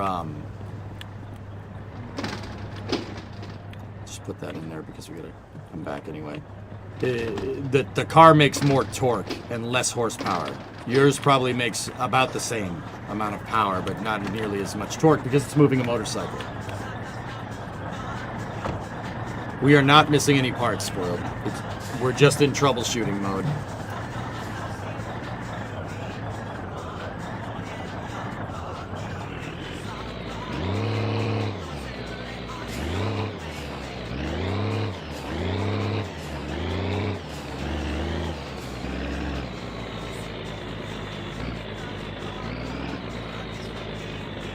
Now, if you're wondering, did you just leave the box there? Yes, I left it there on purpose.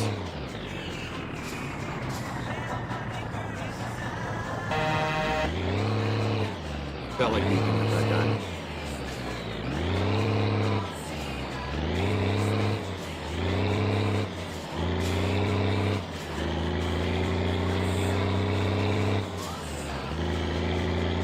You're out of brown paint. Yeah, that's right.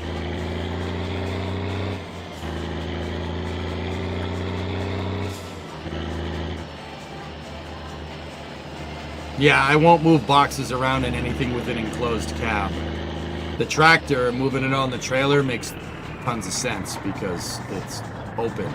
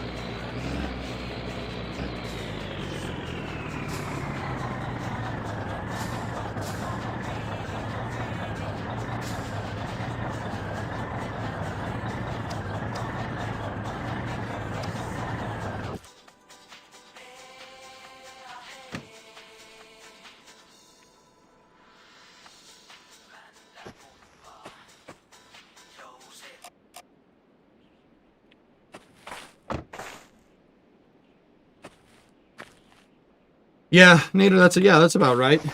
Yeah, so motorcycles generally have a very short stroke because higher RPMs. Because with a motorcycle, you don't need torque. It's already light. It's 2 wheels, not 4, right? Like.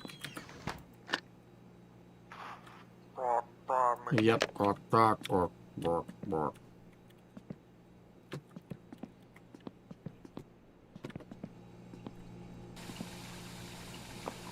Money. What are we doing here on food? Oh, just fine. Nice.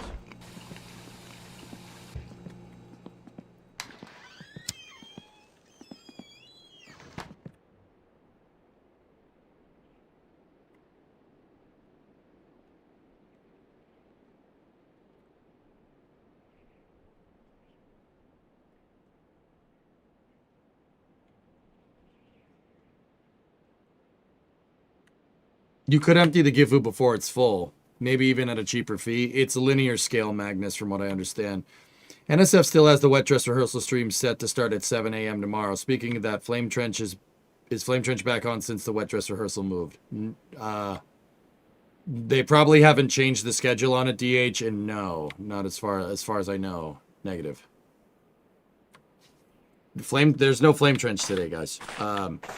There were NSF the guys there wanted to work on Artemis 2 stuff, so that's what they're doing.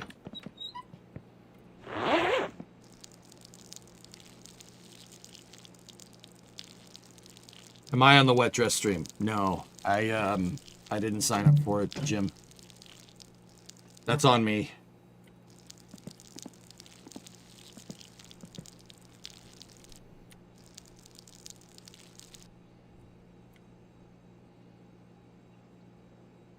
So let's just winter car it up, and Sawyer might be around later. I told him to message me.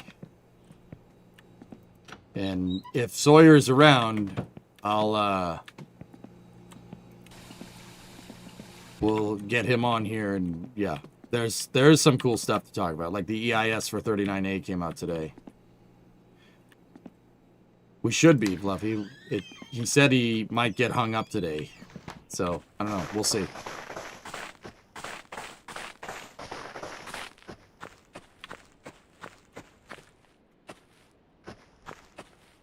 I wonder how Jack is doing. He's doing just fine.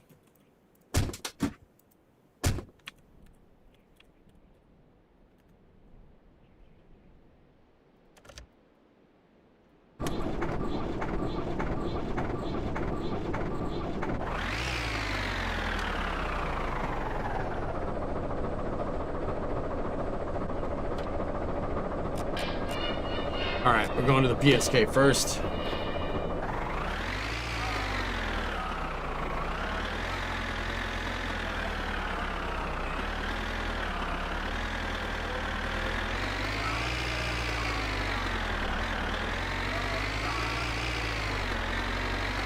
Kind of odd not seeing Jack all the time on YouTube. Yeah, I miss hanging out with him, Jim. I don't know if you've ever had a job with a buddy or something, right? And then your buddy finds another job, and it's just like, you don't really have time to hang with your friends. It sucks.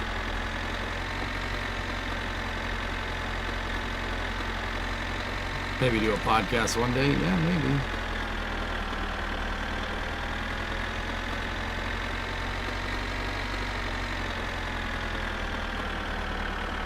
We all do. We all miss him. But he said he'd be around once things get. He said he'd be around once things get settled with his new job. So, yeah, he'll be around. He technically didn't leave NSF. He's still there. Yeah. So, yeah, his new job, Astroports was like, yeah, you could still do that, but do our job first, So, yeah. He'll be around, guys. Yeah, I didn't know that until, I don't know, like 2 or 3 weeks ago. He's still around.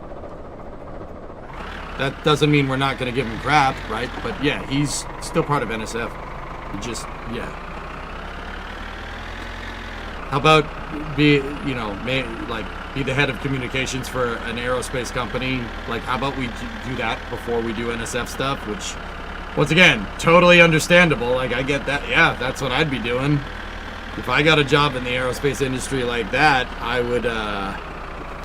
would very much be like, yo, this comes first, and NSF comes second. You know?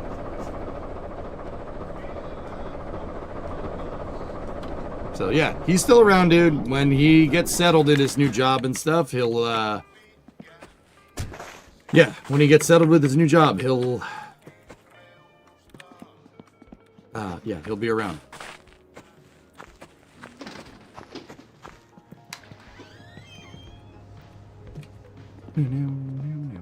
All right, let's get the tractor back over to the house, and we'll put the wideband on there. He's still going to refix Jack City. He actually gave me the entire file, and he said, it's your city now. You're the mayor. He did that because his job wouldn't have the time.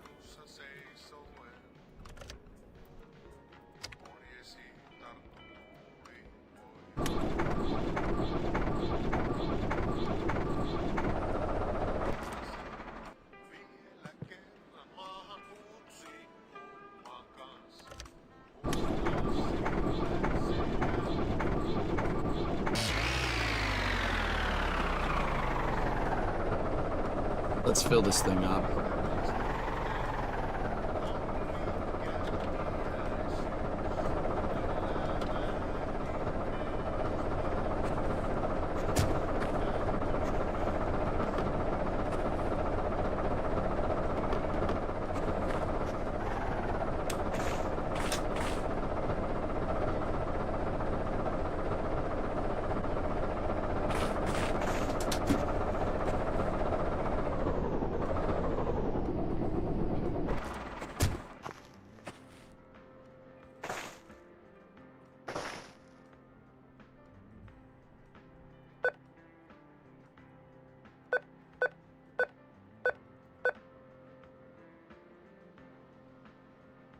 Yeah, I know, Shy, right?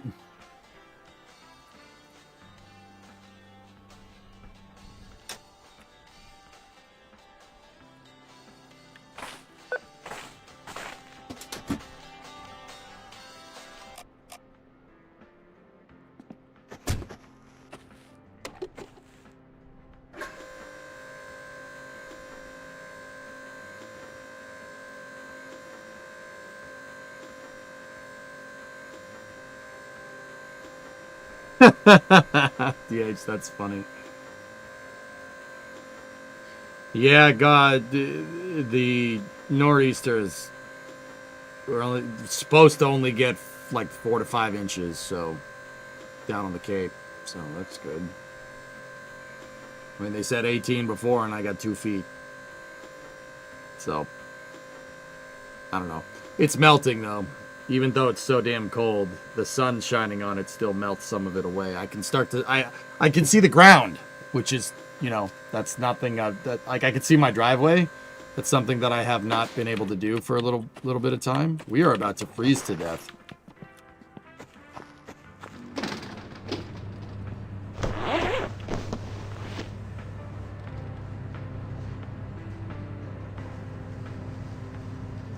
Man, how cold is it outside?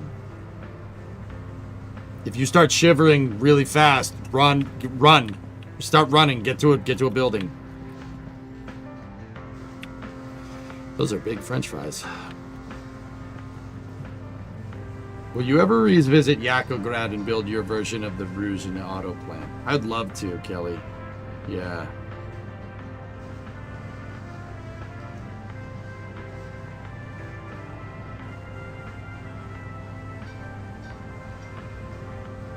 Those are freedom fries, that's right.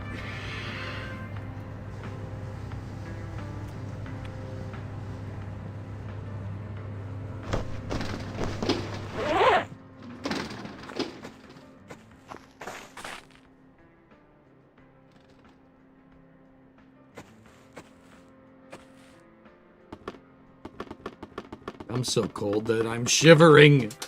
I'm so cold I can use my nose drippings as a pair of chopsticks. I'm so cold that I'm shivering.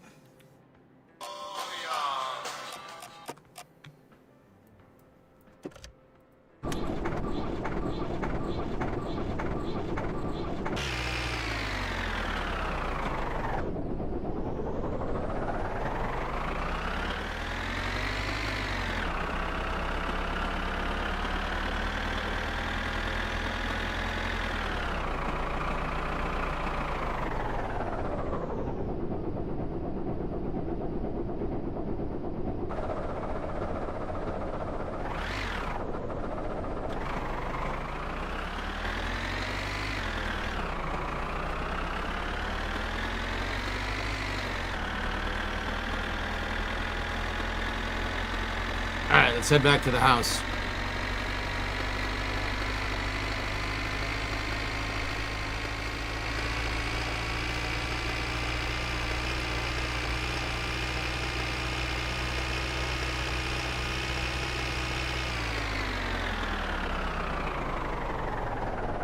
That's not good poison.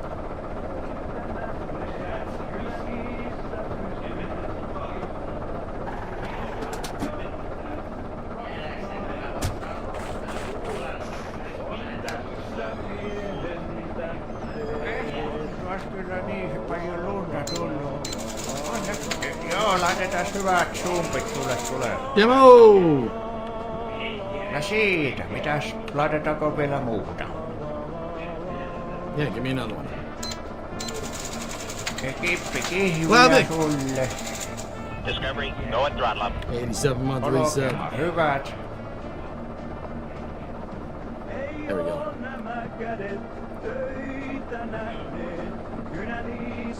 Yeah, we did. Yeah, he didn't kill him, Fluffy. That's good.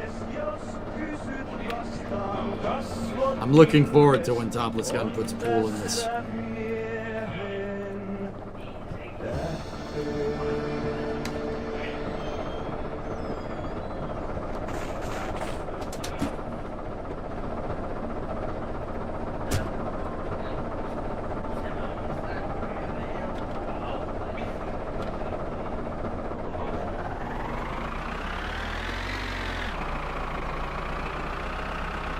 I did see that, Fluffy. Dude, I kind of want to tell him. Because, like, to just get the editor and scum the save. Because he got a 13-day jail sentence. Hey, Rebels. Thank you for the raid. 29 person raid. What's going on? What are you doing?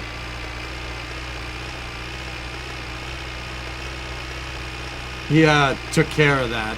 What did he do, Fluffy? I shut it off when he got in jail and then walked away. That's when I was like, I gotta go. That was right around when I had to go to a meeting. So I missed it.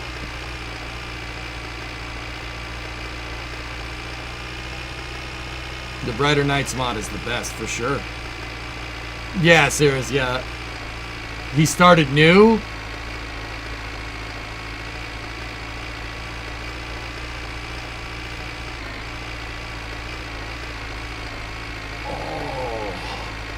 Yeah, Julie, it's a funny game mechanic. When I was talking with Bree about this, it's not really good for streamers. It's not good for streaming content. Watching it play the game is cinema. Sears, I didn't realize how, you know, like,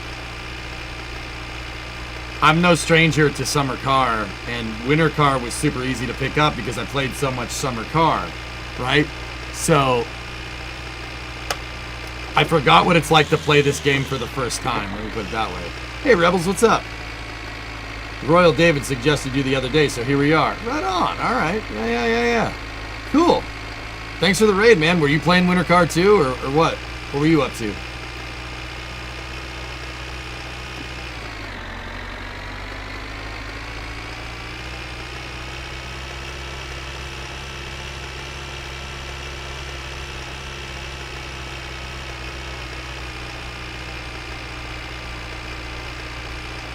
You would just chat. Right on. Cool. Oh, you got gifted a sub. There you go. Thanks for the raid, man. Appreciate it.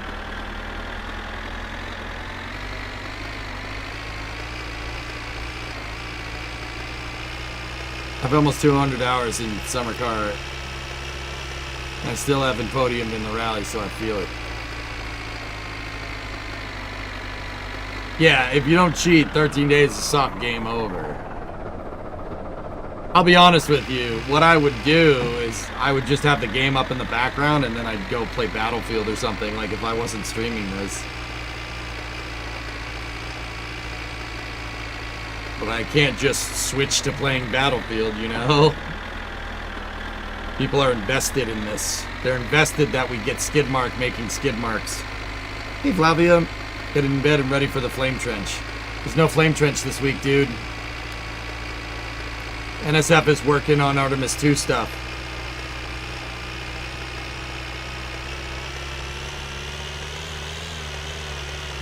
Sorry, man. I told Sawyer to message me if he has some free time. And if he does, we'll pop in here and we'll do like a space news, combustion, byproducts, flame trench thing. No, not yet, Plavik.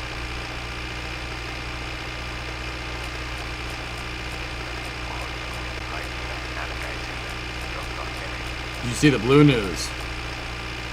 Serious, I did. Brother. All right. Once again, just my opinion. Not trying to sound like a dick.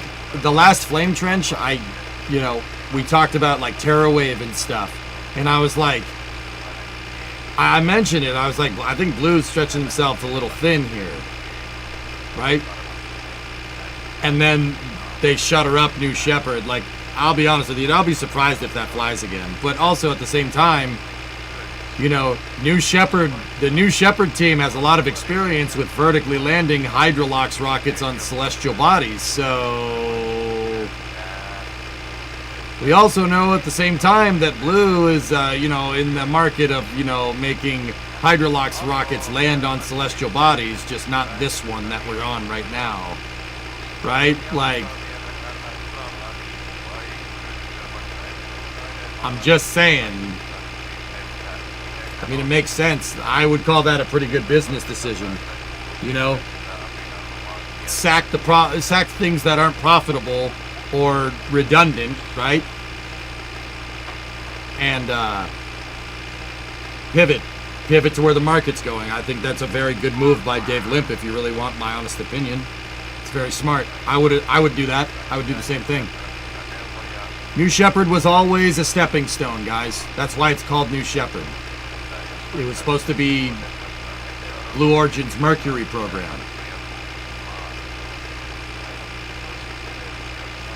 You know what I mean? On to bigger and better things.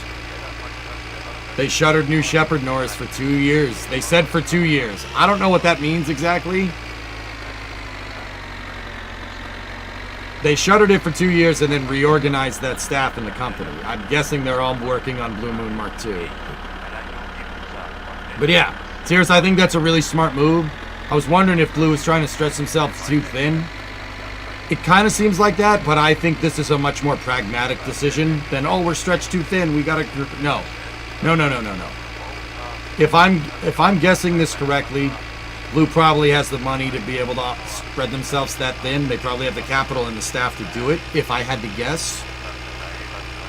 This is a more pragmatic decision. Like, we have two programs that have Hydrolox rockets that land on celestial bodies, New Shepard and Blue Moon Mark II, right?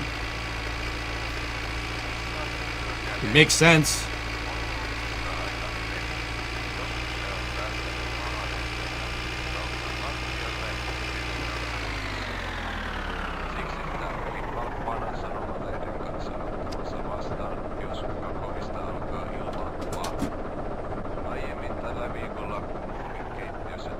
What do you think they'll do with all the tickets they sold? I don't know.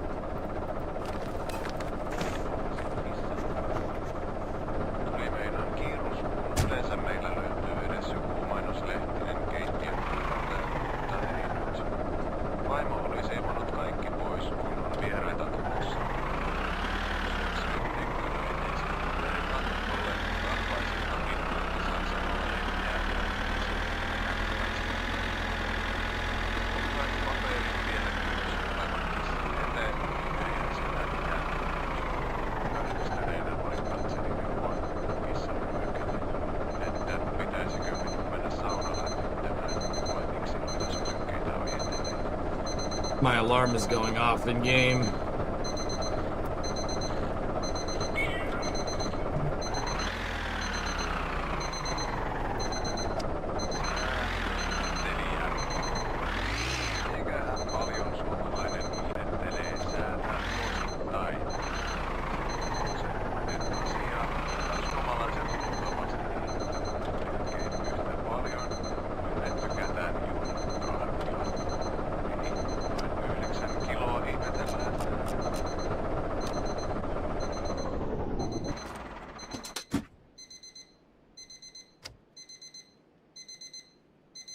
I'm getting to it. Damn, that alarm is loud.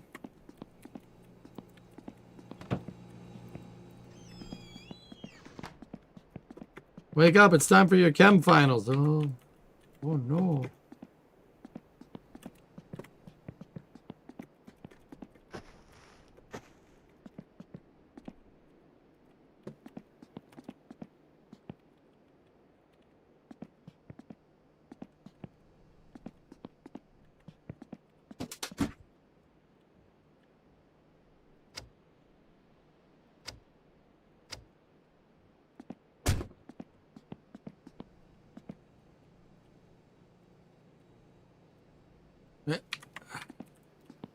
Ah, there we go.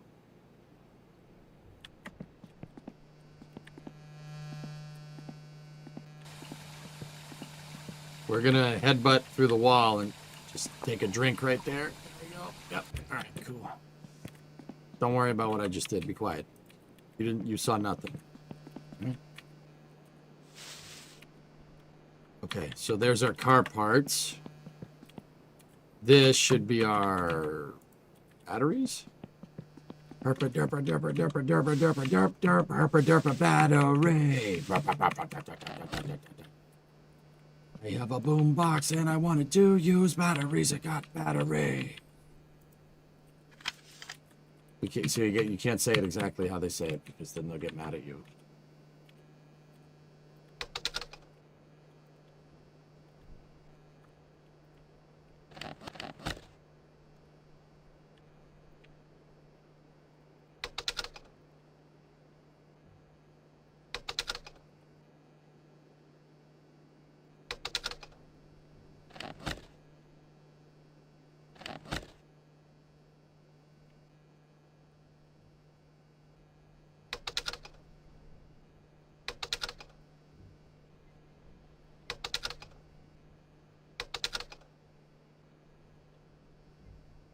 What's up, EJ? How are you?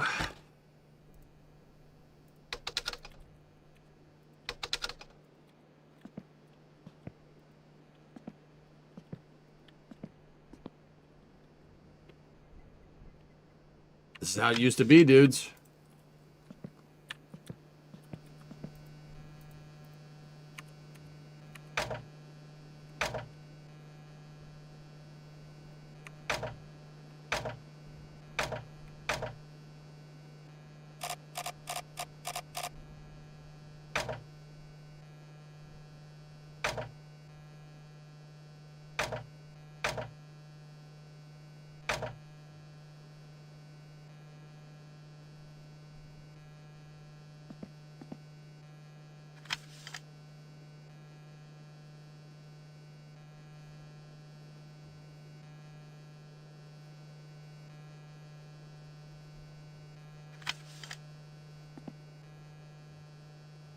You can't put them in wrong.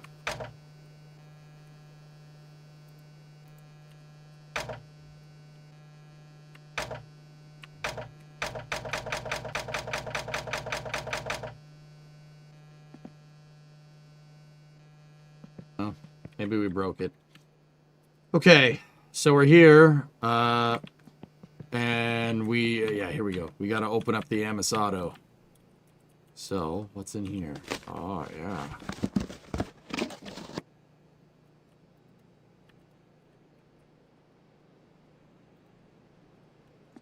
So the first thing we got.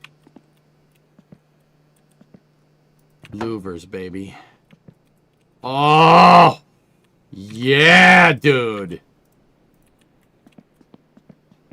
Next thing. good old skid plate.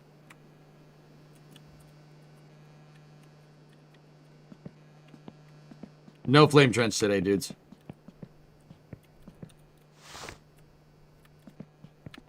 I'm kind of just waiting around for Sawyer. He might not be around, so if, you know, he doesn't come in eventually, we'll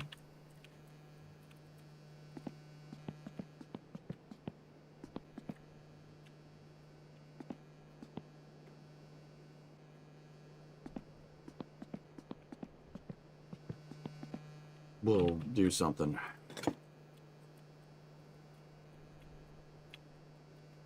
It runs. Seriously, yeah, it runs. It's been throwing a belt. It throws the fan belt, which I don't really understand why.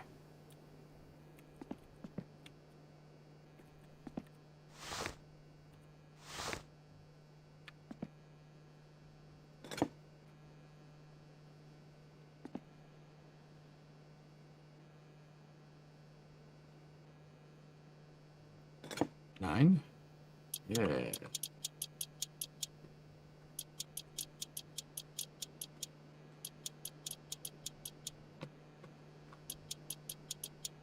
Yeah, buddy. And then last, but certainly not least, is our wideband. Wideband 02. This will tell us air to fuel ratio. If it's telling us AFR, I should be able to time it. Where the hell does it go?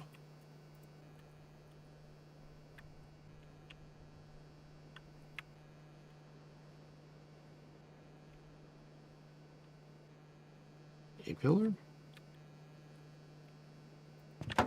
Uh-huh.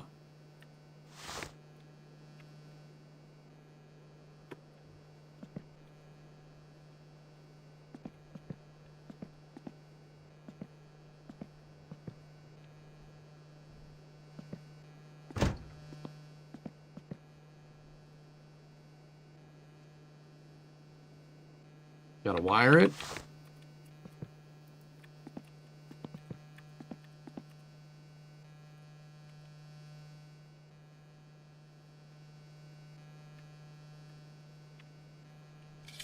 Yep. Into the dash harness connector. Cool. Flathead, do you think? Oh. Yep.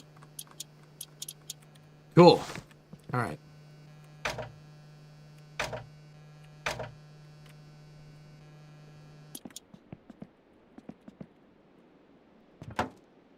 Actually, no. Let's do the work first.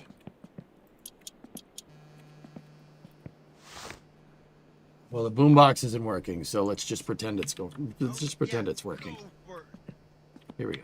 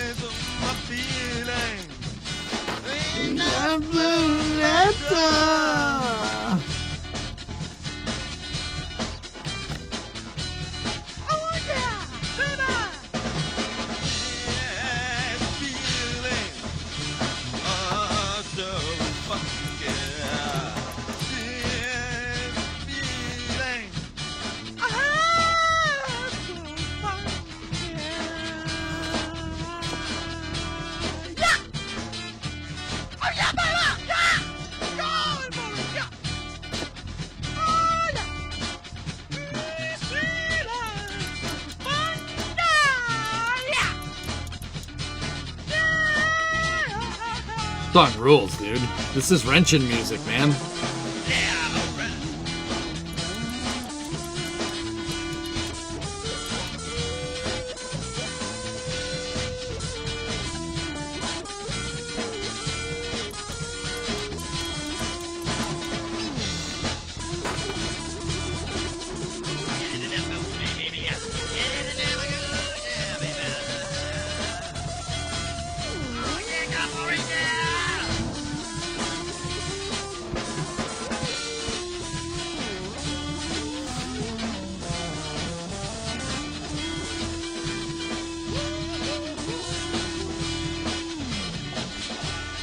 All right.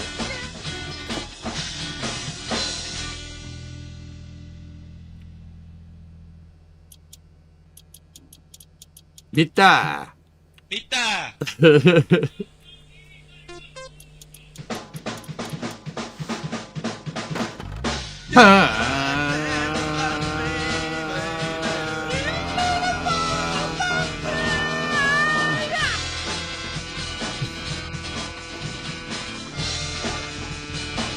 I don't know, visualize.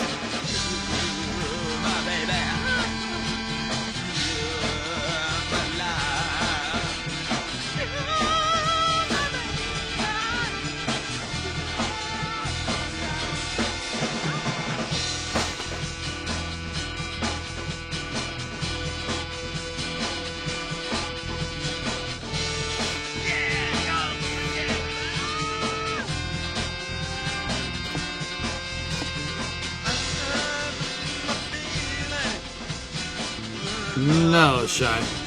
You could pull the transmission without the motor.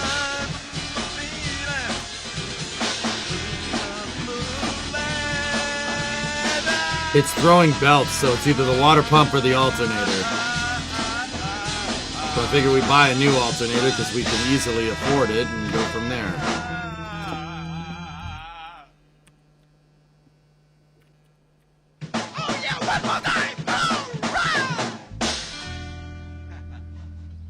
It probably wants the heater hoses off.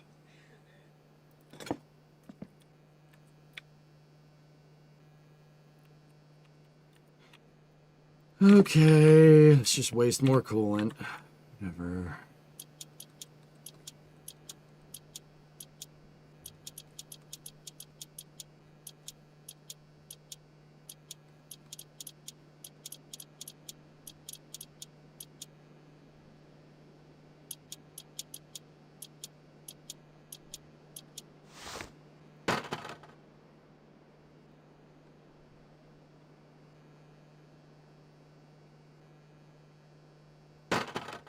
And that's where we puke out all of our coolant.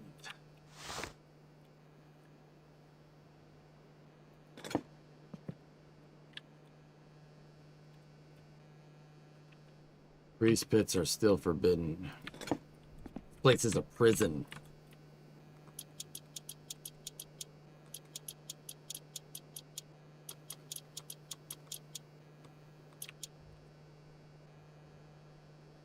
Discovery, go at throttle up.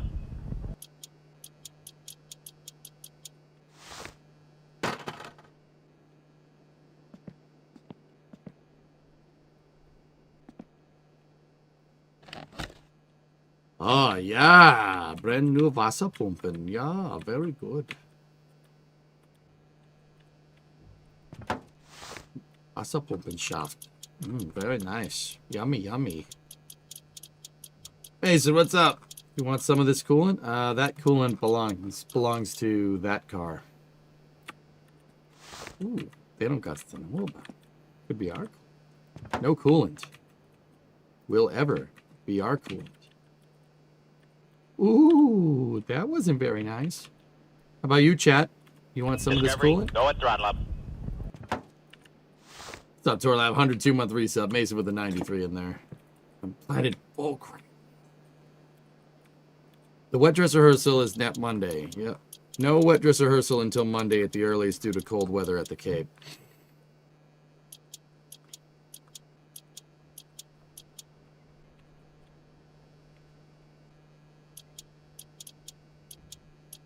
If only replacing a water pump was this easy.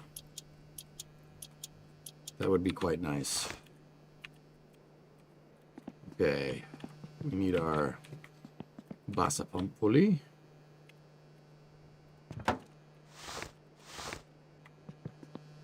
Then we need the fan. And then we need the socket. Oh, this is space. For I'm in dongles. space. 10 subs. Thanks, man.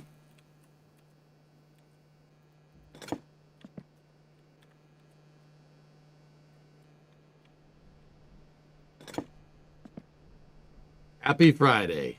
Is it? Yes, happy Friday.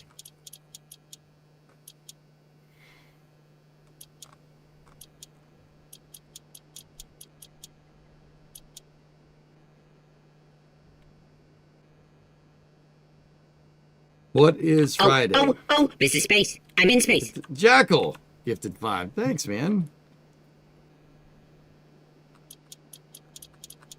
Appreciate it. Wasserford. Yeah. It was payday. Thanks. Thanks for thinking of me, man. I run the feeling. As the letter. Bounding out.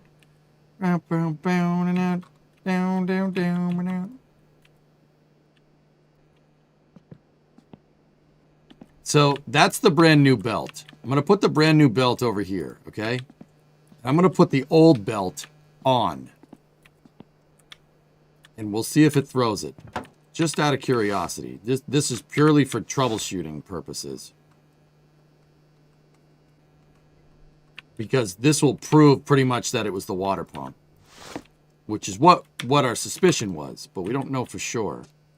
I highly doubt it was the alternator because we generated power with it, but it could be. I should have replaced one at a time, but that's all right. Let me just make sure all of our connections are good.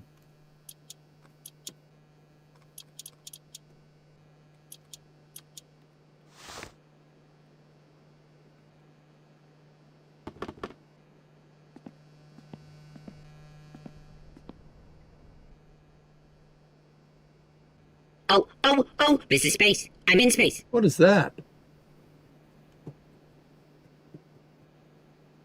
What is that? A second one? Oh, this is space. I'm in space. space. Why is it spacing?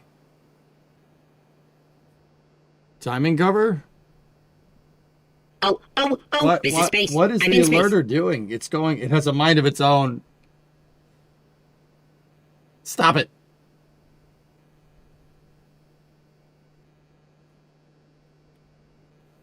It's the hype train.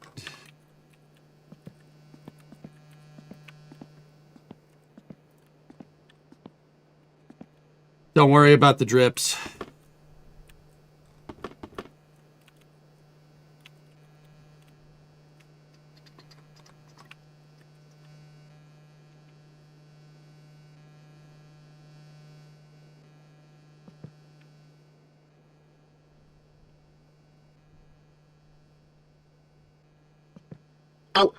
Oh, this is space. Space I'm boat. in space.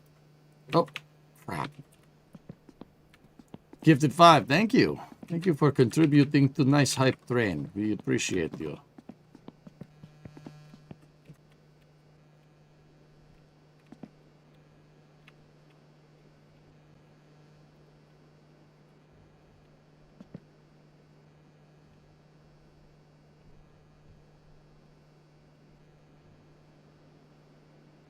Yeah.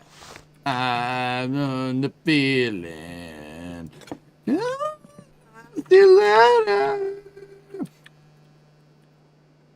Loosen the alternator 2 clicks.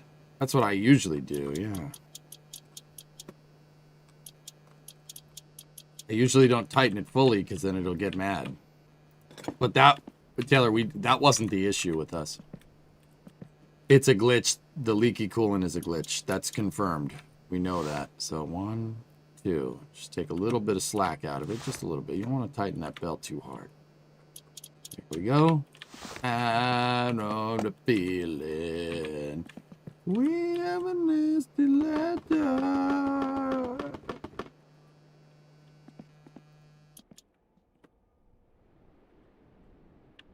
Yeah, maybe we shouldn't do this while we're, you know. Okay. Let's just chill.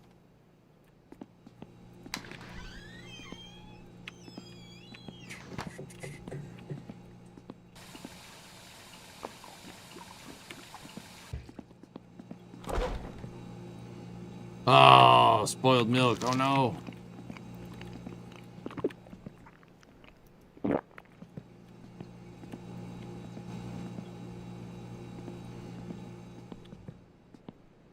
No use crying. Or something. Everything can spoil, dude. Oh yeah. Discovery, go It's this game. Chardy's 102-month resub and then Ajox with a 21-month there. Curpa! Curpa! Corazon palmo. El cuca me catallo maligente. Voi vittu! Jumalauta! Voi vittu! Perkele! Yeah, no flame trench today, Kevät! everybody. Saatana! I'm waiting on Sawyer to do like a space news segment. Bigger. Vittujen vittu! Saatana! Chips don't spoil, no. Jumalauta! Voi vittu! Jumalauta! Voi saatana! Voi vittu!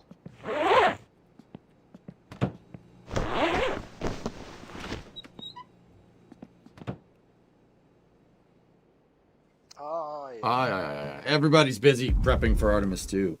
Sun Temple. Space Pope, 500 bits. Thank you. I done the feeling.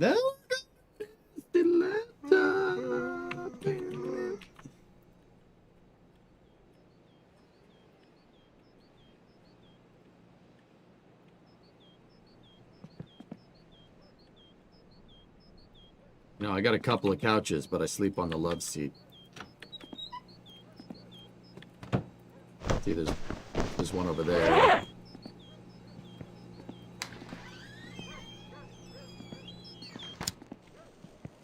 No language this week.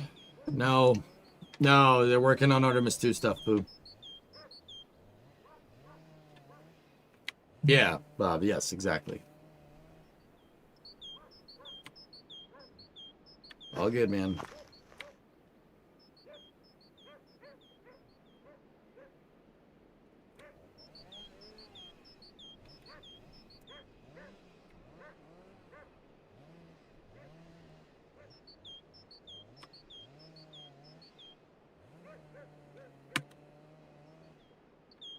I know the feeling.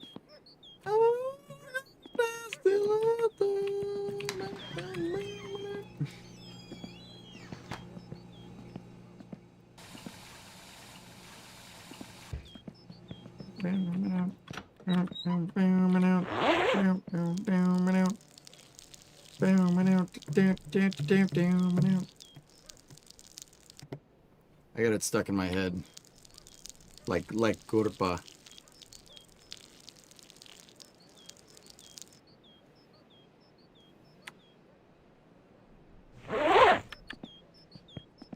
Curpa, my mans.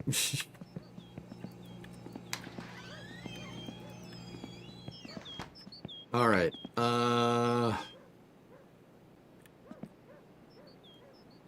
Let's do this.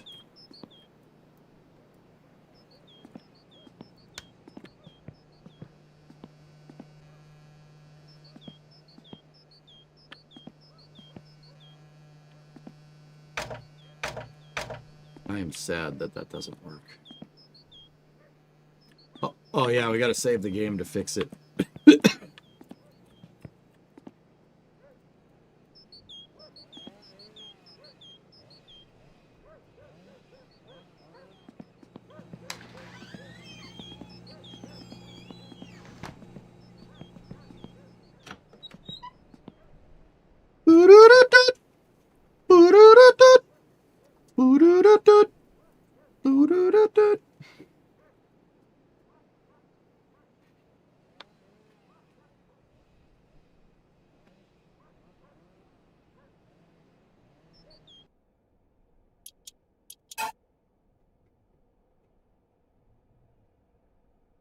So how cold is cold in Florida? It's not about cold in Florida, J-Volt. It's about just cold in general, dude. Like, there are temperature constraints for certain systems on the vehicle. And I believe the lower... I'd have to go check the press kit. I think it's like 40 Fahrenheit or something.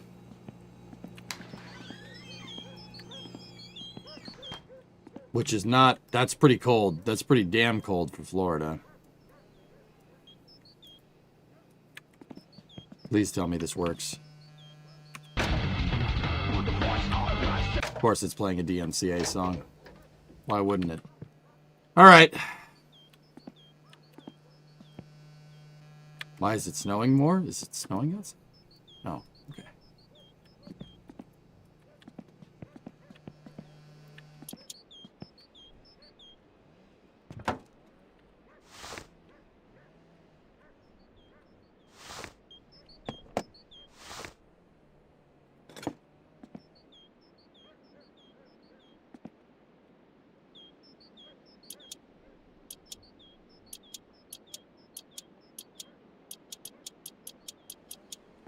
Going to snow here soon. First time it's been this cold in 15 years. We are opening the cold weather shelters. Jeez, dude. Okay. Let's give the carb a couple of pumps here. Alright,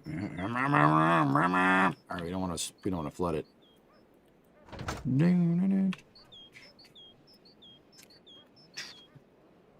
Okay. AFR is working.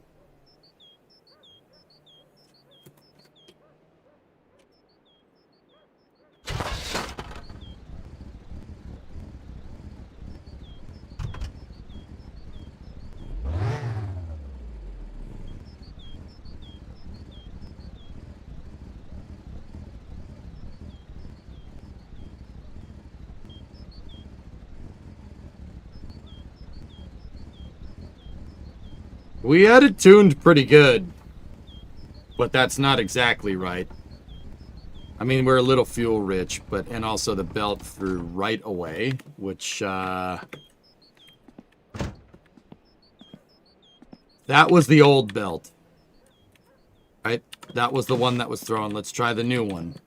That was on purpose. That was the belt that we knew was causing problems. I'm just troubleshooting this a little bit. Why such a rough idle? Because the AFR is not optimal. It's fuel rich.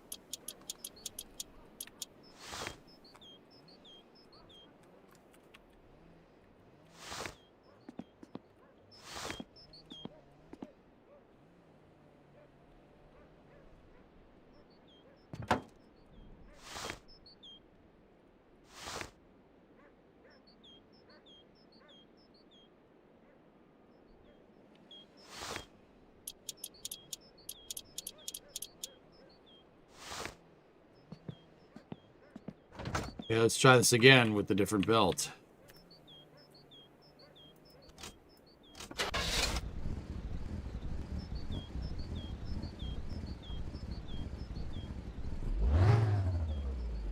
How did we lose that belt condition so fast? That thing was brand new. So the new belt works.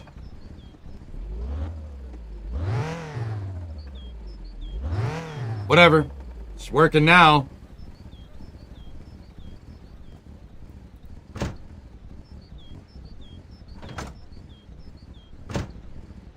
Let me check the... Oh, that's where the new alternator's going. Look. Oh, I am stupid. I was reading that gauge wrong. The alternator was bad.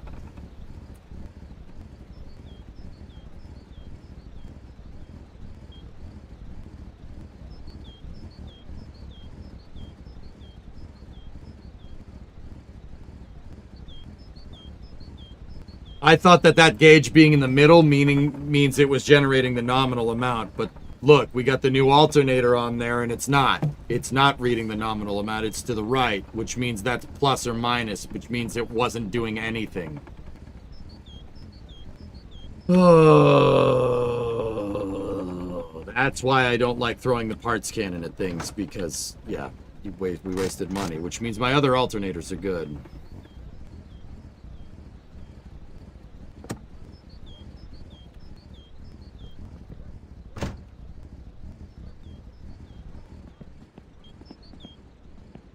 Different song? Nope, that's the other DMCA song. Crud. Alright, we got the screwdriver out. Let's tune it. Why is it so shaky? I can only assume that's because of the tune. We're running way too fuel rich. Alright? The motor is taking temperature, which is good. Means the cooling system is working. I see it, Geek. Yeah, it's plus and minus. Wait.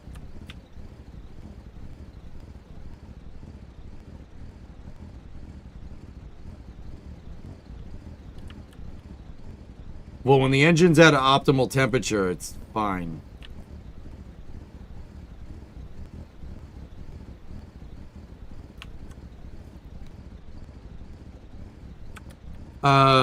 Shut the car off.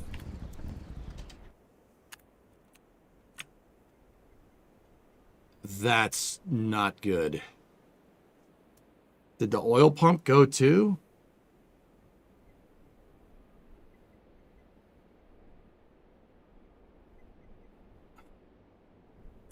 Or are we low on oil? What the hell's going on here? I swear if we have to tighten this oil filter, I'm going to be pissed. You mother... Dude, that thing just comes undone. It comes undone if you reload the game.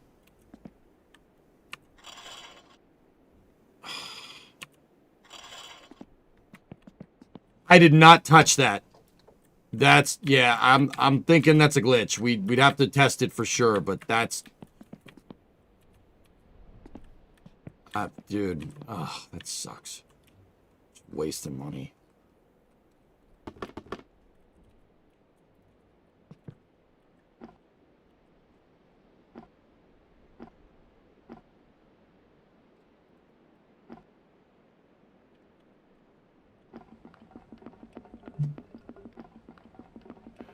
Did you know yeah, your cousin is jealous that you store your car at your parents' house. Cousin's house is right over there. He has the garage with the tractor. Like, give me a frickin' break, pal.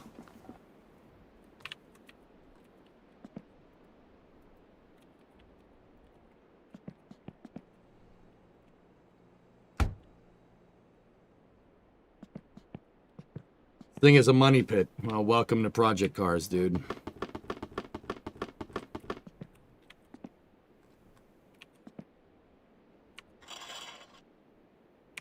Okay.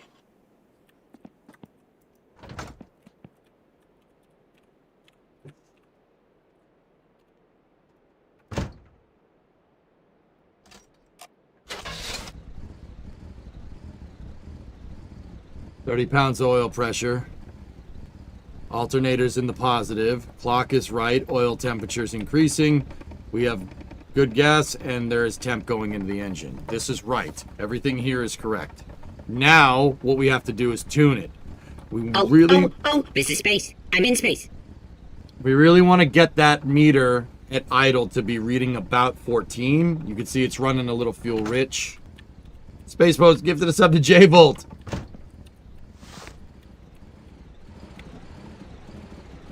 There's an idle screw here that you can use to set it.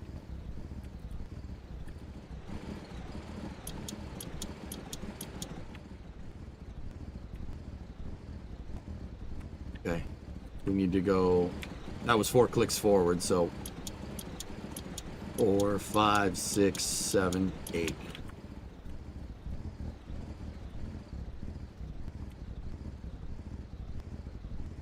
Okay, almost there.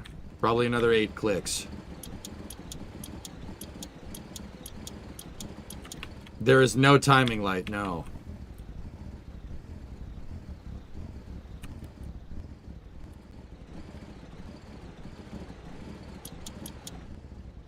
Tortellini surprise is served. All right. Yeah, I'd say 4 more for sure.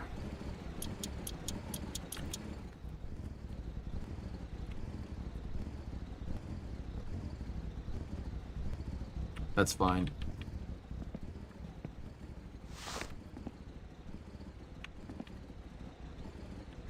She's starting to smooth out a little bit. Let's let me back off the distributor.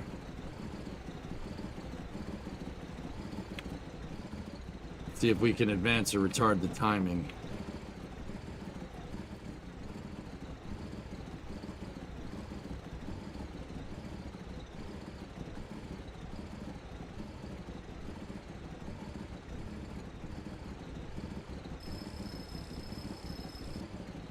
Yep, that's ATDC, so counterclockwise should be advancing the ignition timing. Won't the filter affect your AFR? In real life, yeah. Yeah, in real life it absolutely would.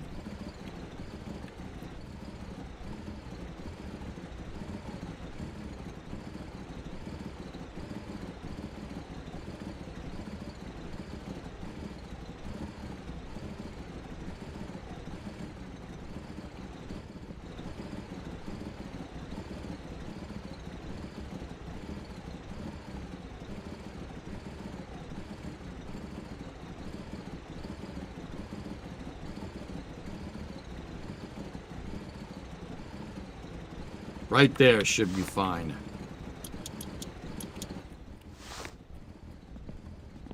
I don't know if we have timing. There's no real timing arrow, dude. So what we're doing here is setting the air to fuel ratio. You want 14.7. 14.7 parts oxidizer, so atmosphere, 1 part fuel. That's what the wideband O2 tells you. It tells you your air to fuel ratio going into the carburetor. See, we're up to temp now. So we went up to temperature and look, she's running a little bit lean. Now, here's the thing, fellas. You have ratios here. So air to fuel. 14.7 is about the ideal. We're a little bit all over the place here. That could be because the distributor is broken. I don't know. What RPM are we idling at? It's smoothing out.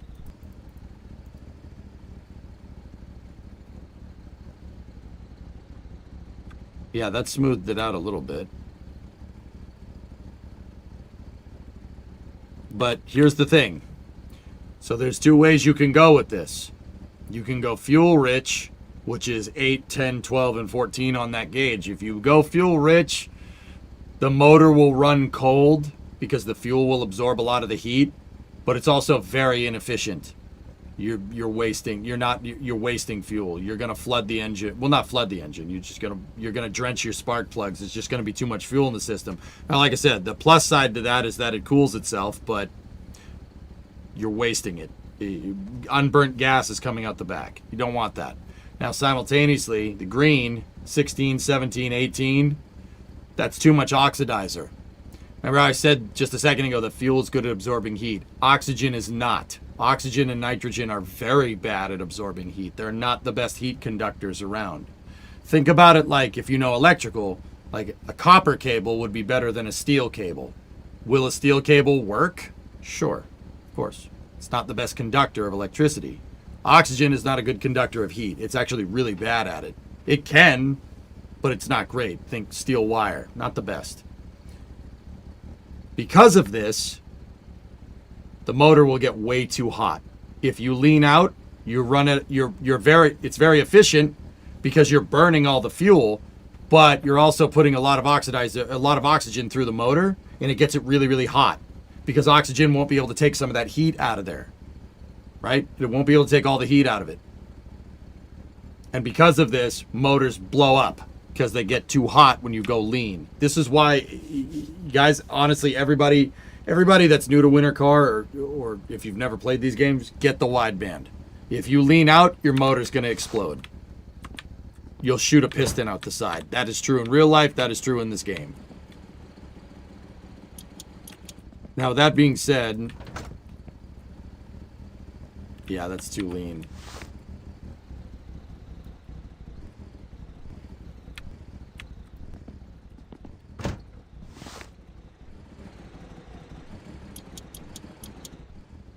Like full block rud, yes. Yeah, I just want to go back one more tick.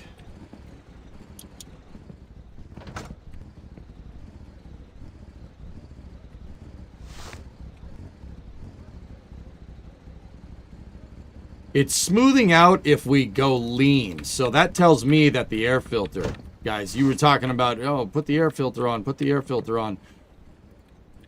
That tells me that it'll run better if we constrict airflow. It'll smooth out.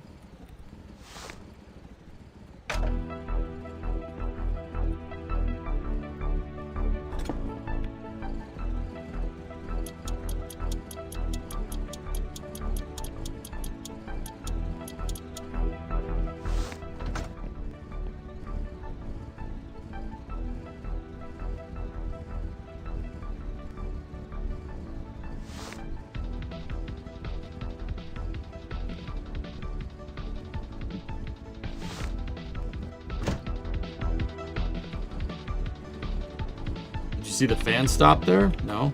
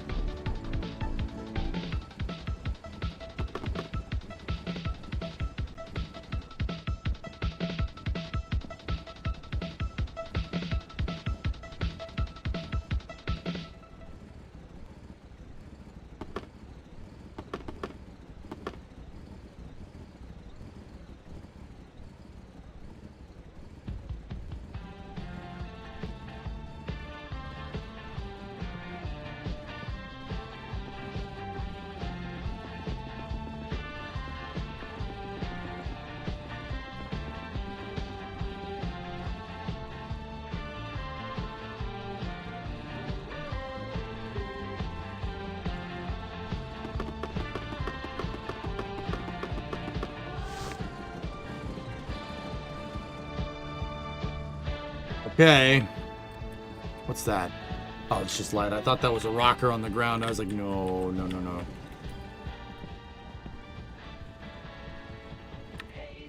Okay.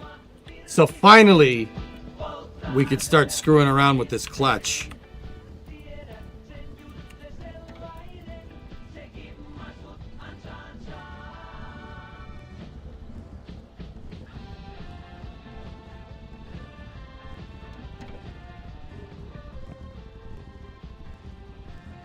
Yeah, this time without the handbrake.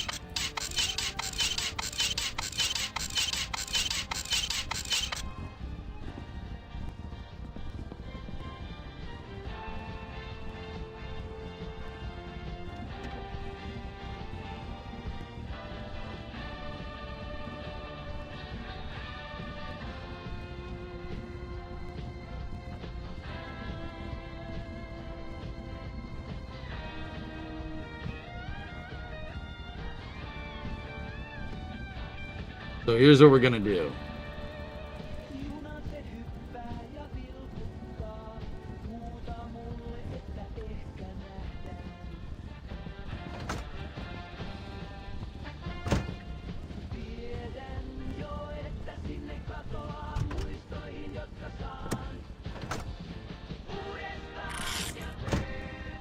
Let's take a look.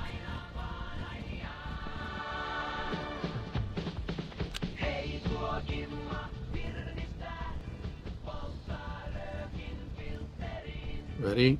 0, 1, 0, 1, 0.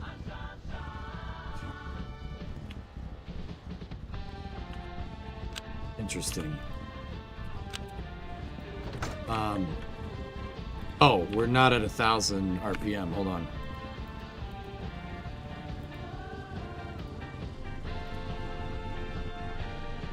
Okay.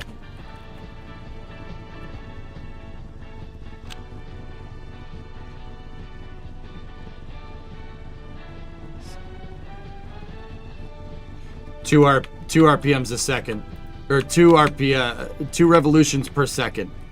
Yeah, that proves our math. The first gear is first gear in that transmission, guys, is probably like a 2.7, 3 to 1, something like that. I have a theory that the 5-speed can't move it. Or the engine can't move the 5-speed with a 3-to-1 first gear and a 4-to-1 diff. It just doesn't want to.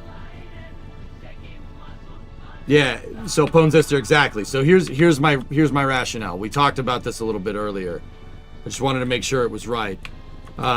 So the tire's moving 2 revolutions per second, right? That's 120 revolutions per minute, okay? So, okay, the thing is getting a little freaked out, so.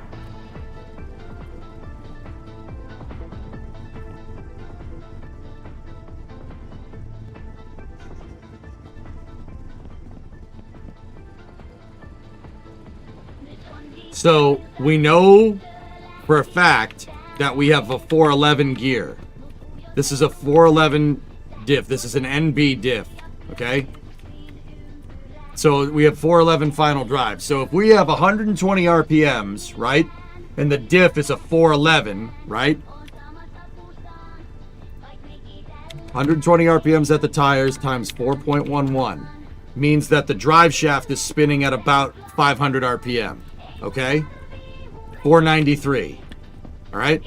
Now my motor, I pulled the choke on it and the motor is running at 1,000 RPM.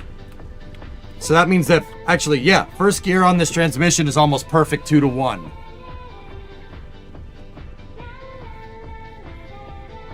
I thought you used an SB.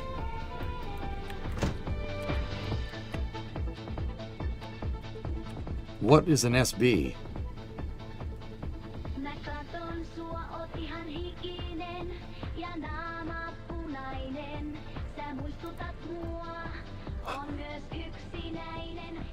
I could have sworn we got the axle that was for the...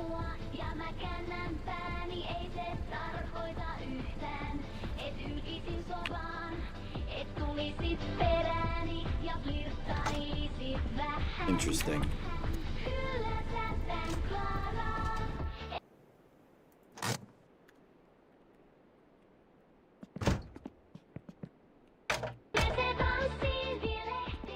Are you sure, Stu Boy, that we had an SB diff? I just, yeah, I had so many diffs from the past 2 lives, I don't know. Just look at it? Would you just look at it?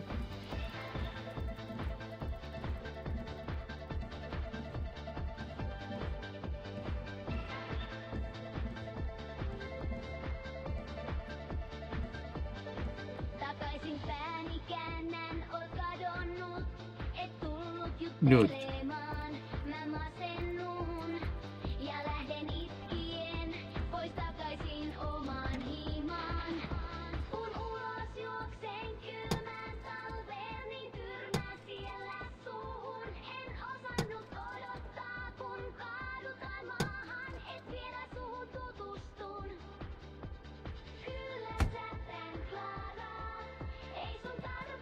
Dude, I think you might be right. Thought I had an NB from another save. But if that's right and we're running an SB, I can't see it. Like it won't let me select it.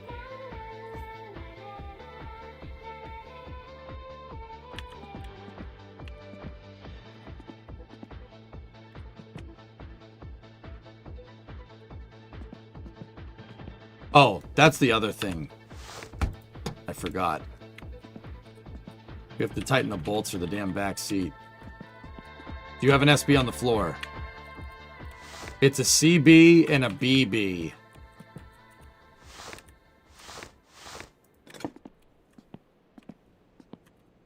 Yeah, that's... See, I think you might be right, Stu Boy, because 2-to-1 first is... Stop playing the freaking DMCA music, dang it.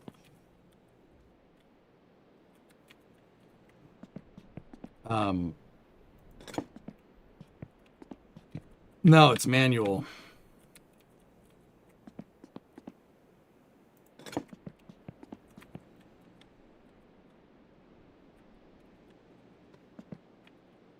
Tighten the louver down.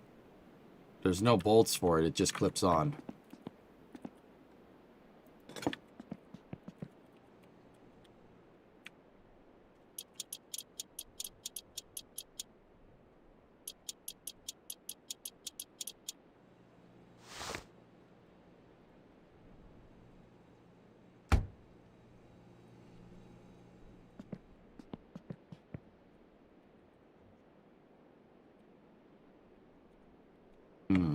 Now I'm thinking.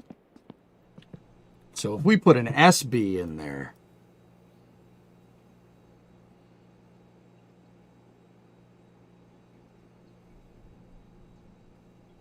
Does it not say what it is when it's in the car? No, the VIN plate wouldn't say what it is when it's in the car.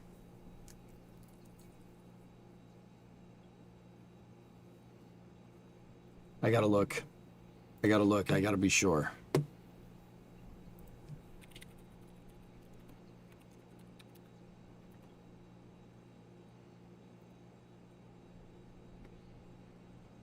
What winter car VOD was it? This one.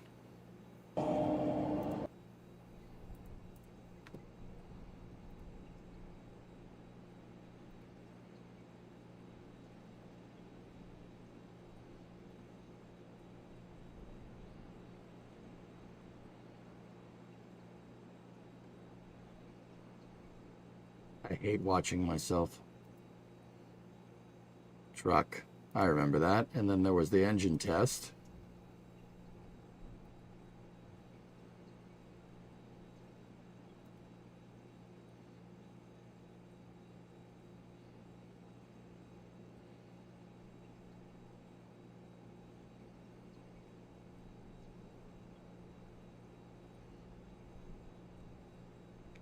Here, I'll get over here just to not confuse people.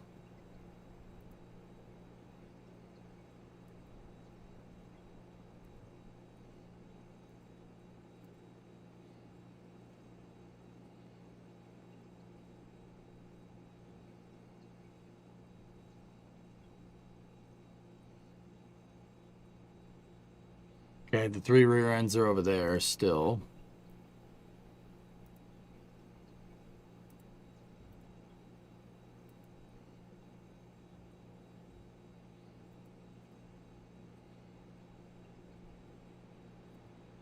There it is.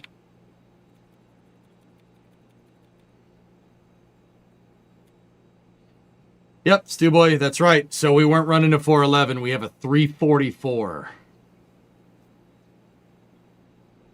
Oh.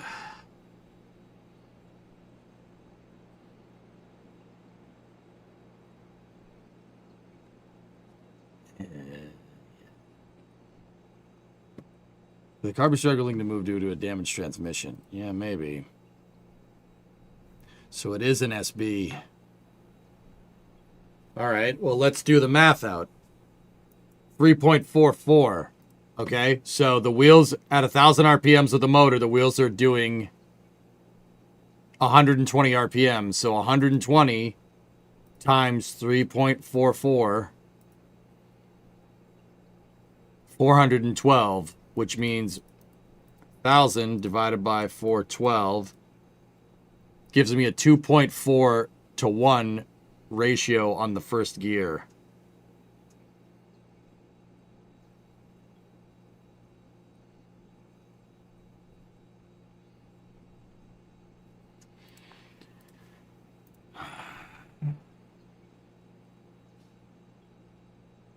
Discovery, go at throttle up.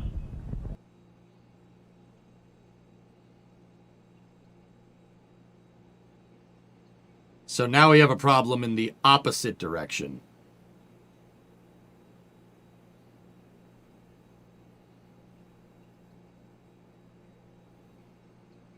So before... No, I was just wrong. A taller gear would give us no torque at low RPMs. Nothing. Yeah, I thought we had too much. I thought it was too much, but no, I was thinking about that backwards. Yeah, that's the problem. That's the issue, dudes. The issue is the rear end. Do we need to switch to a 4-speed? A 4-speed would help with this, Taylor, because the ratios are going to be a lot wider over 4 gears than 5.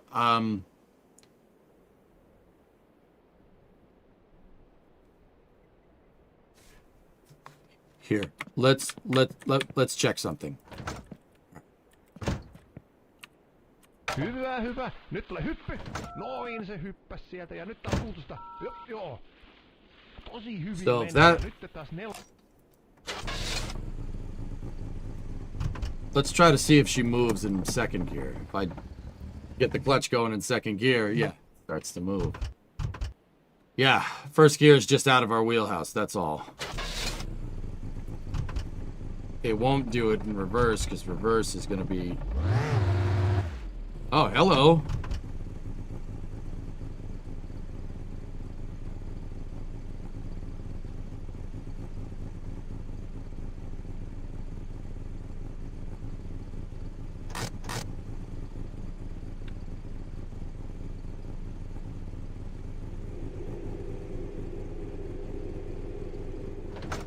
Huh.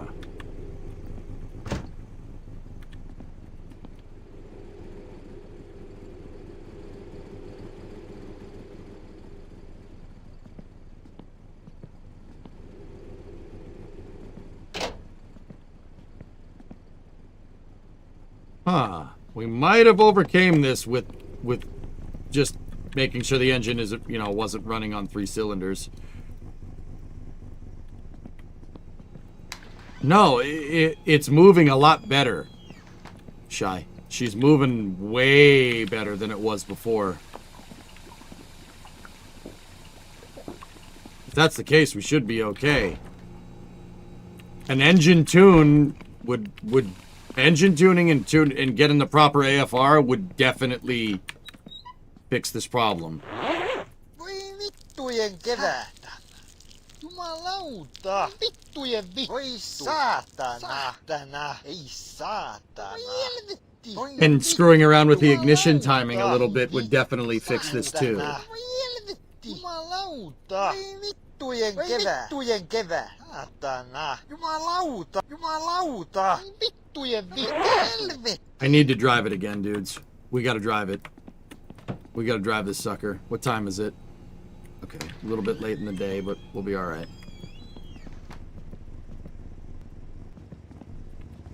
Sucks because you're gonna let all the heat out of the damn garage, but that's okay. She's up to temp.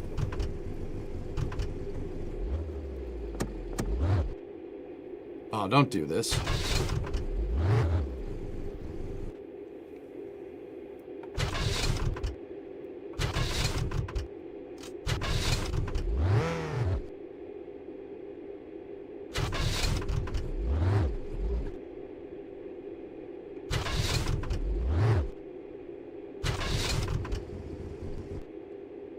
I see it.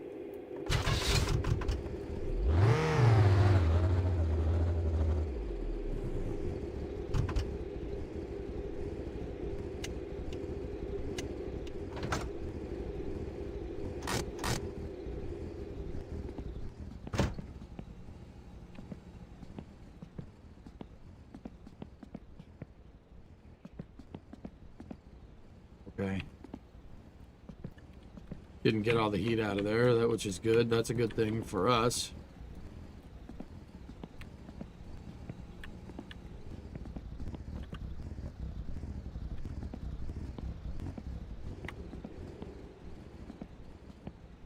Yeah, Sun Temple, that's a good idea. Take the torch with us.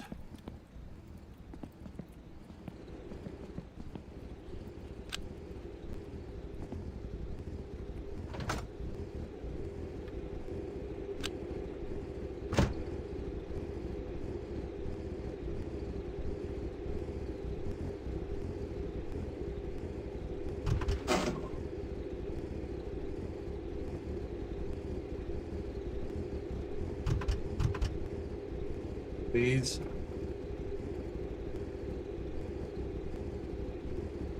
That's the old fan belt.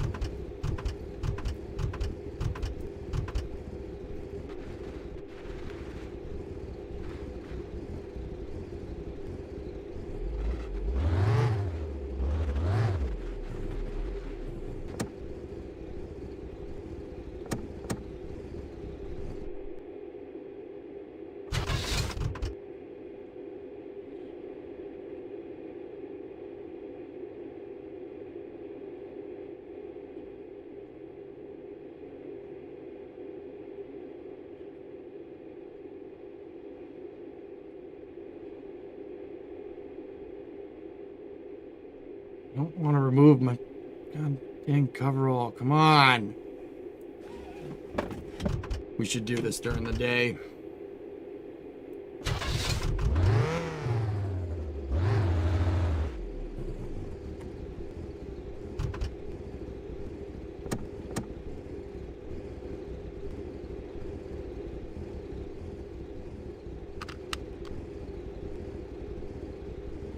I don't know if there's a dome light or not.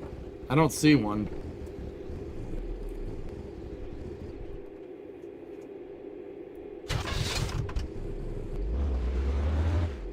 She drives good now.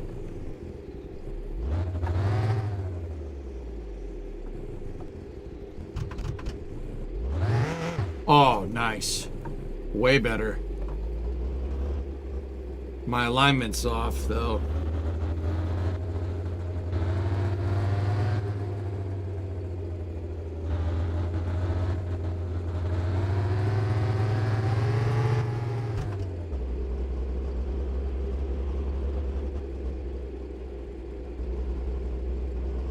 It was the AFR. I think you're right, Stu Boy. That's the only thing that makes sense. Because the tuning the AFR is the only thing that changed.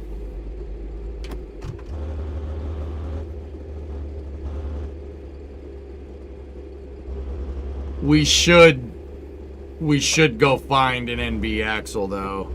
This thing with an NB axle now would accelerate real fast. But see, then again, guys, a 344 might not be the worst idea. The reason why it might not be the worst idea is because on ice, you don't want to spin the tires.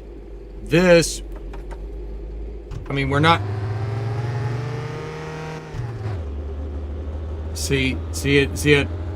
It falls on its face after I shift gears.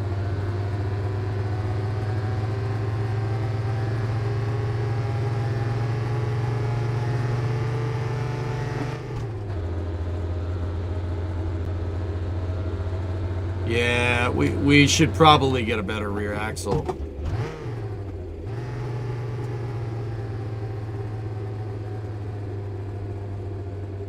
Yeah, it's dropping out of the power band, exactly. We don't... See, when I shift gears, the tack, so the gauge on the right goes... It kind of... That was a money shift. See that? Power band for this motor is... right... Oh, we gotta turn around.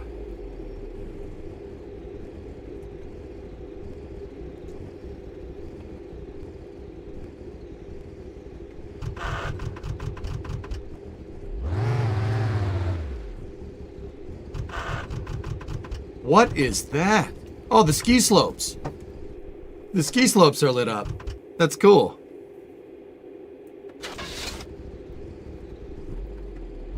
I didn't replace the clutch. We didn't get that far, spoiled.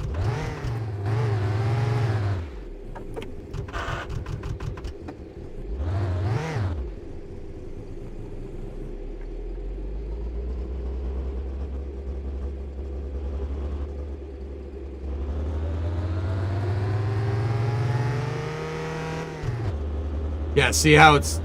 When we get up in the RPMs, we start accelerating.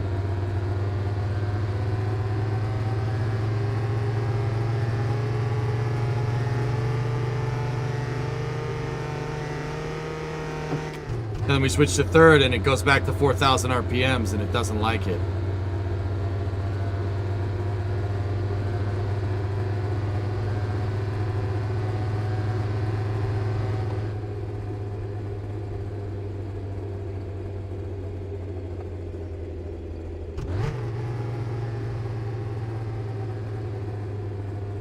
A racing cam could fix it.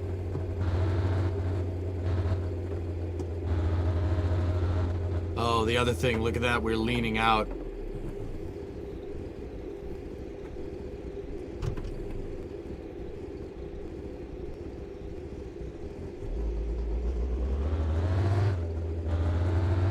So this thing is really nice to drive.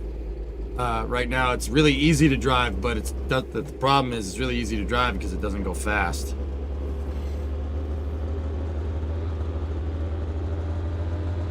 Lean.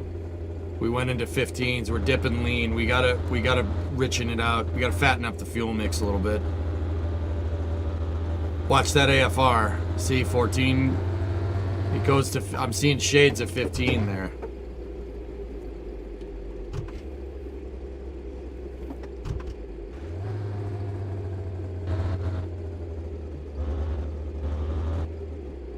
Shorter gears.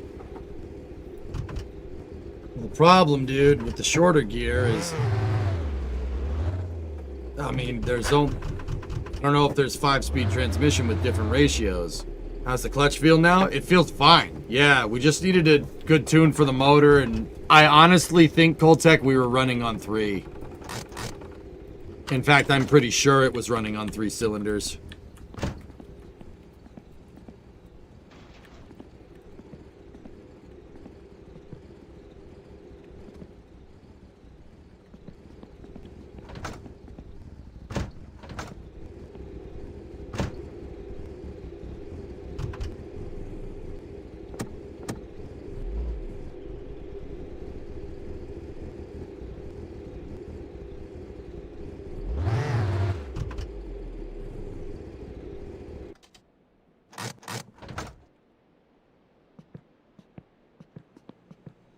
Yeah, frick that bumper. That's right.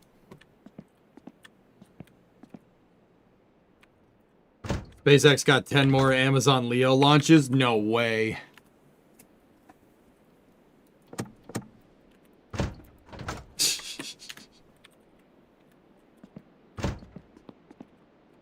That's really funny, actually.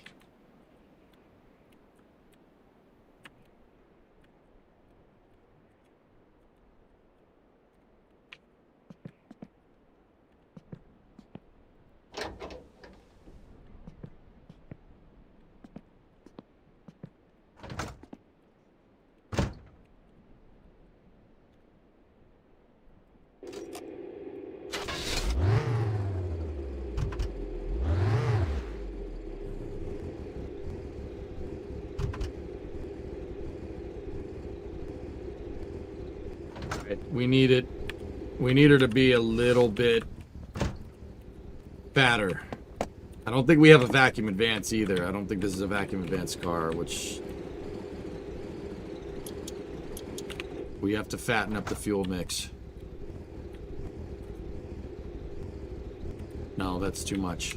I'm telling you guys, fuel rich is just gonna make the motor run a little colder and a little less efficient, but it'll run. Lean blows up the engine. Yeah, it'll get too hot, and then you'll start melting things inside of it. Yeah, that's really where I'm thinking. Is that mixture with the choke all the way in? Yeah.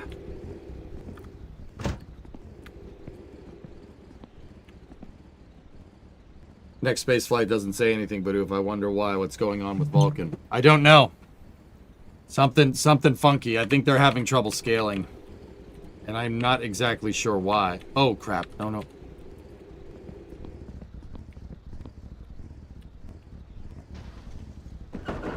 Please don't do this, game. Come on. The Satsuma did this too.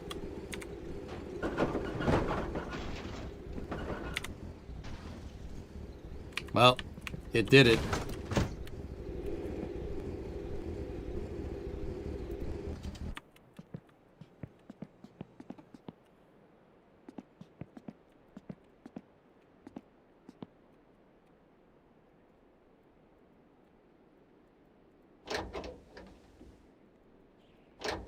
Yeah, call it a rotisserie restoration. Okay.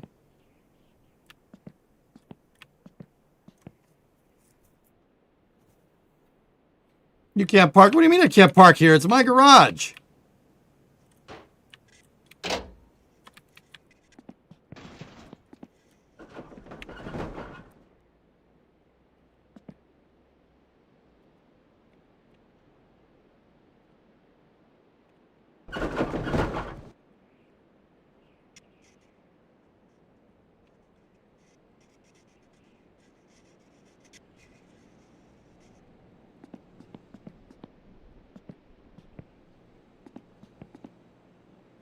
I'm just pointing out that the game put the car there and not me. Okay? Back it out. Ow.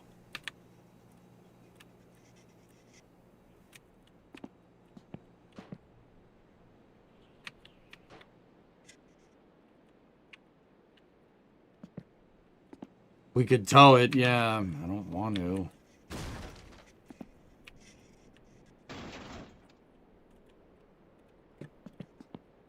That's really annoying. And look, it opened my damn doors. Let's just let all the heat out. Sure. Why not? Just screw it. Push it from under. Rob and everybody else. In this game, dude, sometimes stuff just like sitting there. It like in Summer Car, like if physics decides it's going to sit there, it's going to sit there and there's nothing you can do about it. There kind of are ways to get around that, like compressing the suspension, for instance.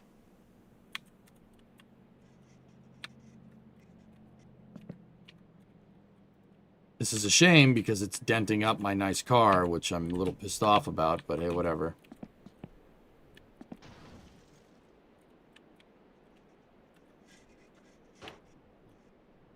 And then sometimes stuff just likes going flying.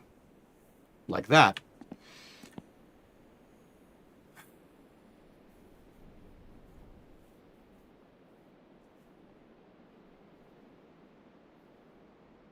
Yeah, skid plate looks great, though.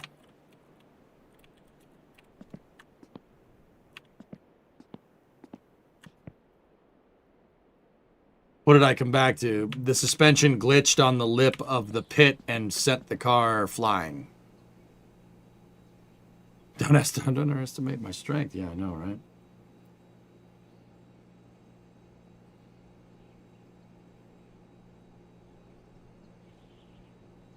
What happened to my freaking car?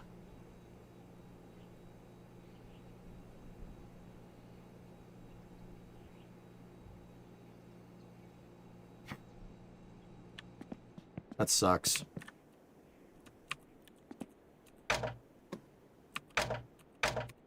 Tänne ja parapsykologian nykytilaan Suomessa.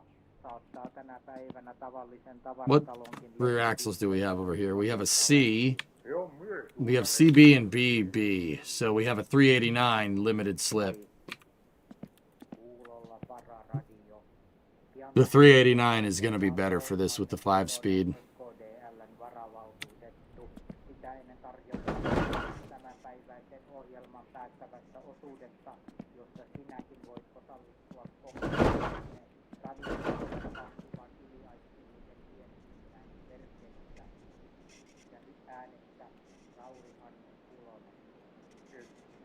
Come on, Skidmark, don't do this. Come on! We just got you running! Come on!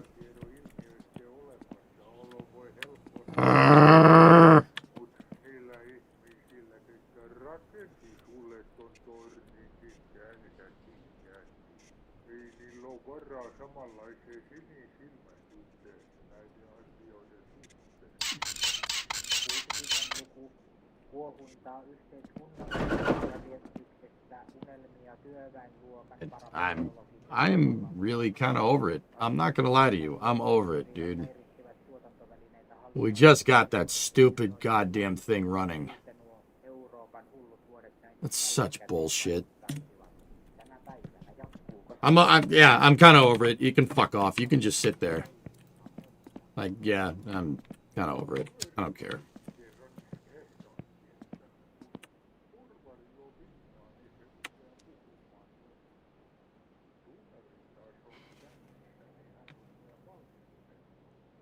Why is the car upside down? That's a really, really good question, Lemon. I parked the stupid thing in there, got out of it, and it flipped over in the garage.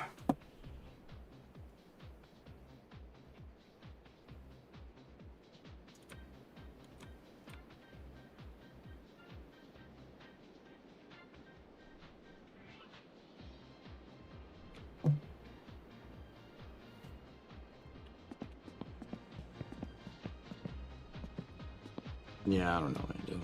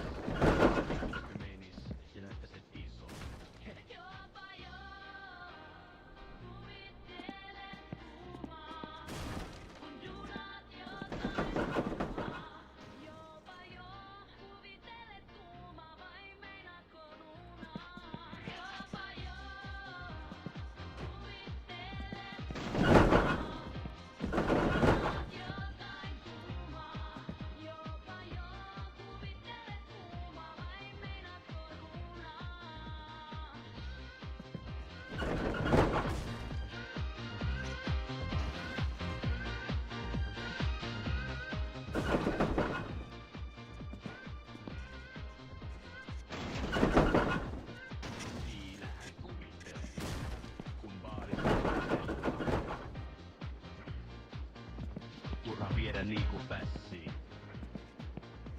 Kun kohta tää jätkä.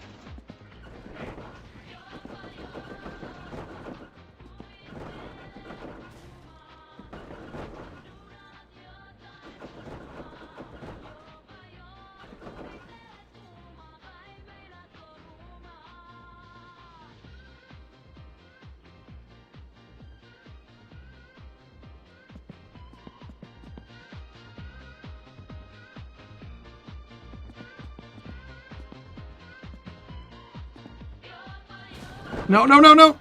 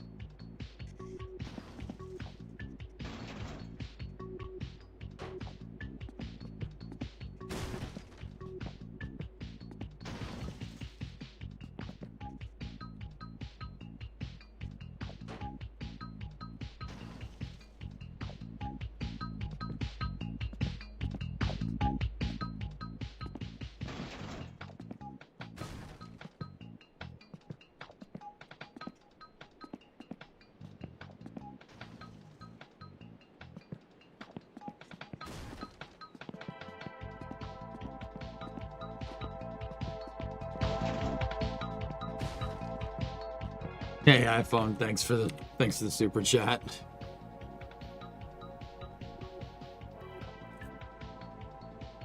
I'm about to save scum this. Honestly, we don't deserve this.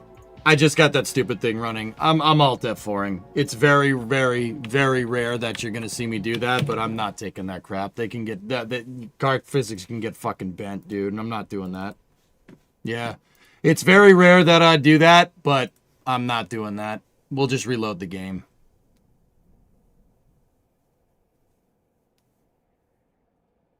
Yeah, I just got that stupid goddamn thing working correctly. Discovery, go at throttle up. Oh no, the game crashed. Yeah, I know. It's so strange. You guys, thanks for the gift. This is space. I'm in space. I rarely save scum. I do not do that crap. But that one was bull. That one was bull.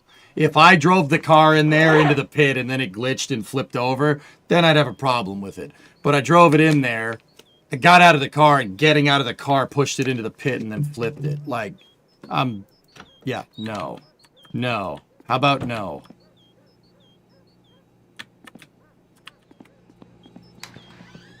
Yeah, I'm not doing that. No, man, Gator don't play that. Streamer man don't play that. Discovery, go at throttle up. Hey, Philly, what's up, man?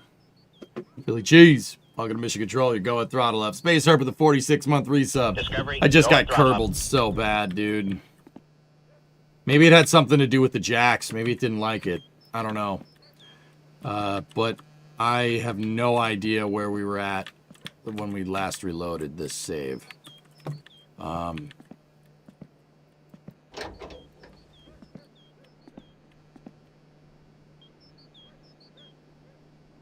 Okay, that's still the bad belt. So if I'm understanding this right, we're gonna take this. I'm gonna put this in here. I'm just repeating the steps that I got up to this point. 8mm. Tighten down the battery. Discovery, Positive go at first. throttle up. Check the oil filter. Yep. Thank you, Yarg. Hey, Sam, 59 Sam Cars, 59-month resub. Yep. You could just put on the new belt. It's just to have me understand where I am in the save. Just joined. What ended up fixing the car? We tuned it, and then I replaced some parts. DH gifted a membership over there. Thank you. Dan, you guys support that? Yeah. Twitch and YouTube chat, you guys are both in concurrence. You drove it, tightened the back seat, checked the oil, and tuned it. Okay.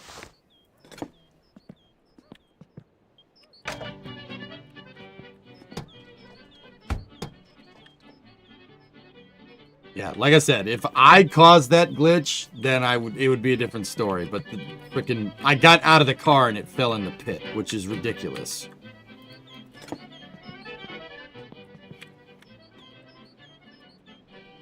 I just checked the oil filter, Maddie. Thank you. Yeah. Hell yeah.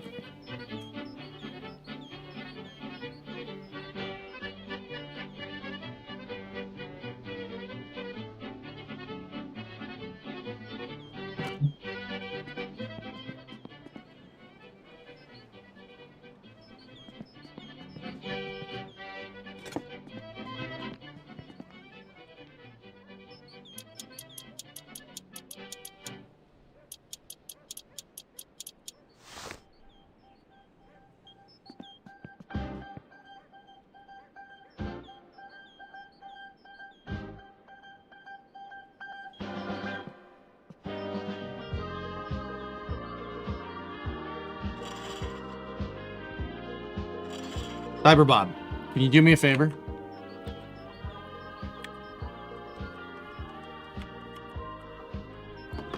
The glitch, it was a glitch, right? Right?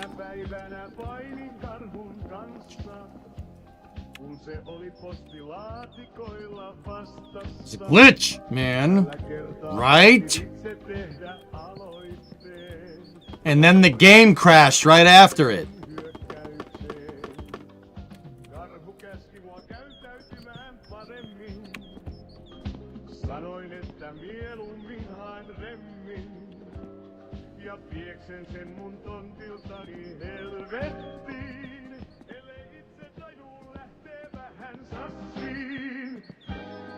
Where's the air filter? Those are the other air filter. Oh, it's up here. Okay. Yeah, you know what? We'll just replace the belt right now. We know that one is caca.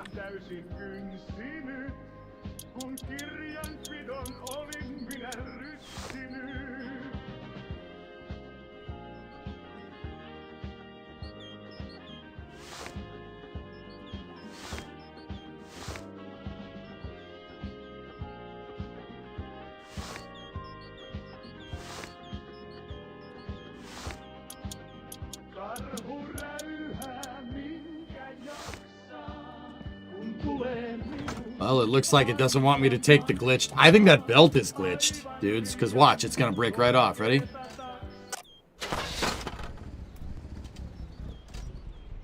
Yeah, something. I think Snarford gifted 10 memberships. Oh, jeez. Thank you. I'm fairly confident, dudes, that if a component fails with the belt attached, it'll basically destroy the belt. Snarford gifted 10 memberships over in YouTube. Thanks, guys. I hope you're appreciating the struggle. That was too much for me. I was just like, nah, I'm not doing that. I spent way too much time getting skid mark working correctly. It's immersive gameplay. Back in 1999, games did crash. That's right. Snarford, thank you very much. Read the dang message. Tag me and I'll read it. if you don't tag at EJSA1, I'm just gonna assume you're not talking to me, dude. I'm handling 2 chats on 2 platforms.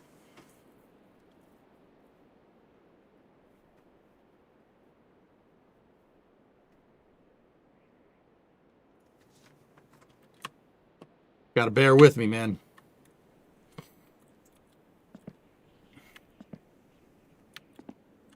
All right.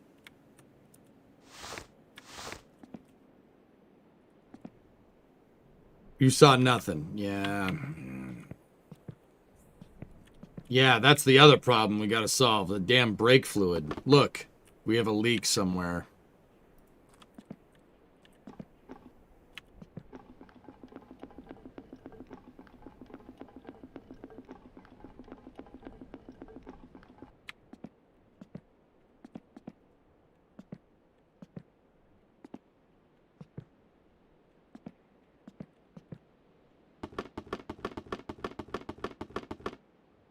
You know what? It's Friday. Sawyer isn't around yet. I'm getting a beer. I'll be right back.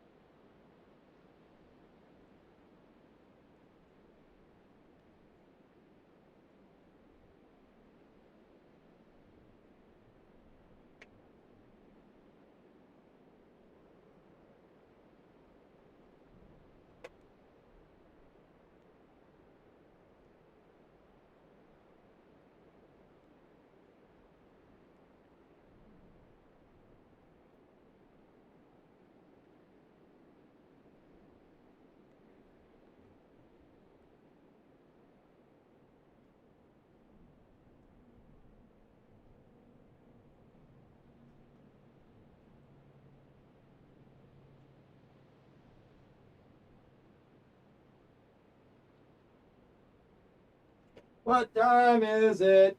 It's beer o'clock.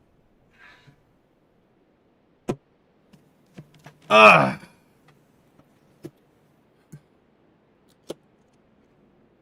Cheers. It's Friday.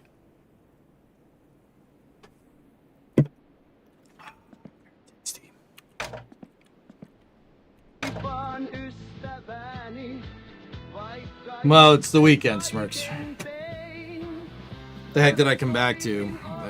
Physics glitch flipped the car over in the garage, and I decided I didn't want to. This game is enough of a struggle. I didn't want to make it worse. All right, let's tune with the air filter on this time, dudes.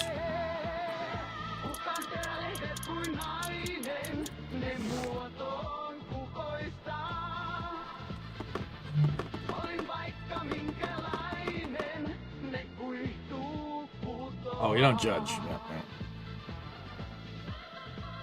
right. Okay. The other thing is we got a brake leak somewhere, so I have to.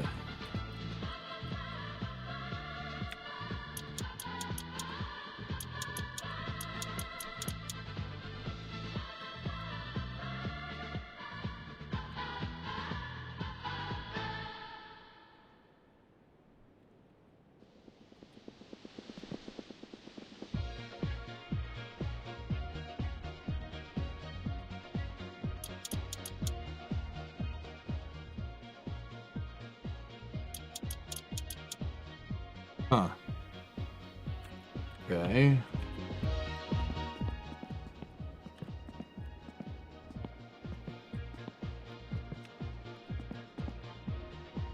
Okay, front brake, rear lines. There's the rear brake. Okay.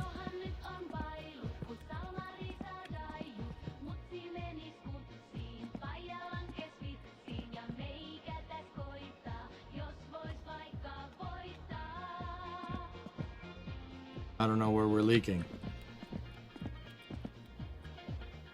Proper hydration is the key to good content. Yep.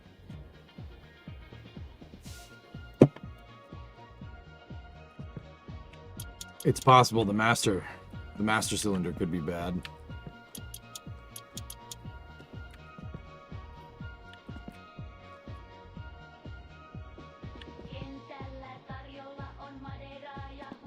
You can't tighten those with the ratchet. It's letting me.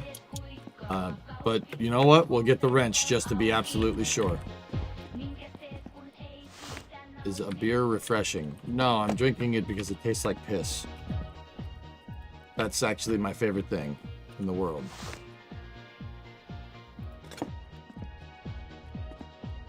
Maybe you cooked the brake fluid when the handbrake was on? Possible.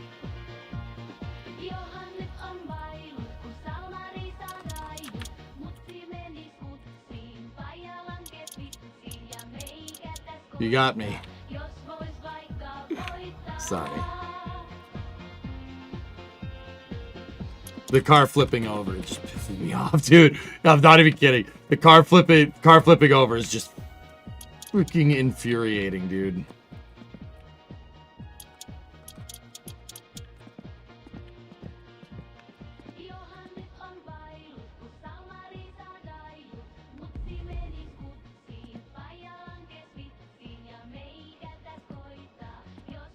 Okay.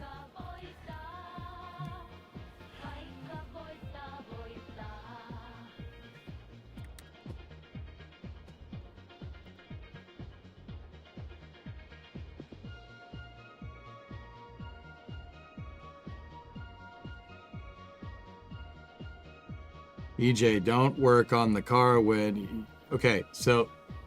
Nick, I'm only going to say this once. Type the @ sign in chat. So click on the chat, go and @E, and then it'll say EJSA1. Hit enter, and then type your message. And you say, don't work on the car when your fatigue is high. That does not make a difference. I wouldn't drive the car when the fatigue is high. When your fatigue is high, it doesn't matter. You'll start blinking a little bit, in which case I go into the kitchen, I get a coffee, and it goes away.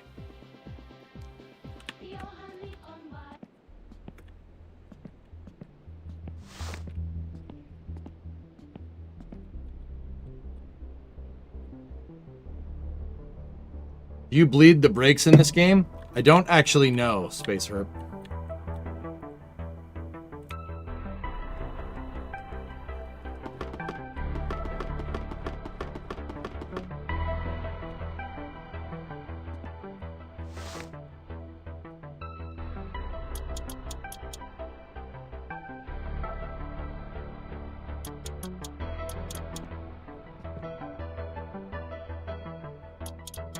Yeah, that all seems fine.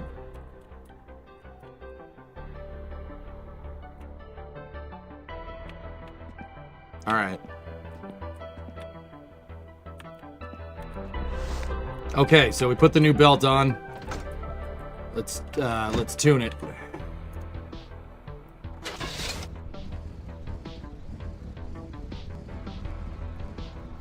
Pull the choke out. Let's get this bad boy up to temperature.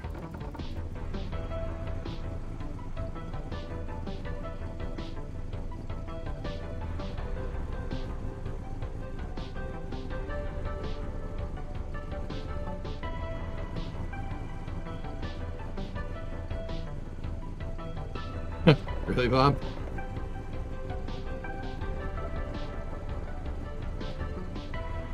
Are you fasting today? Yeah, pretty much.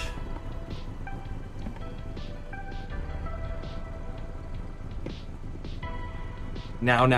It's annoying.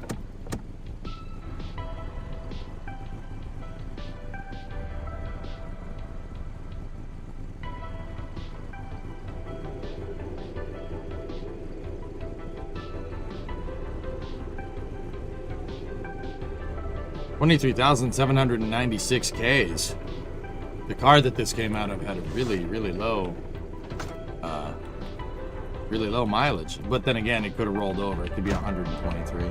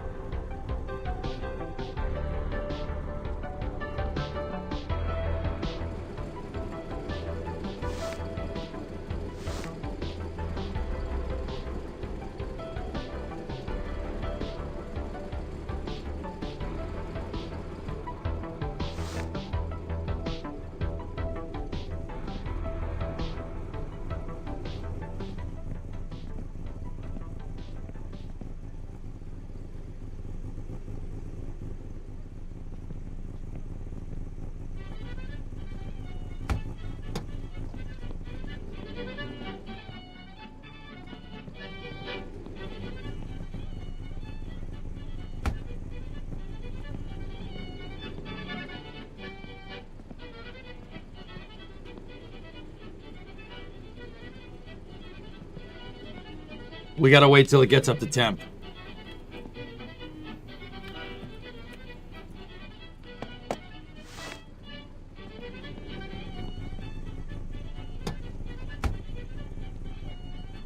Did you retighten the back seat? Yeah, Speedy, I think I did. Thank you. Yeah, we good, man.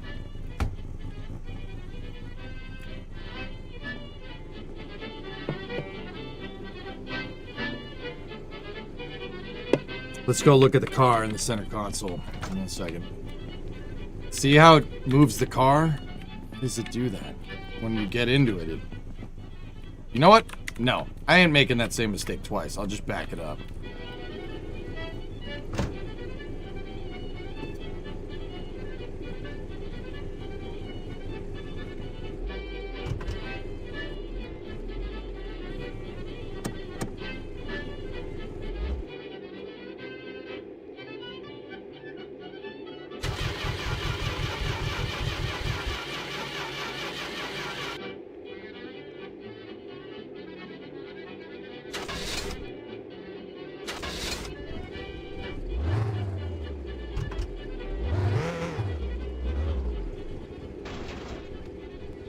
Doors.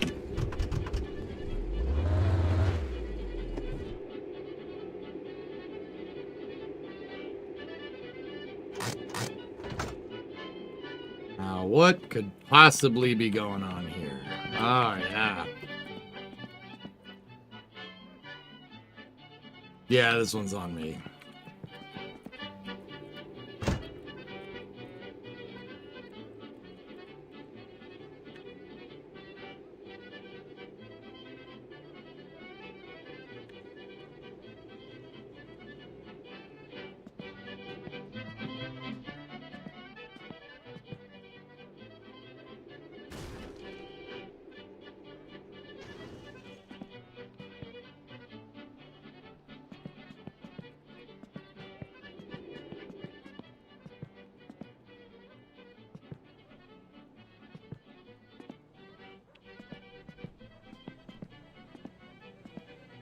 Yeah, we'll tow this one out, dudes. I'm just gonna tow it out. We don't want to mess with it too much. We figured that out, that we don't want to do that.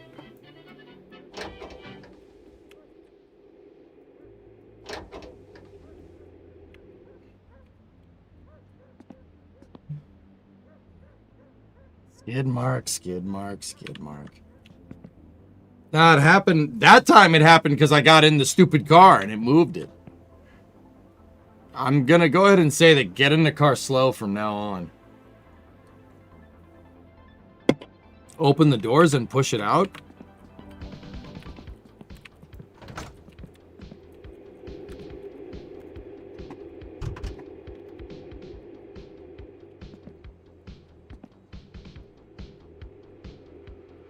Come on. Whatever. Screw my heating bill, right? It don't matter.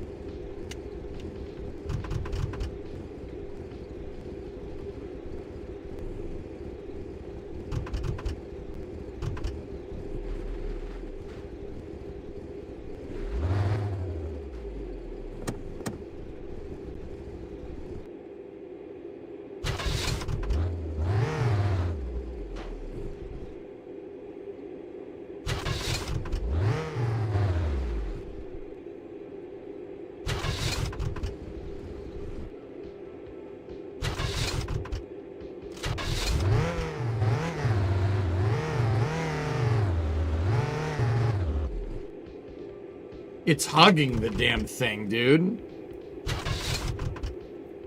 Come on, just...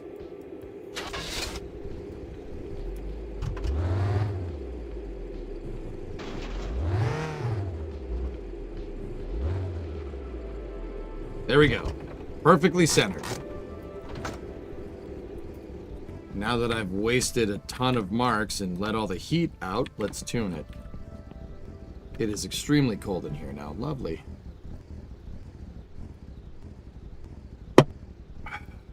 Didn't dent it up too bad, right? Nah, it's alright. She's okay.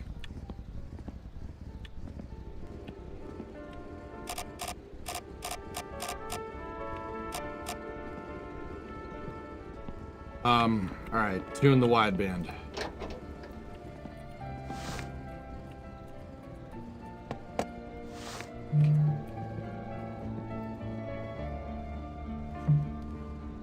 Sellainen mies tahdon olla, joka rakentaa talon, kasvattaa metsän ja kyntää pellon. Pihamaalla puut, pensaat ja kasvit, ei ois puutetta kellään.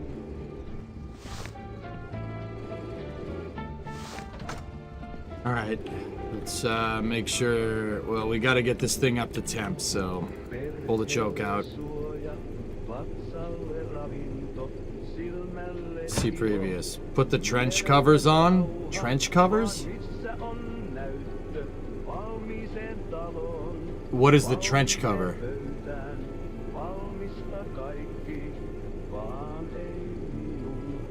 I don't think so, Rug.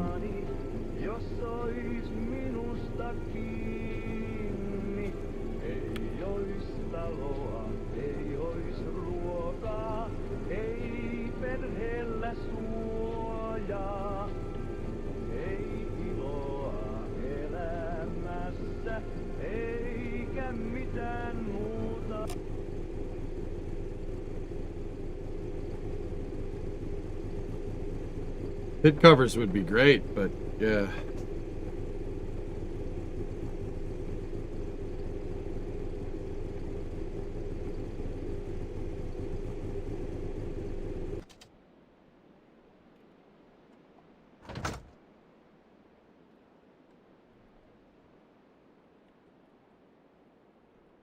Hang on.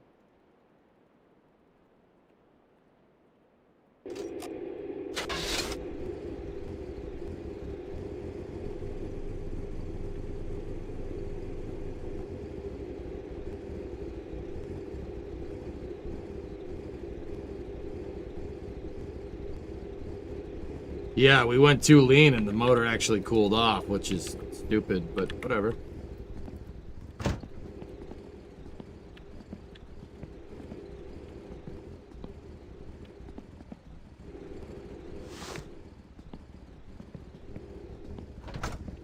Here, let's just, is the choke all the way in? So yeah, we weren't that far off, but we gotta just tune the carburetor screw. Let's go 4 ticks back. Okay, 4 more back. Hey, Ellisers, what's up, dude?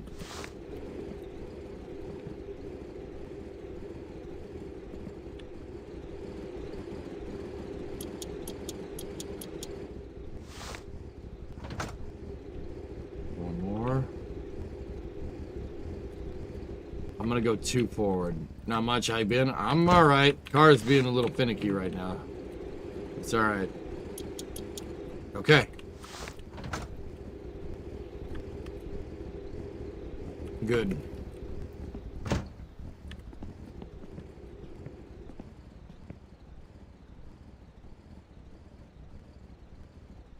You can get covers like grills. Oh, yeah. I don't really like the idea of driving over other parts, man. I'm just probably better to just park the stupid thing outside. I've been good, Ellisers. Everything is good. All right.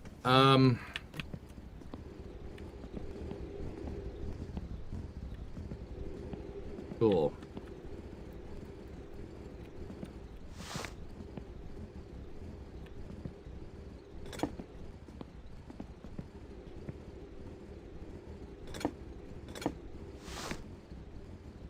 puuta vastaan, että sun pitää väistellä niitä ja näppäimet yhdestä nelosesta päästään vasemmalle, kutosesta oikealle. Sitten kakkosesta hyppää. All right, so we took that's where we got up to, and then we took the test drive, and what was wrong? There's a couple of things, and my brake fluid is gone.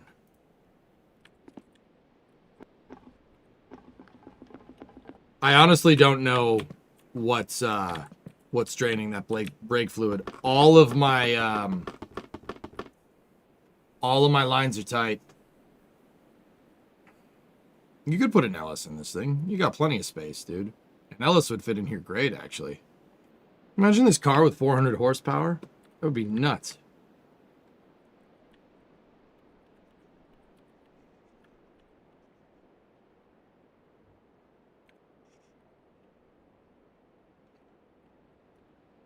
K20 would be great, yeah. The lines themselves. What do you mean the lines themselves? The condition of the lines matters, Stu? A 302 would be very fitting. Yeah, that'd be great. A 302 would... Dude, this thing with a small block in it, that would be real fast. Hey, Rob, what's going on? Could they be bad? I've never heard of brake line degradation. That wasn't a thing in summer car. I can't speak to winter car, though.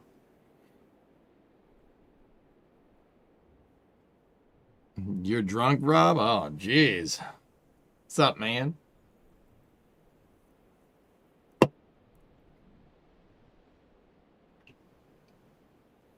Did you get rid of alcohol addiction? Yeah. Yeah, I did, Nick. Yeah. We starved ourselves, or not starved ourselves. We sat there staring at the wall eating 3 bags of chips for like a half hour. Yeah, check this out, dude. We just drink water.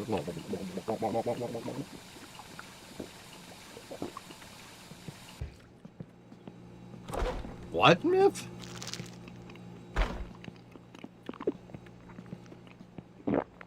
Firewood and sewage tank.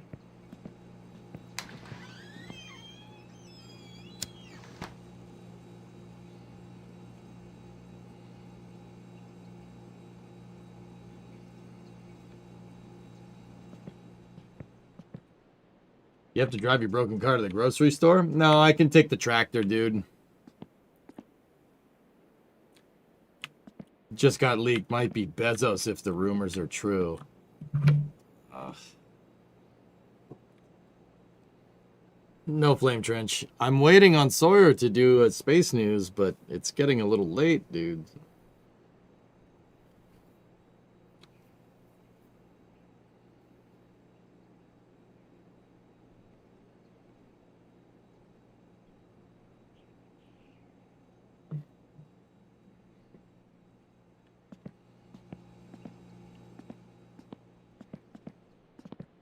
I see it, dudes.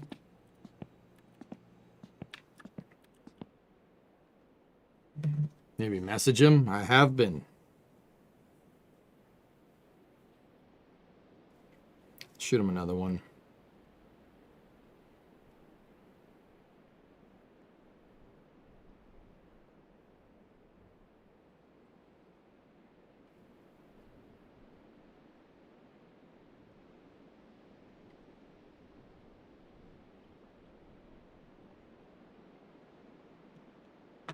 Oh, he said he had some stuff to do, Wefrel. So, yeah, no, it ain't anything bad.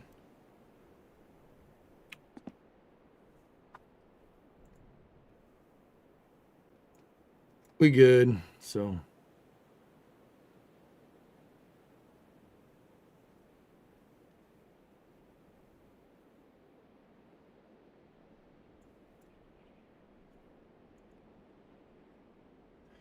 We'll see. Did you know you can paint the tires and the rims? Yeah, of course. You could do that in summer cars, Spoiled. Yeah, of course I knew that.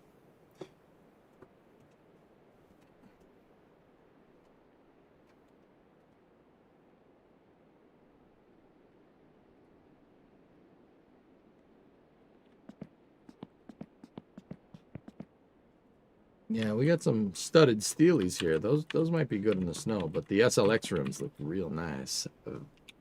Very nice. Okay, so where were we at? I think what I decided was that I wanted to put the other rear end in this thing. I think this will do better. I have a the CB is probably what we want. A 389 because we have an SB in there right now. I should have put the CB in there. I have no idea why I put the SB in. I thought that was better. 389 limited would be way nicer, way easier to drive. So let me undo the battery. And yeah, we can always have Pleatari fix the brakes, but I like doing it myself. I like trying to figure out myself what's wrong, but...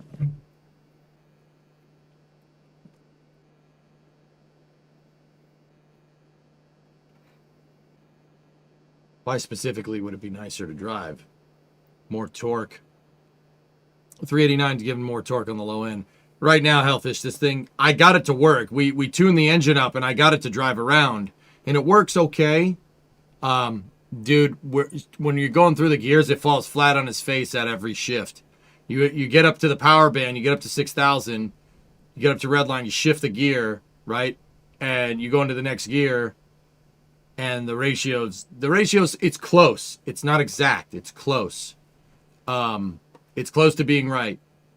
It falls on its face. You know, if I shift from like 2-3 to like second to third, right? We go 2-3 with the shift, it dumps to like 3,800, maybe 4,000 RPM, and that's out of the power band, and you really feel it. It's sluggish. Increasing our final drive will definitely make that better.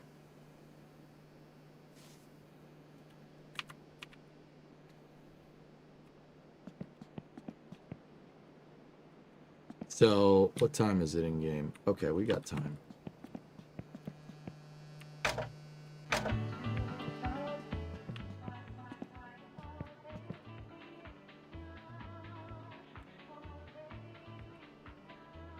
High numerical number equals more torque. What you're having is an issue with mid to high end power. It will still fall flat on its face, but it'll take longer to get there. What rear end do you think I have in there right now?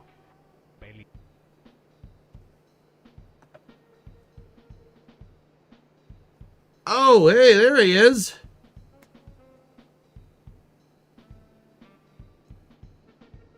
Oh. All right.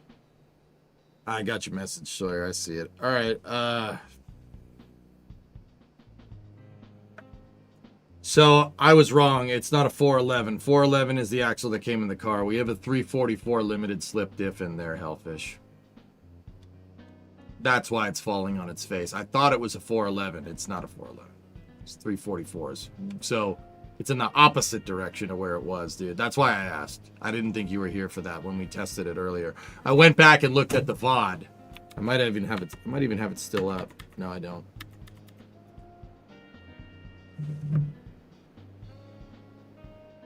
I'm a mechanic in real life, and the only thing I pay for others to do is alignments. I don't have the equipment for alignments. You got a tape measure? Tape measure will do it. Yeah, all good, man. So, Sawyer, how much time do you have between your next meeting and now? I know you're very, very busy. You're a very busy man.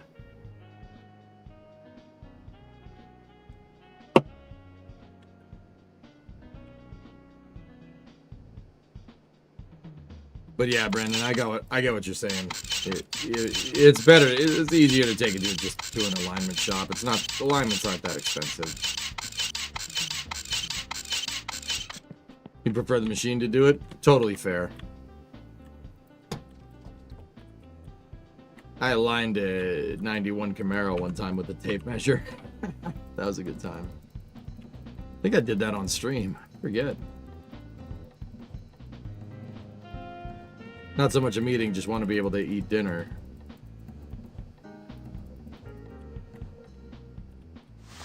All right, let's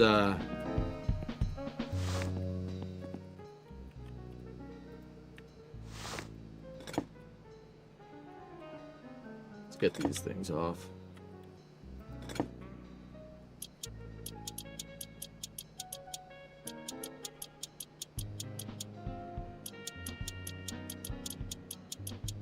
Bet that was fun. I got it pretty close. I mean, yeah, you ain't kidding. It's not exactly right, but it's close enough.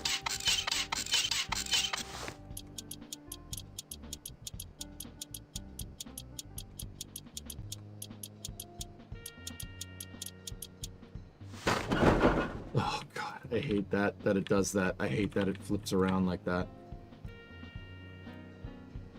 No flame trench tonight, yeah. So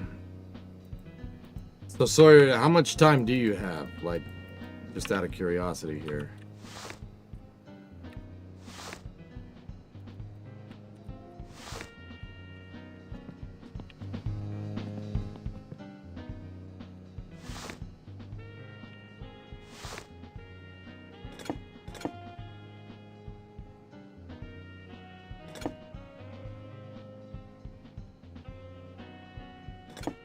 I mean, 90 minutes? Oh, all right, sweet. Okay, yeah, cool. All right, give me 1 sec. Let's,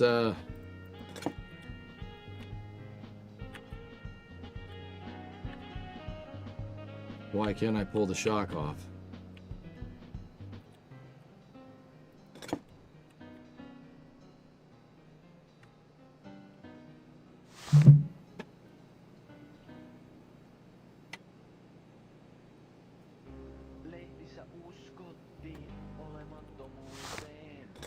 Yeah, you could do that on American cars, but not Germans or overall European. Yeah, because they're too complicated.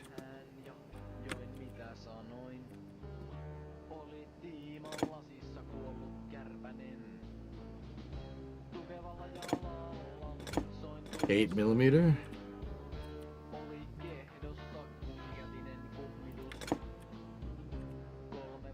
I just want the 12. I just want the bottom one though. You know what? Sawyer's around, dudes. Let's 13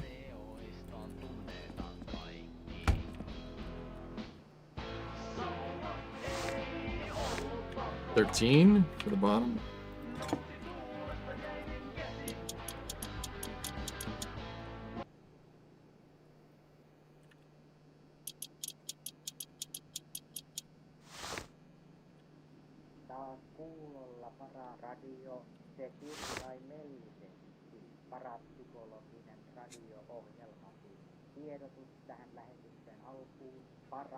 Yeah, I see it's moving. You really don't understand German engineering.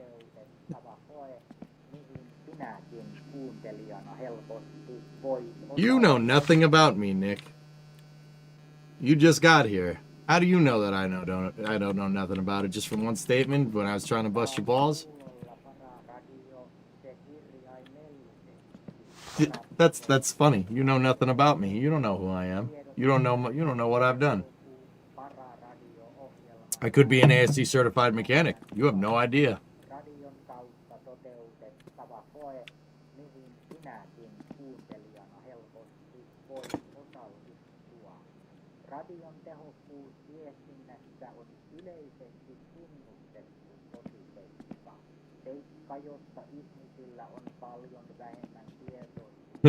All parts made in Taiwan. Yeah.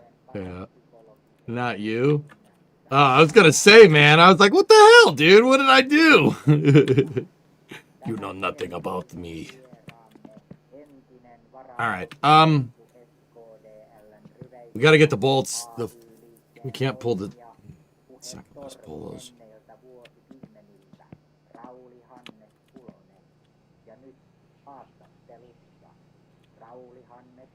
How many snap-on tools do you own? I don't own snap-ons. I got tangs, son. We got tangs, son. We got tangs up in here. We tanging now.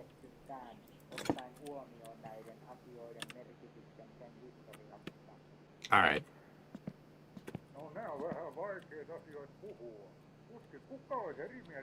Yeah, I'm gonna let the thing down. We'll do the. 7 o'clock. Kuule, tää oli yli 40 vuotta sitten 50-luvulla. Tampereella valtion lentokonetehtaalla oli duunareista aina ihan johtoportooseen saakka. Ihmiset ihan läpeensä parapsykolla mukaan. I mean, yeah, sorry, we can do that. That's fine. How's winter car going? It's going good. We did a lot of testing and tuning with the car today. We just need to swap the rear end. So, you know what? We're just gonna do this. We just got into this job, so I don't like leaving a car up on jacks, like, period.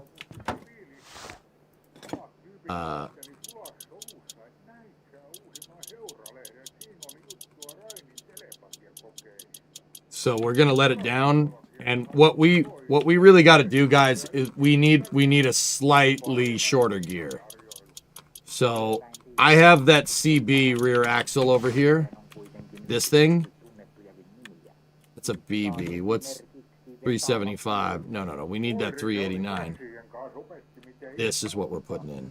This one will be real good. This should make the car real nice with that 5-speed. I'm just gonna leave it there. We're going to leave it here like this, and then we're just going to let this thing down.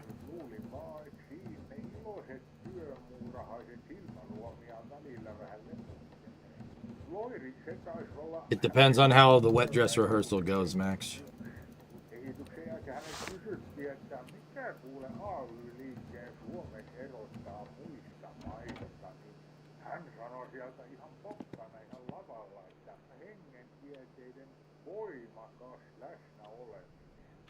Kyllä siellä yleisössä varmaan yksi jos toinenkin punasteli, mutta ne vanhat patut, joilla näkyy silmissä se hien ja passi. No. Don't do that. Proceeds to do that. There we go. Just gotta get her centered. Okay.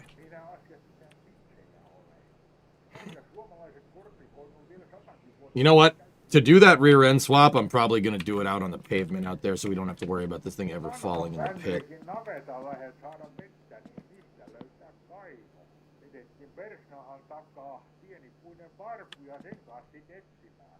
I really hope they don't launch on the 8th. I'm hoping that it moves.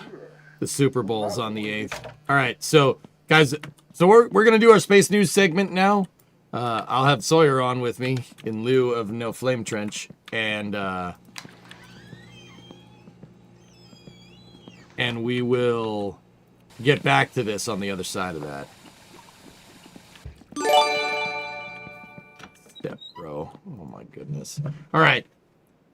I'm really thinking putting the 389 in there. The 389 final drive is really gonna that thing will be really happy with this thing.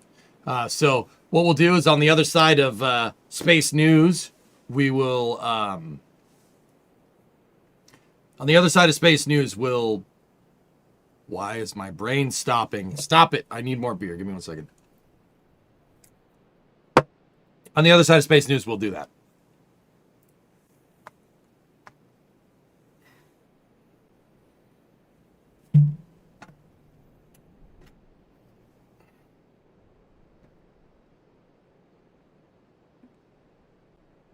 I'm just waiting for the game to save. All right, so that's going to do it for part 15. We learned a lot. We tested and tuned it. I don't necessarily think that clutch disc is bad in that car, but we'll swap the rear end out in part 16. But for now, we will start combustion byproducts.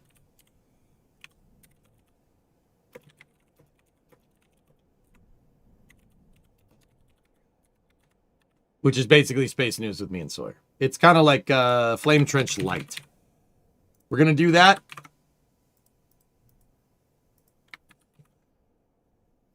And we're going to go from there.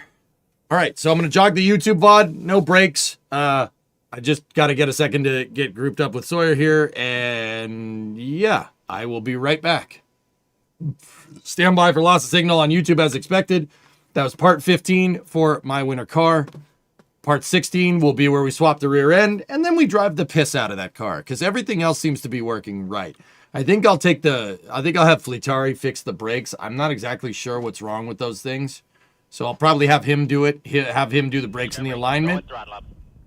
And we'll do more jobs, and then we buy speed parts.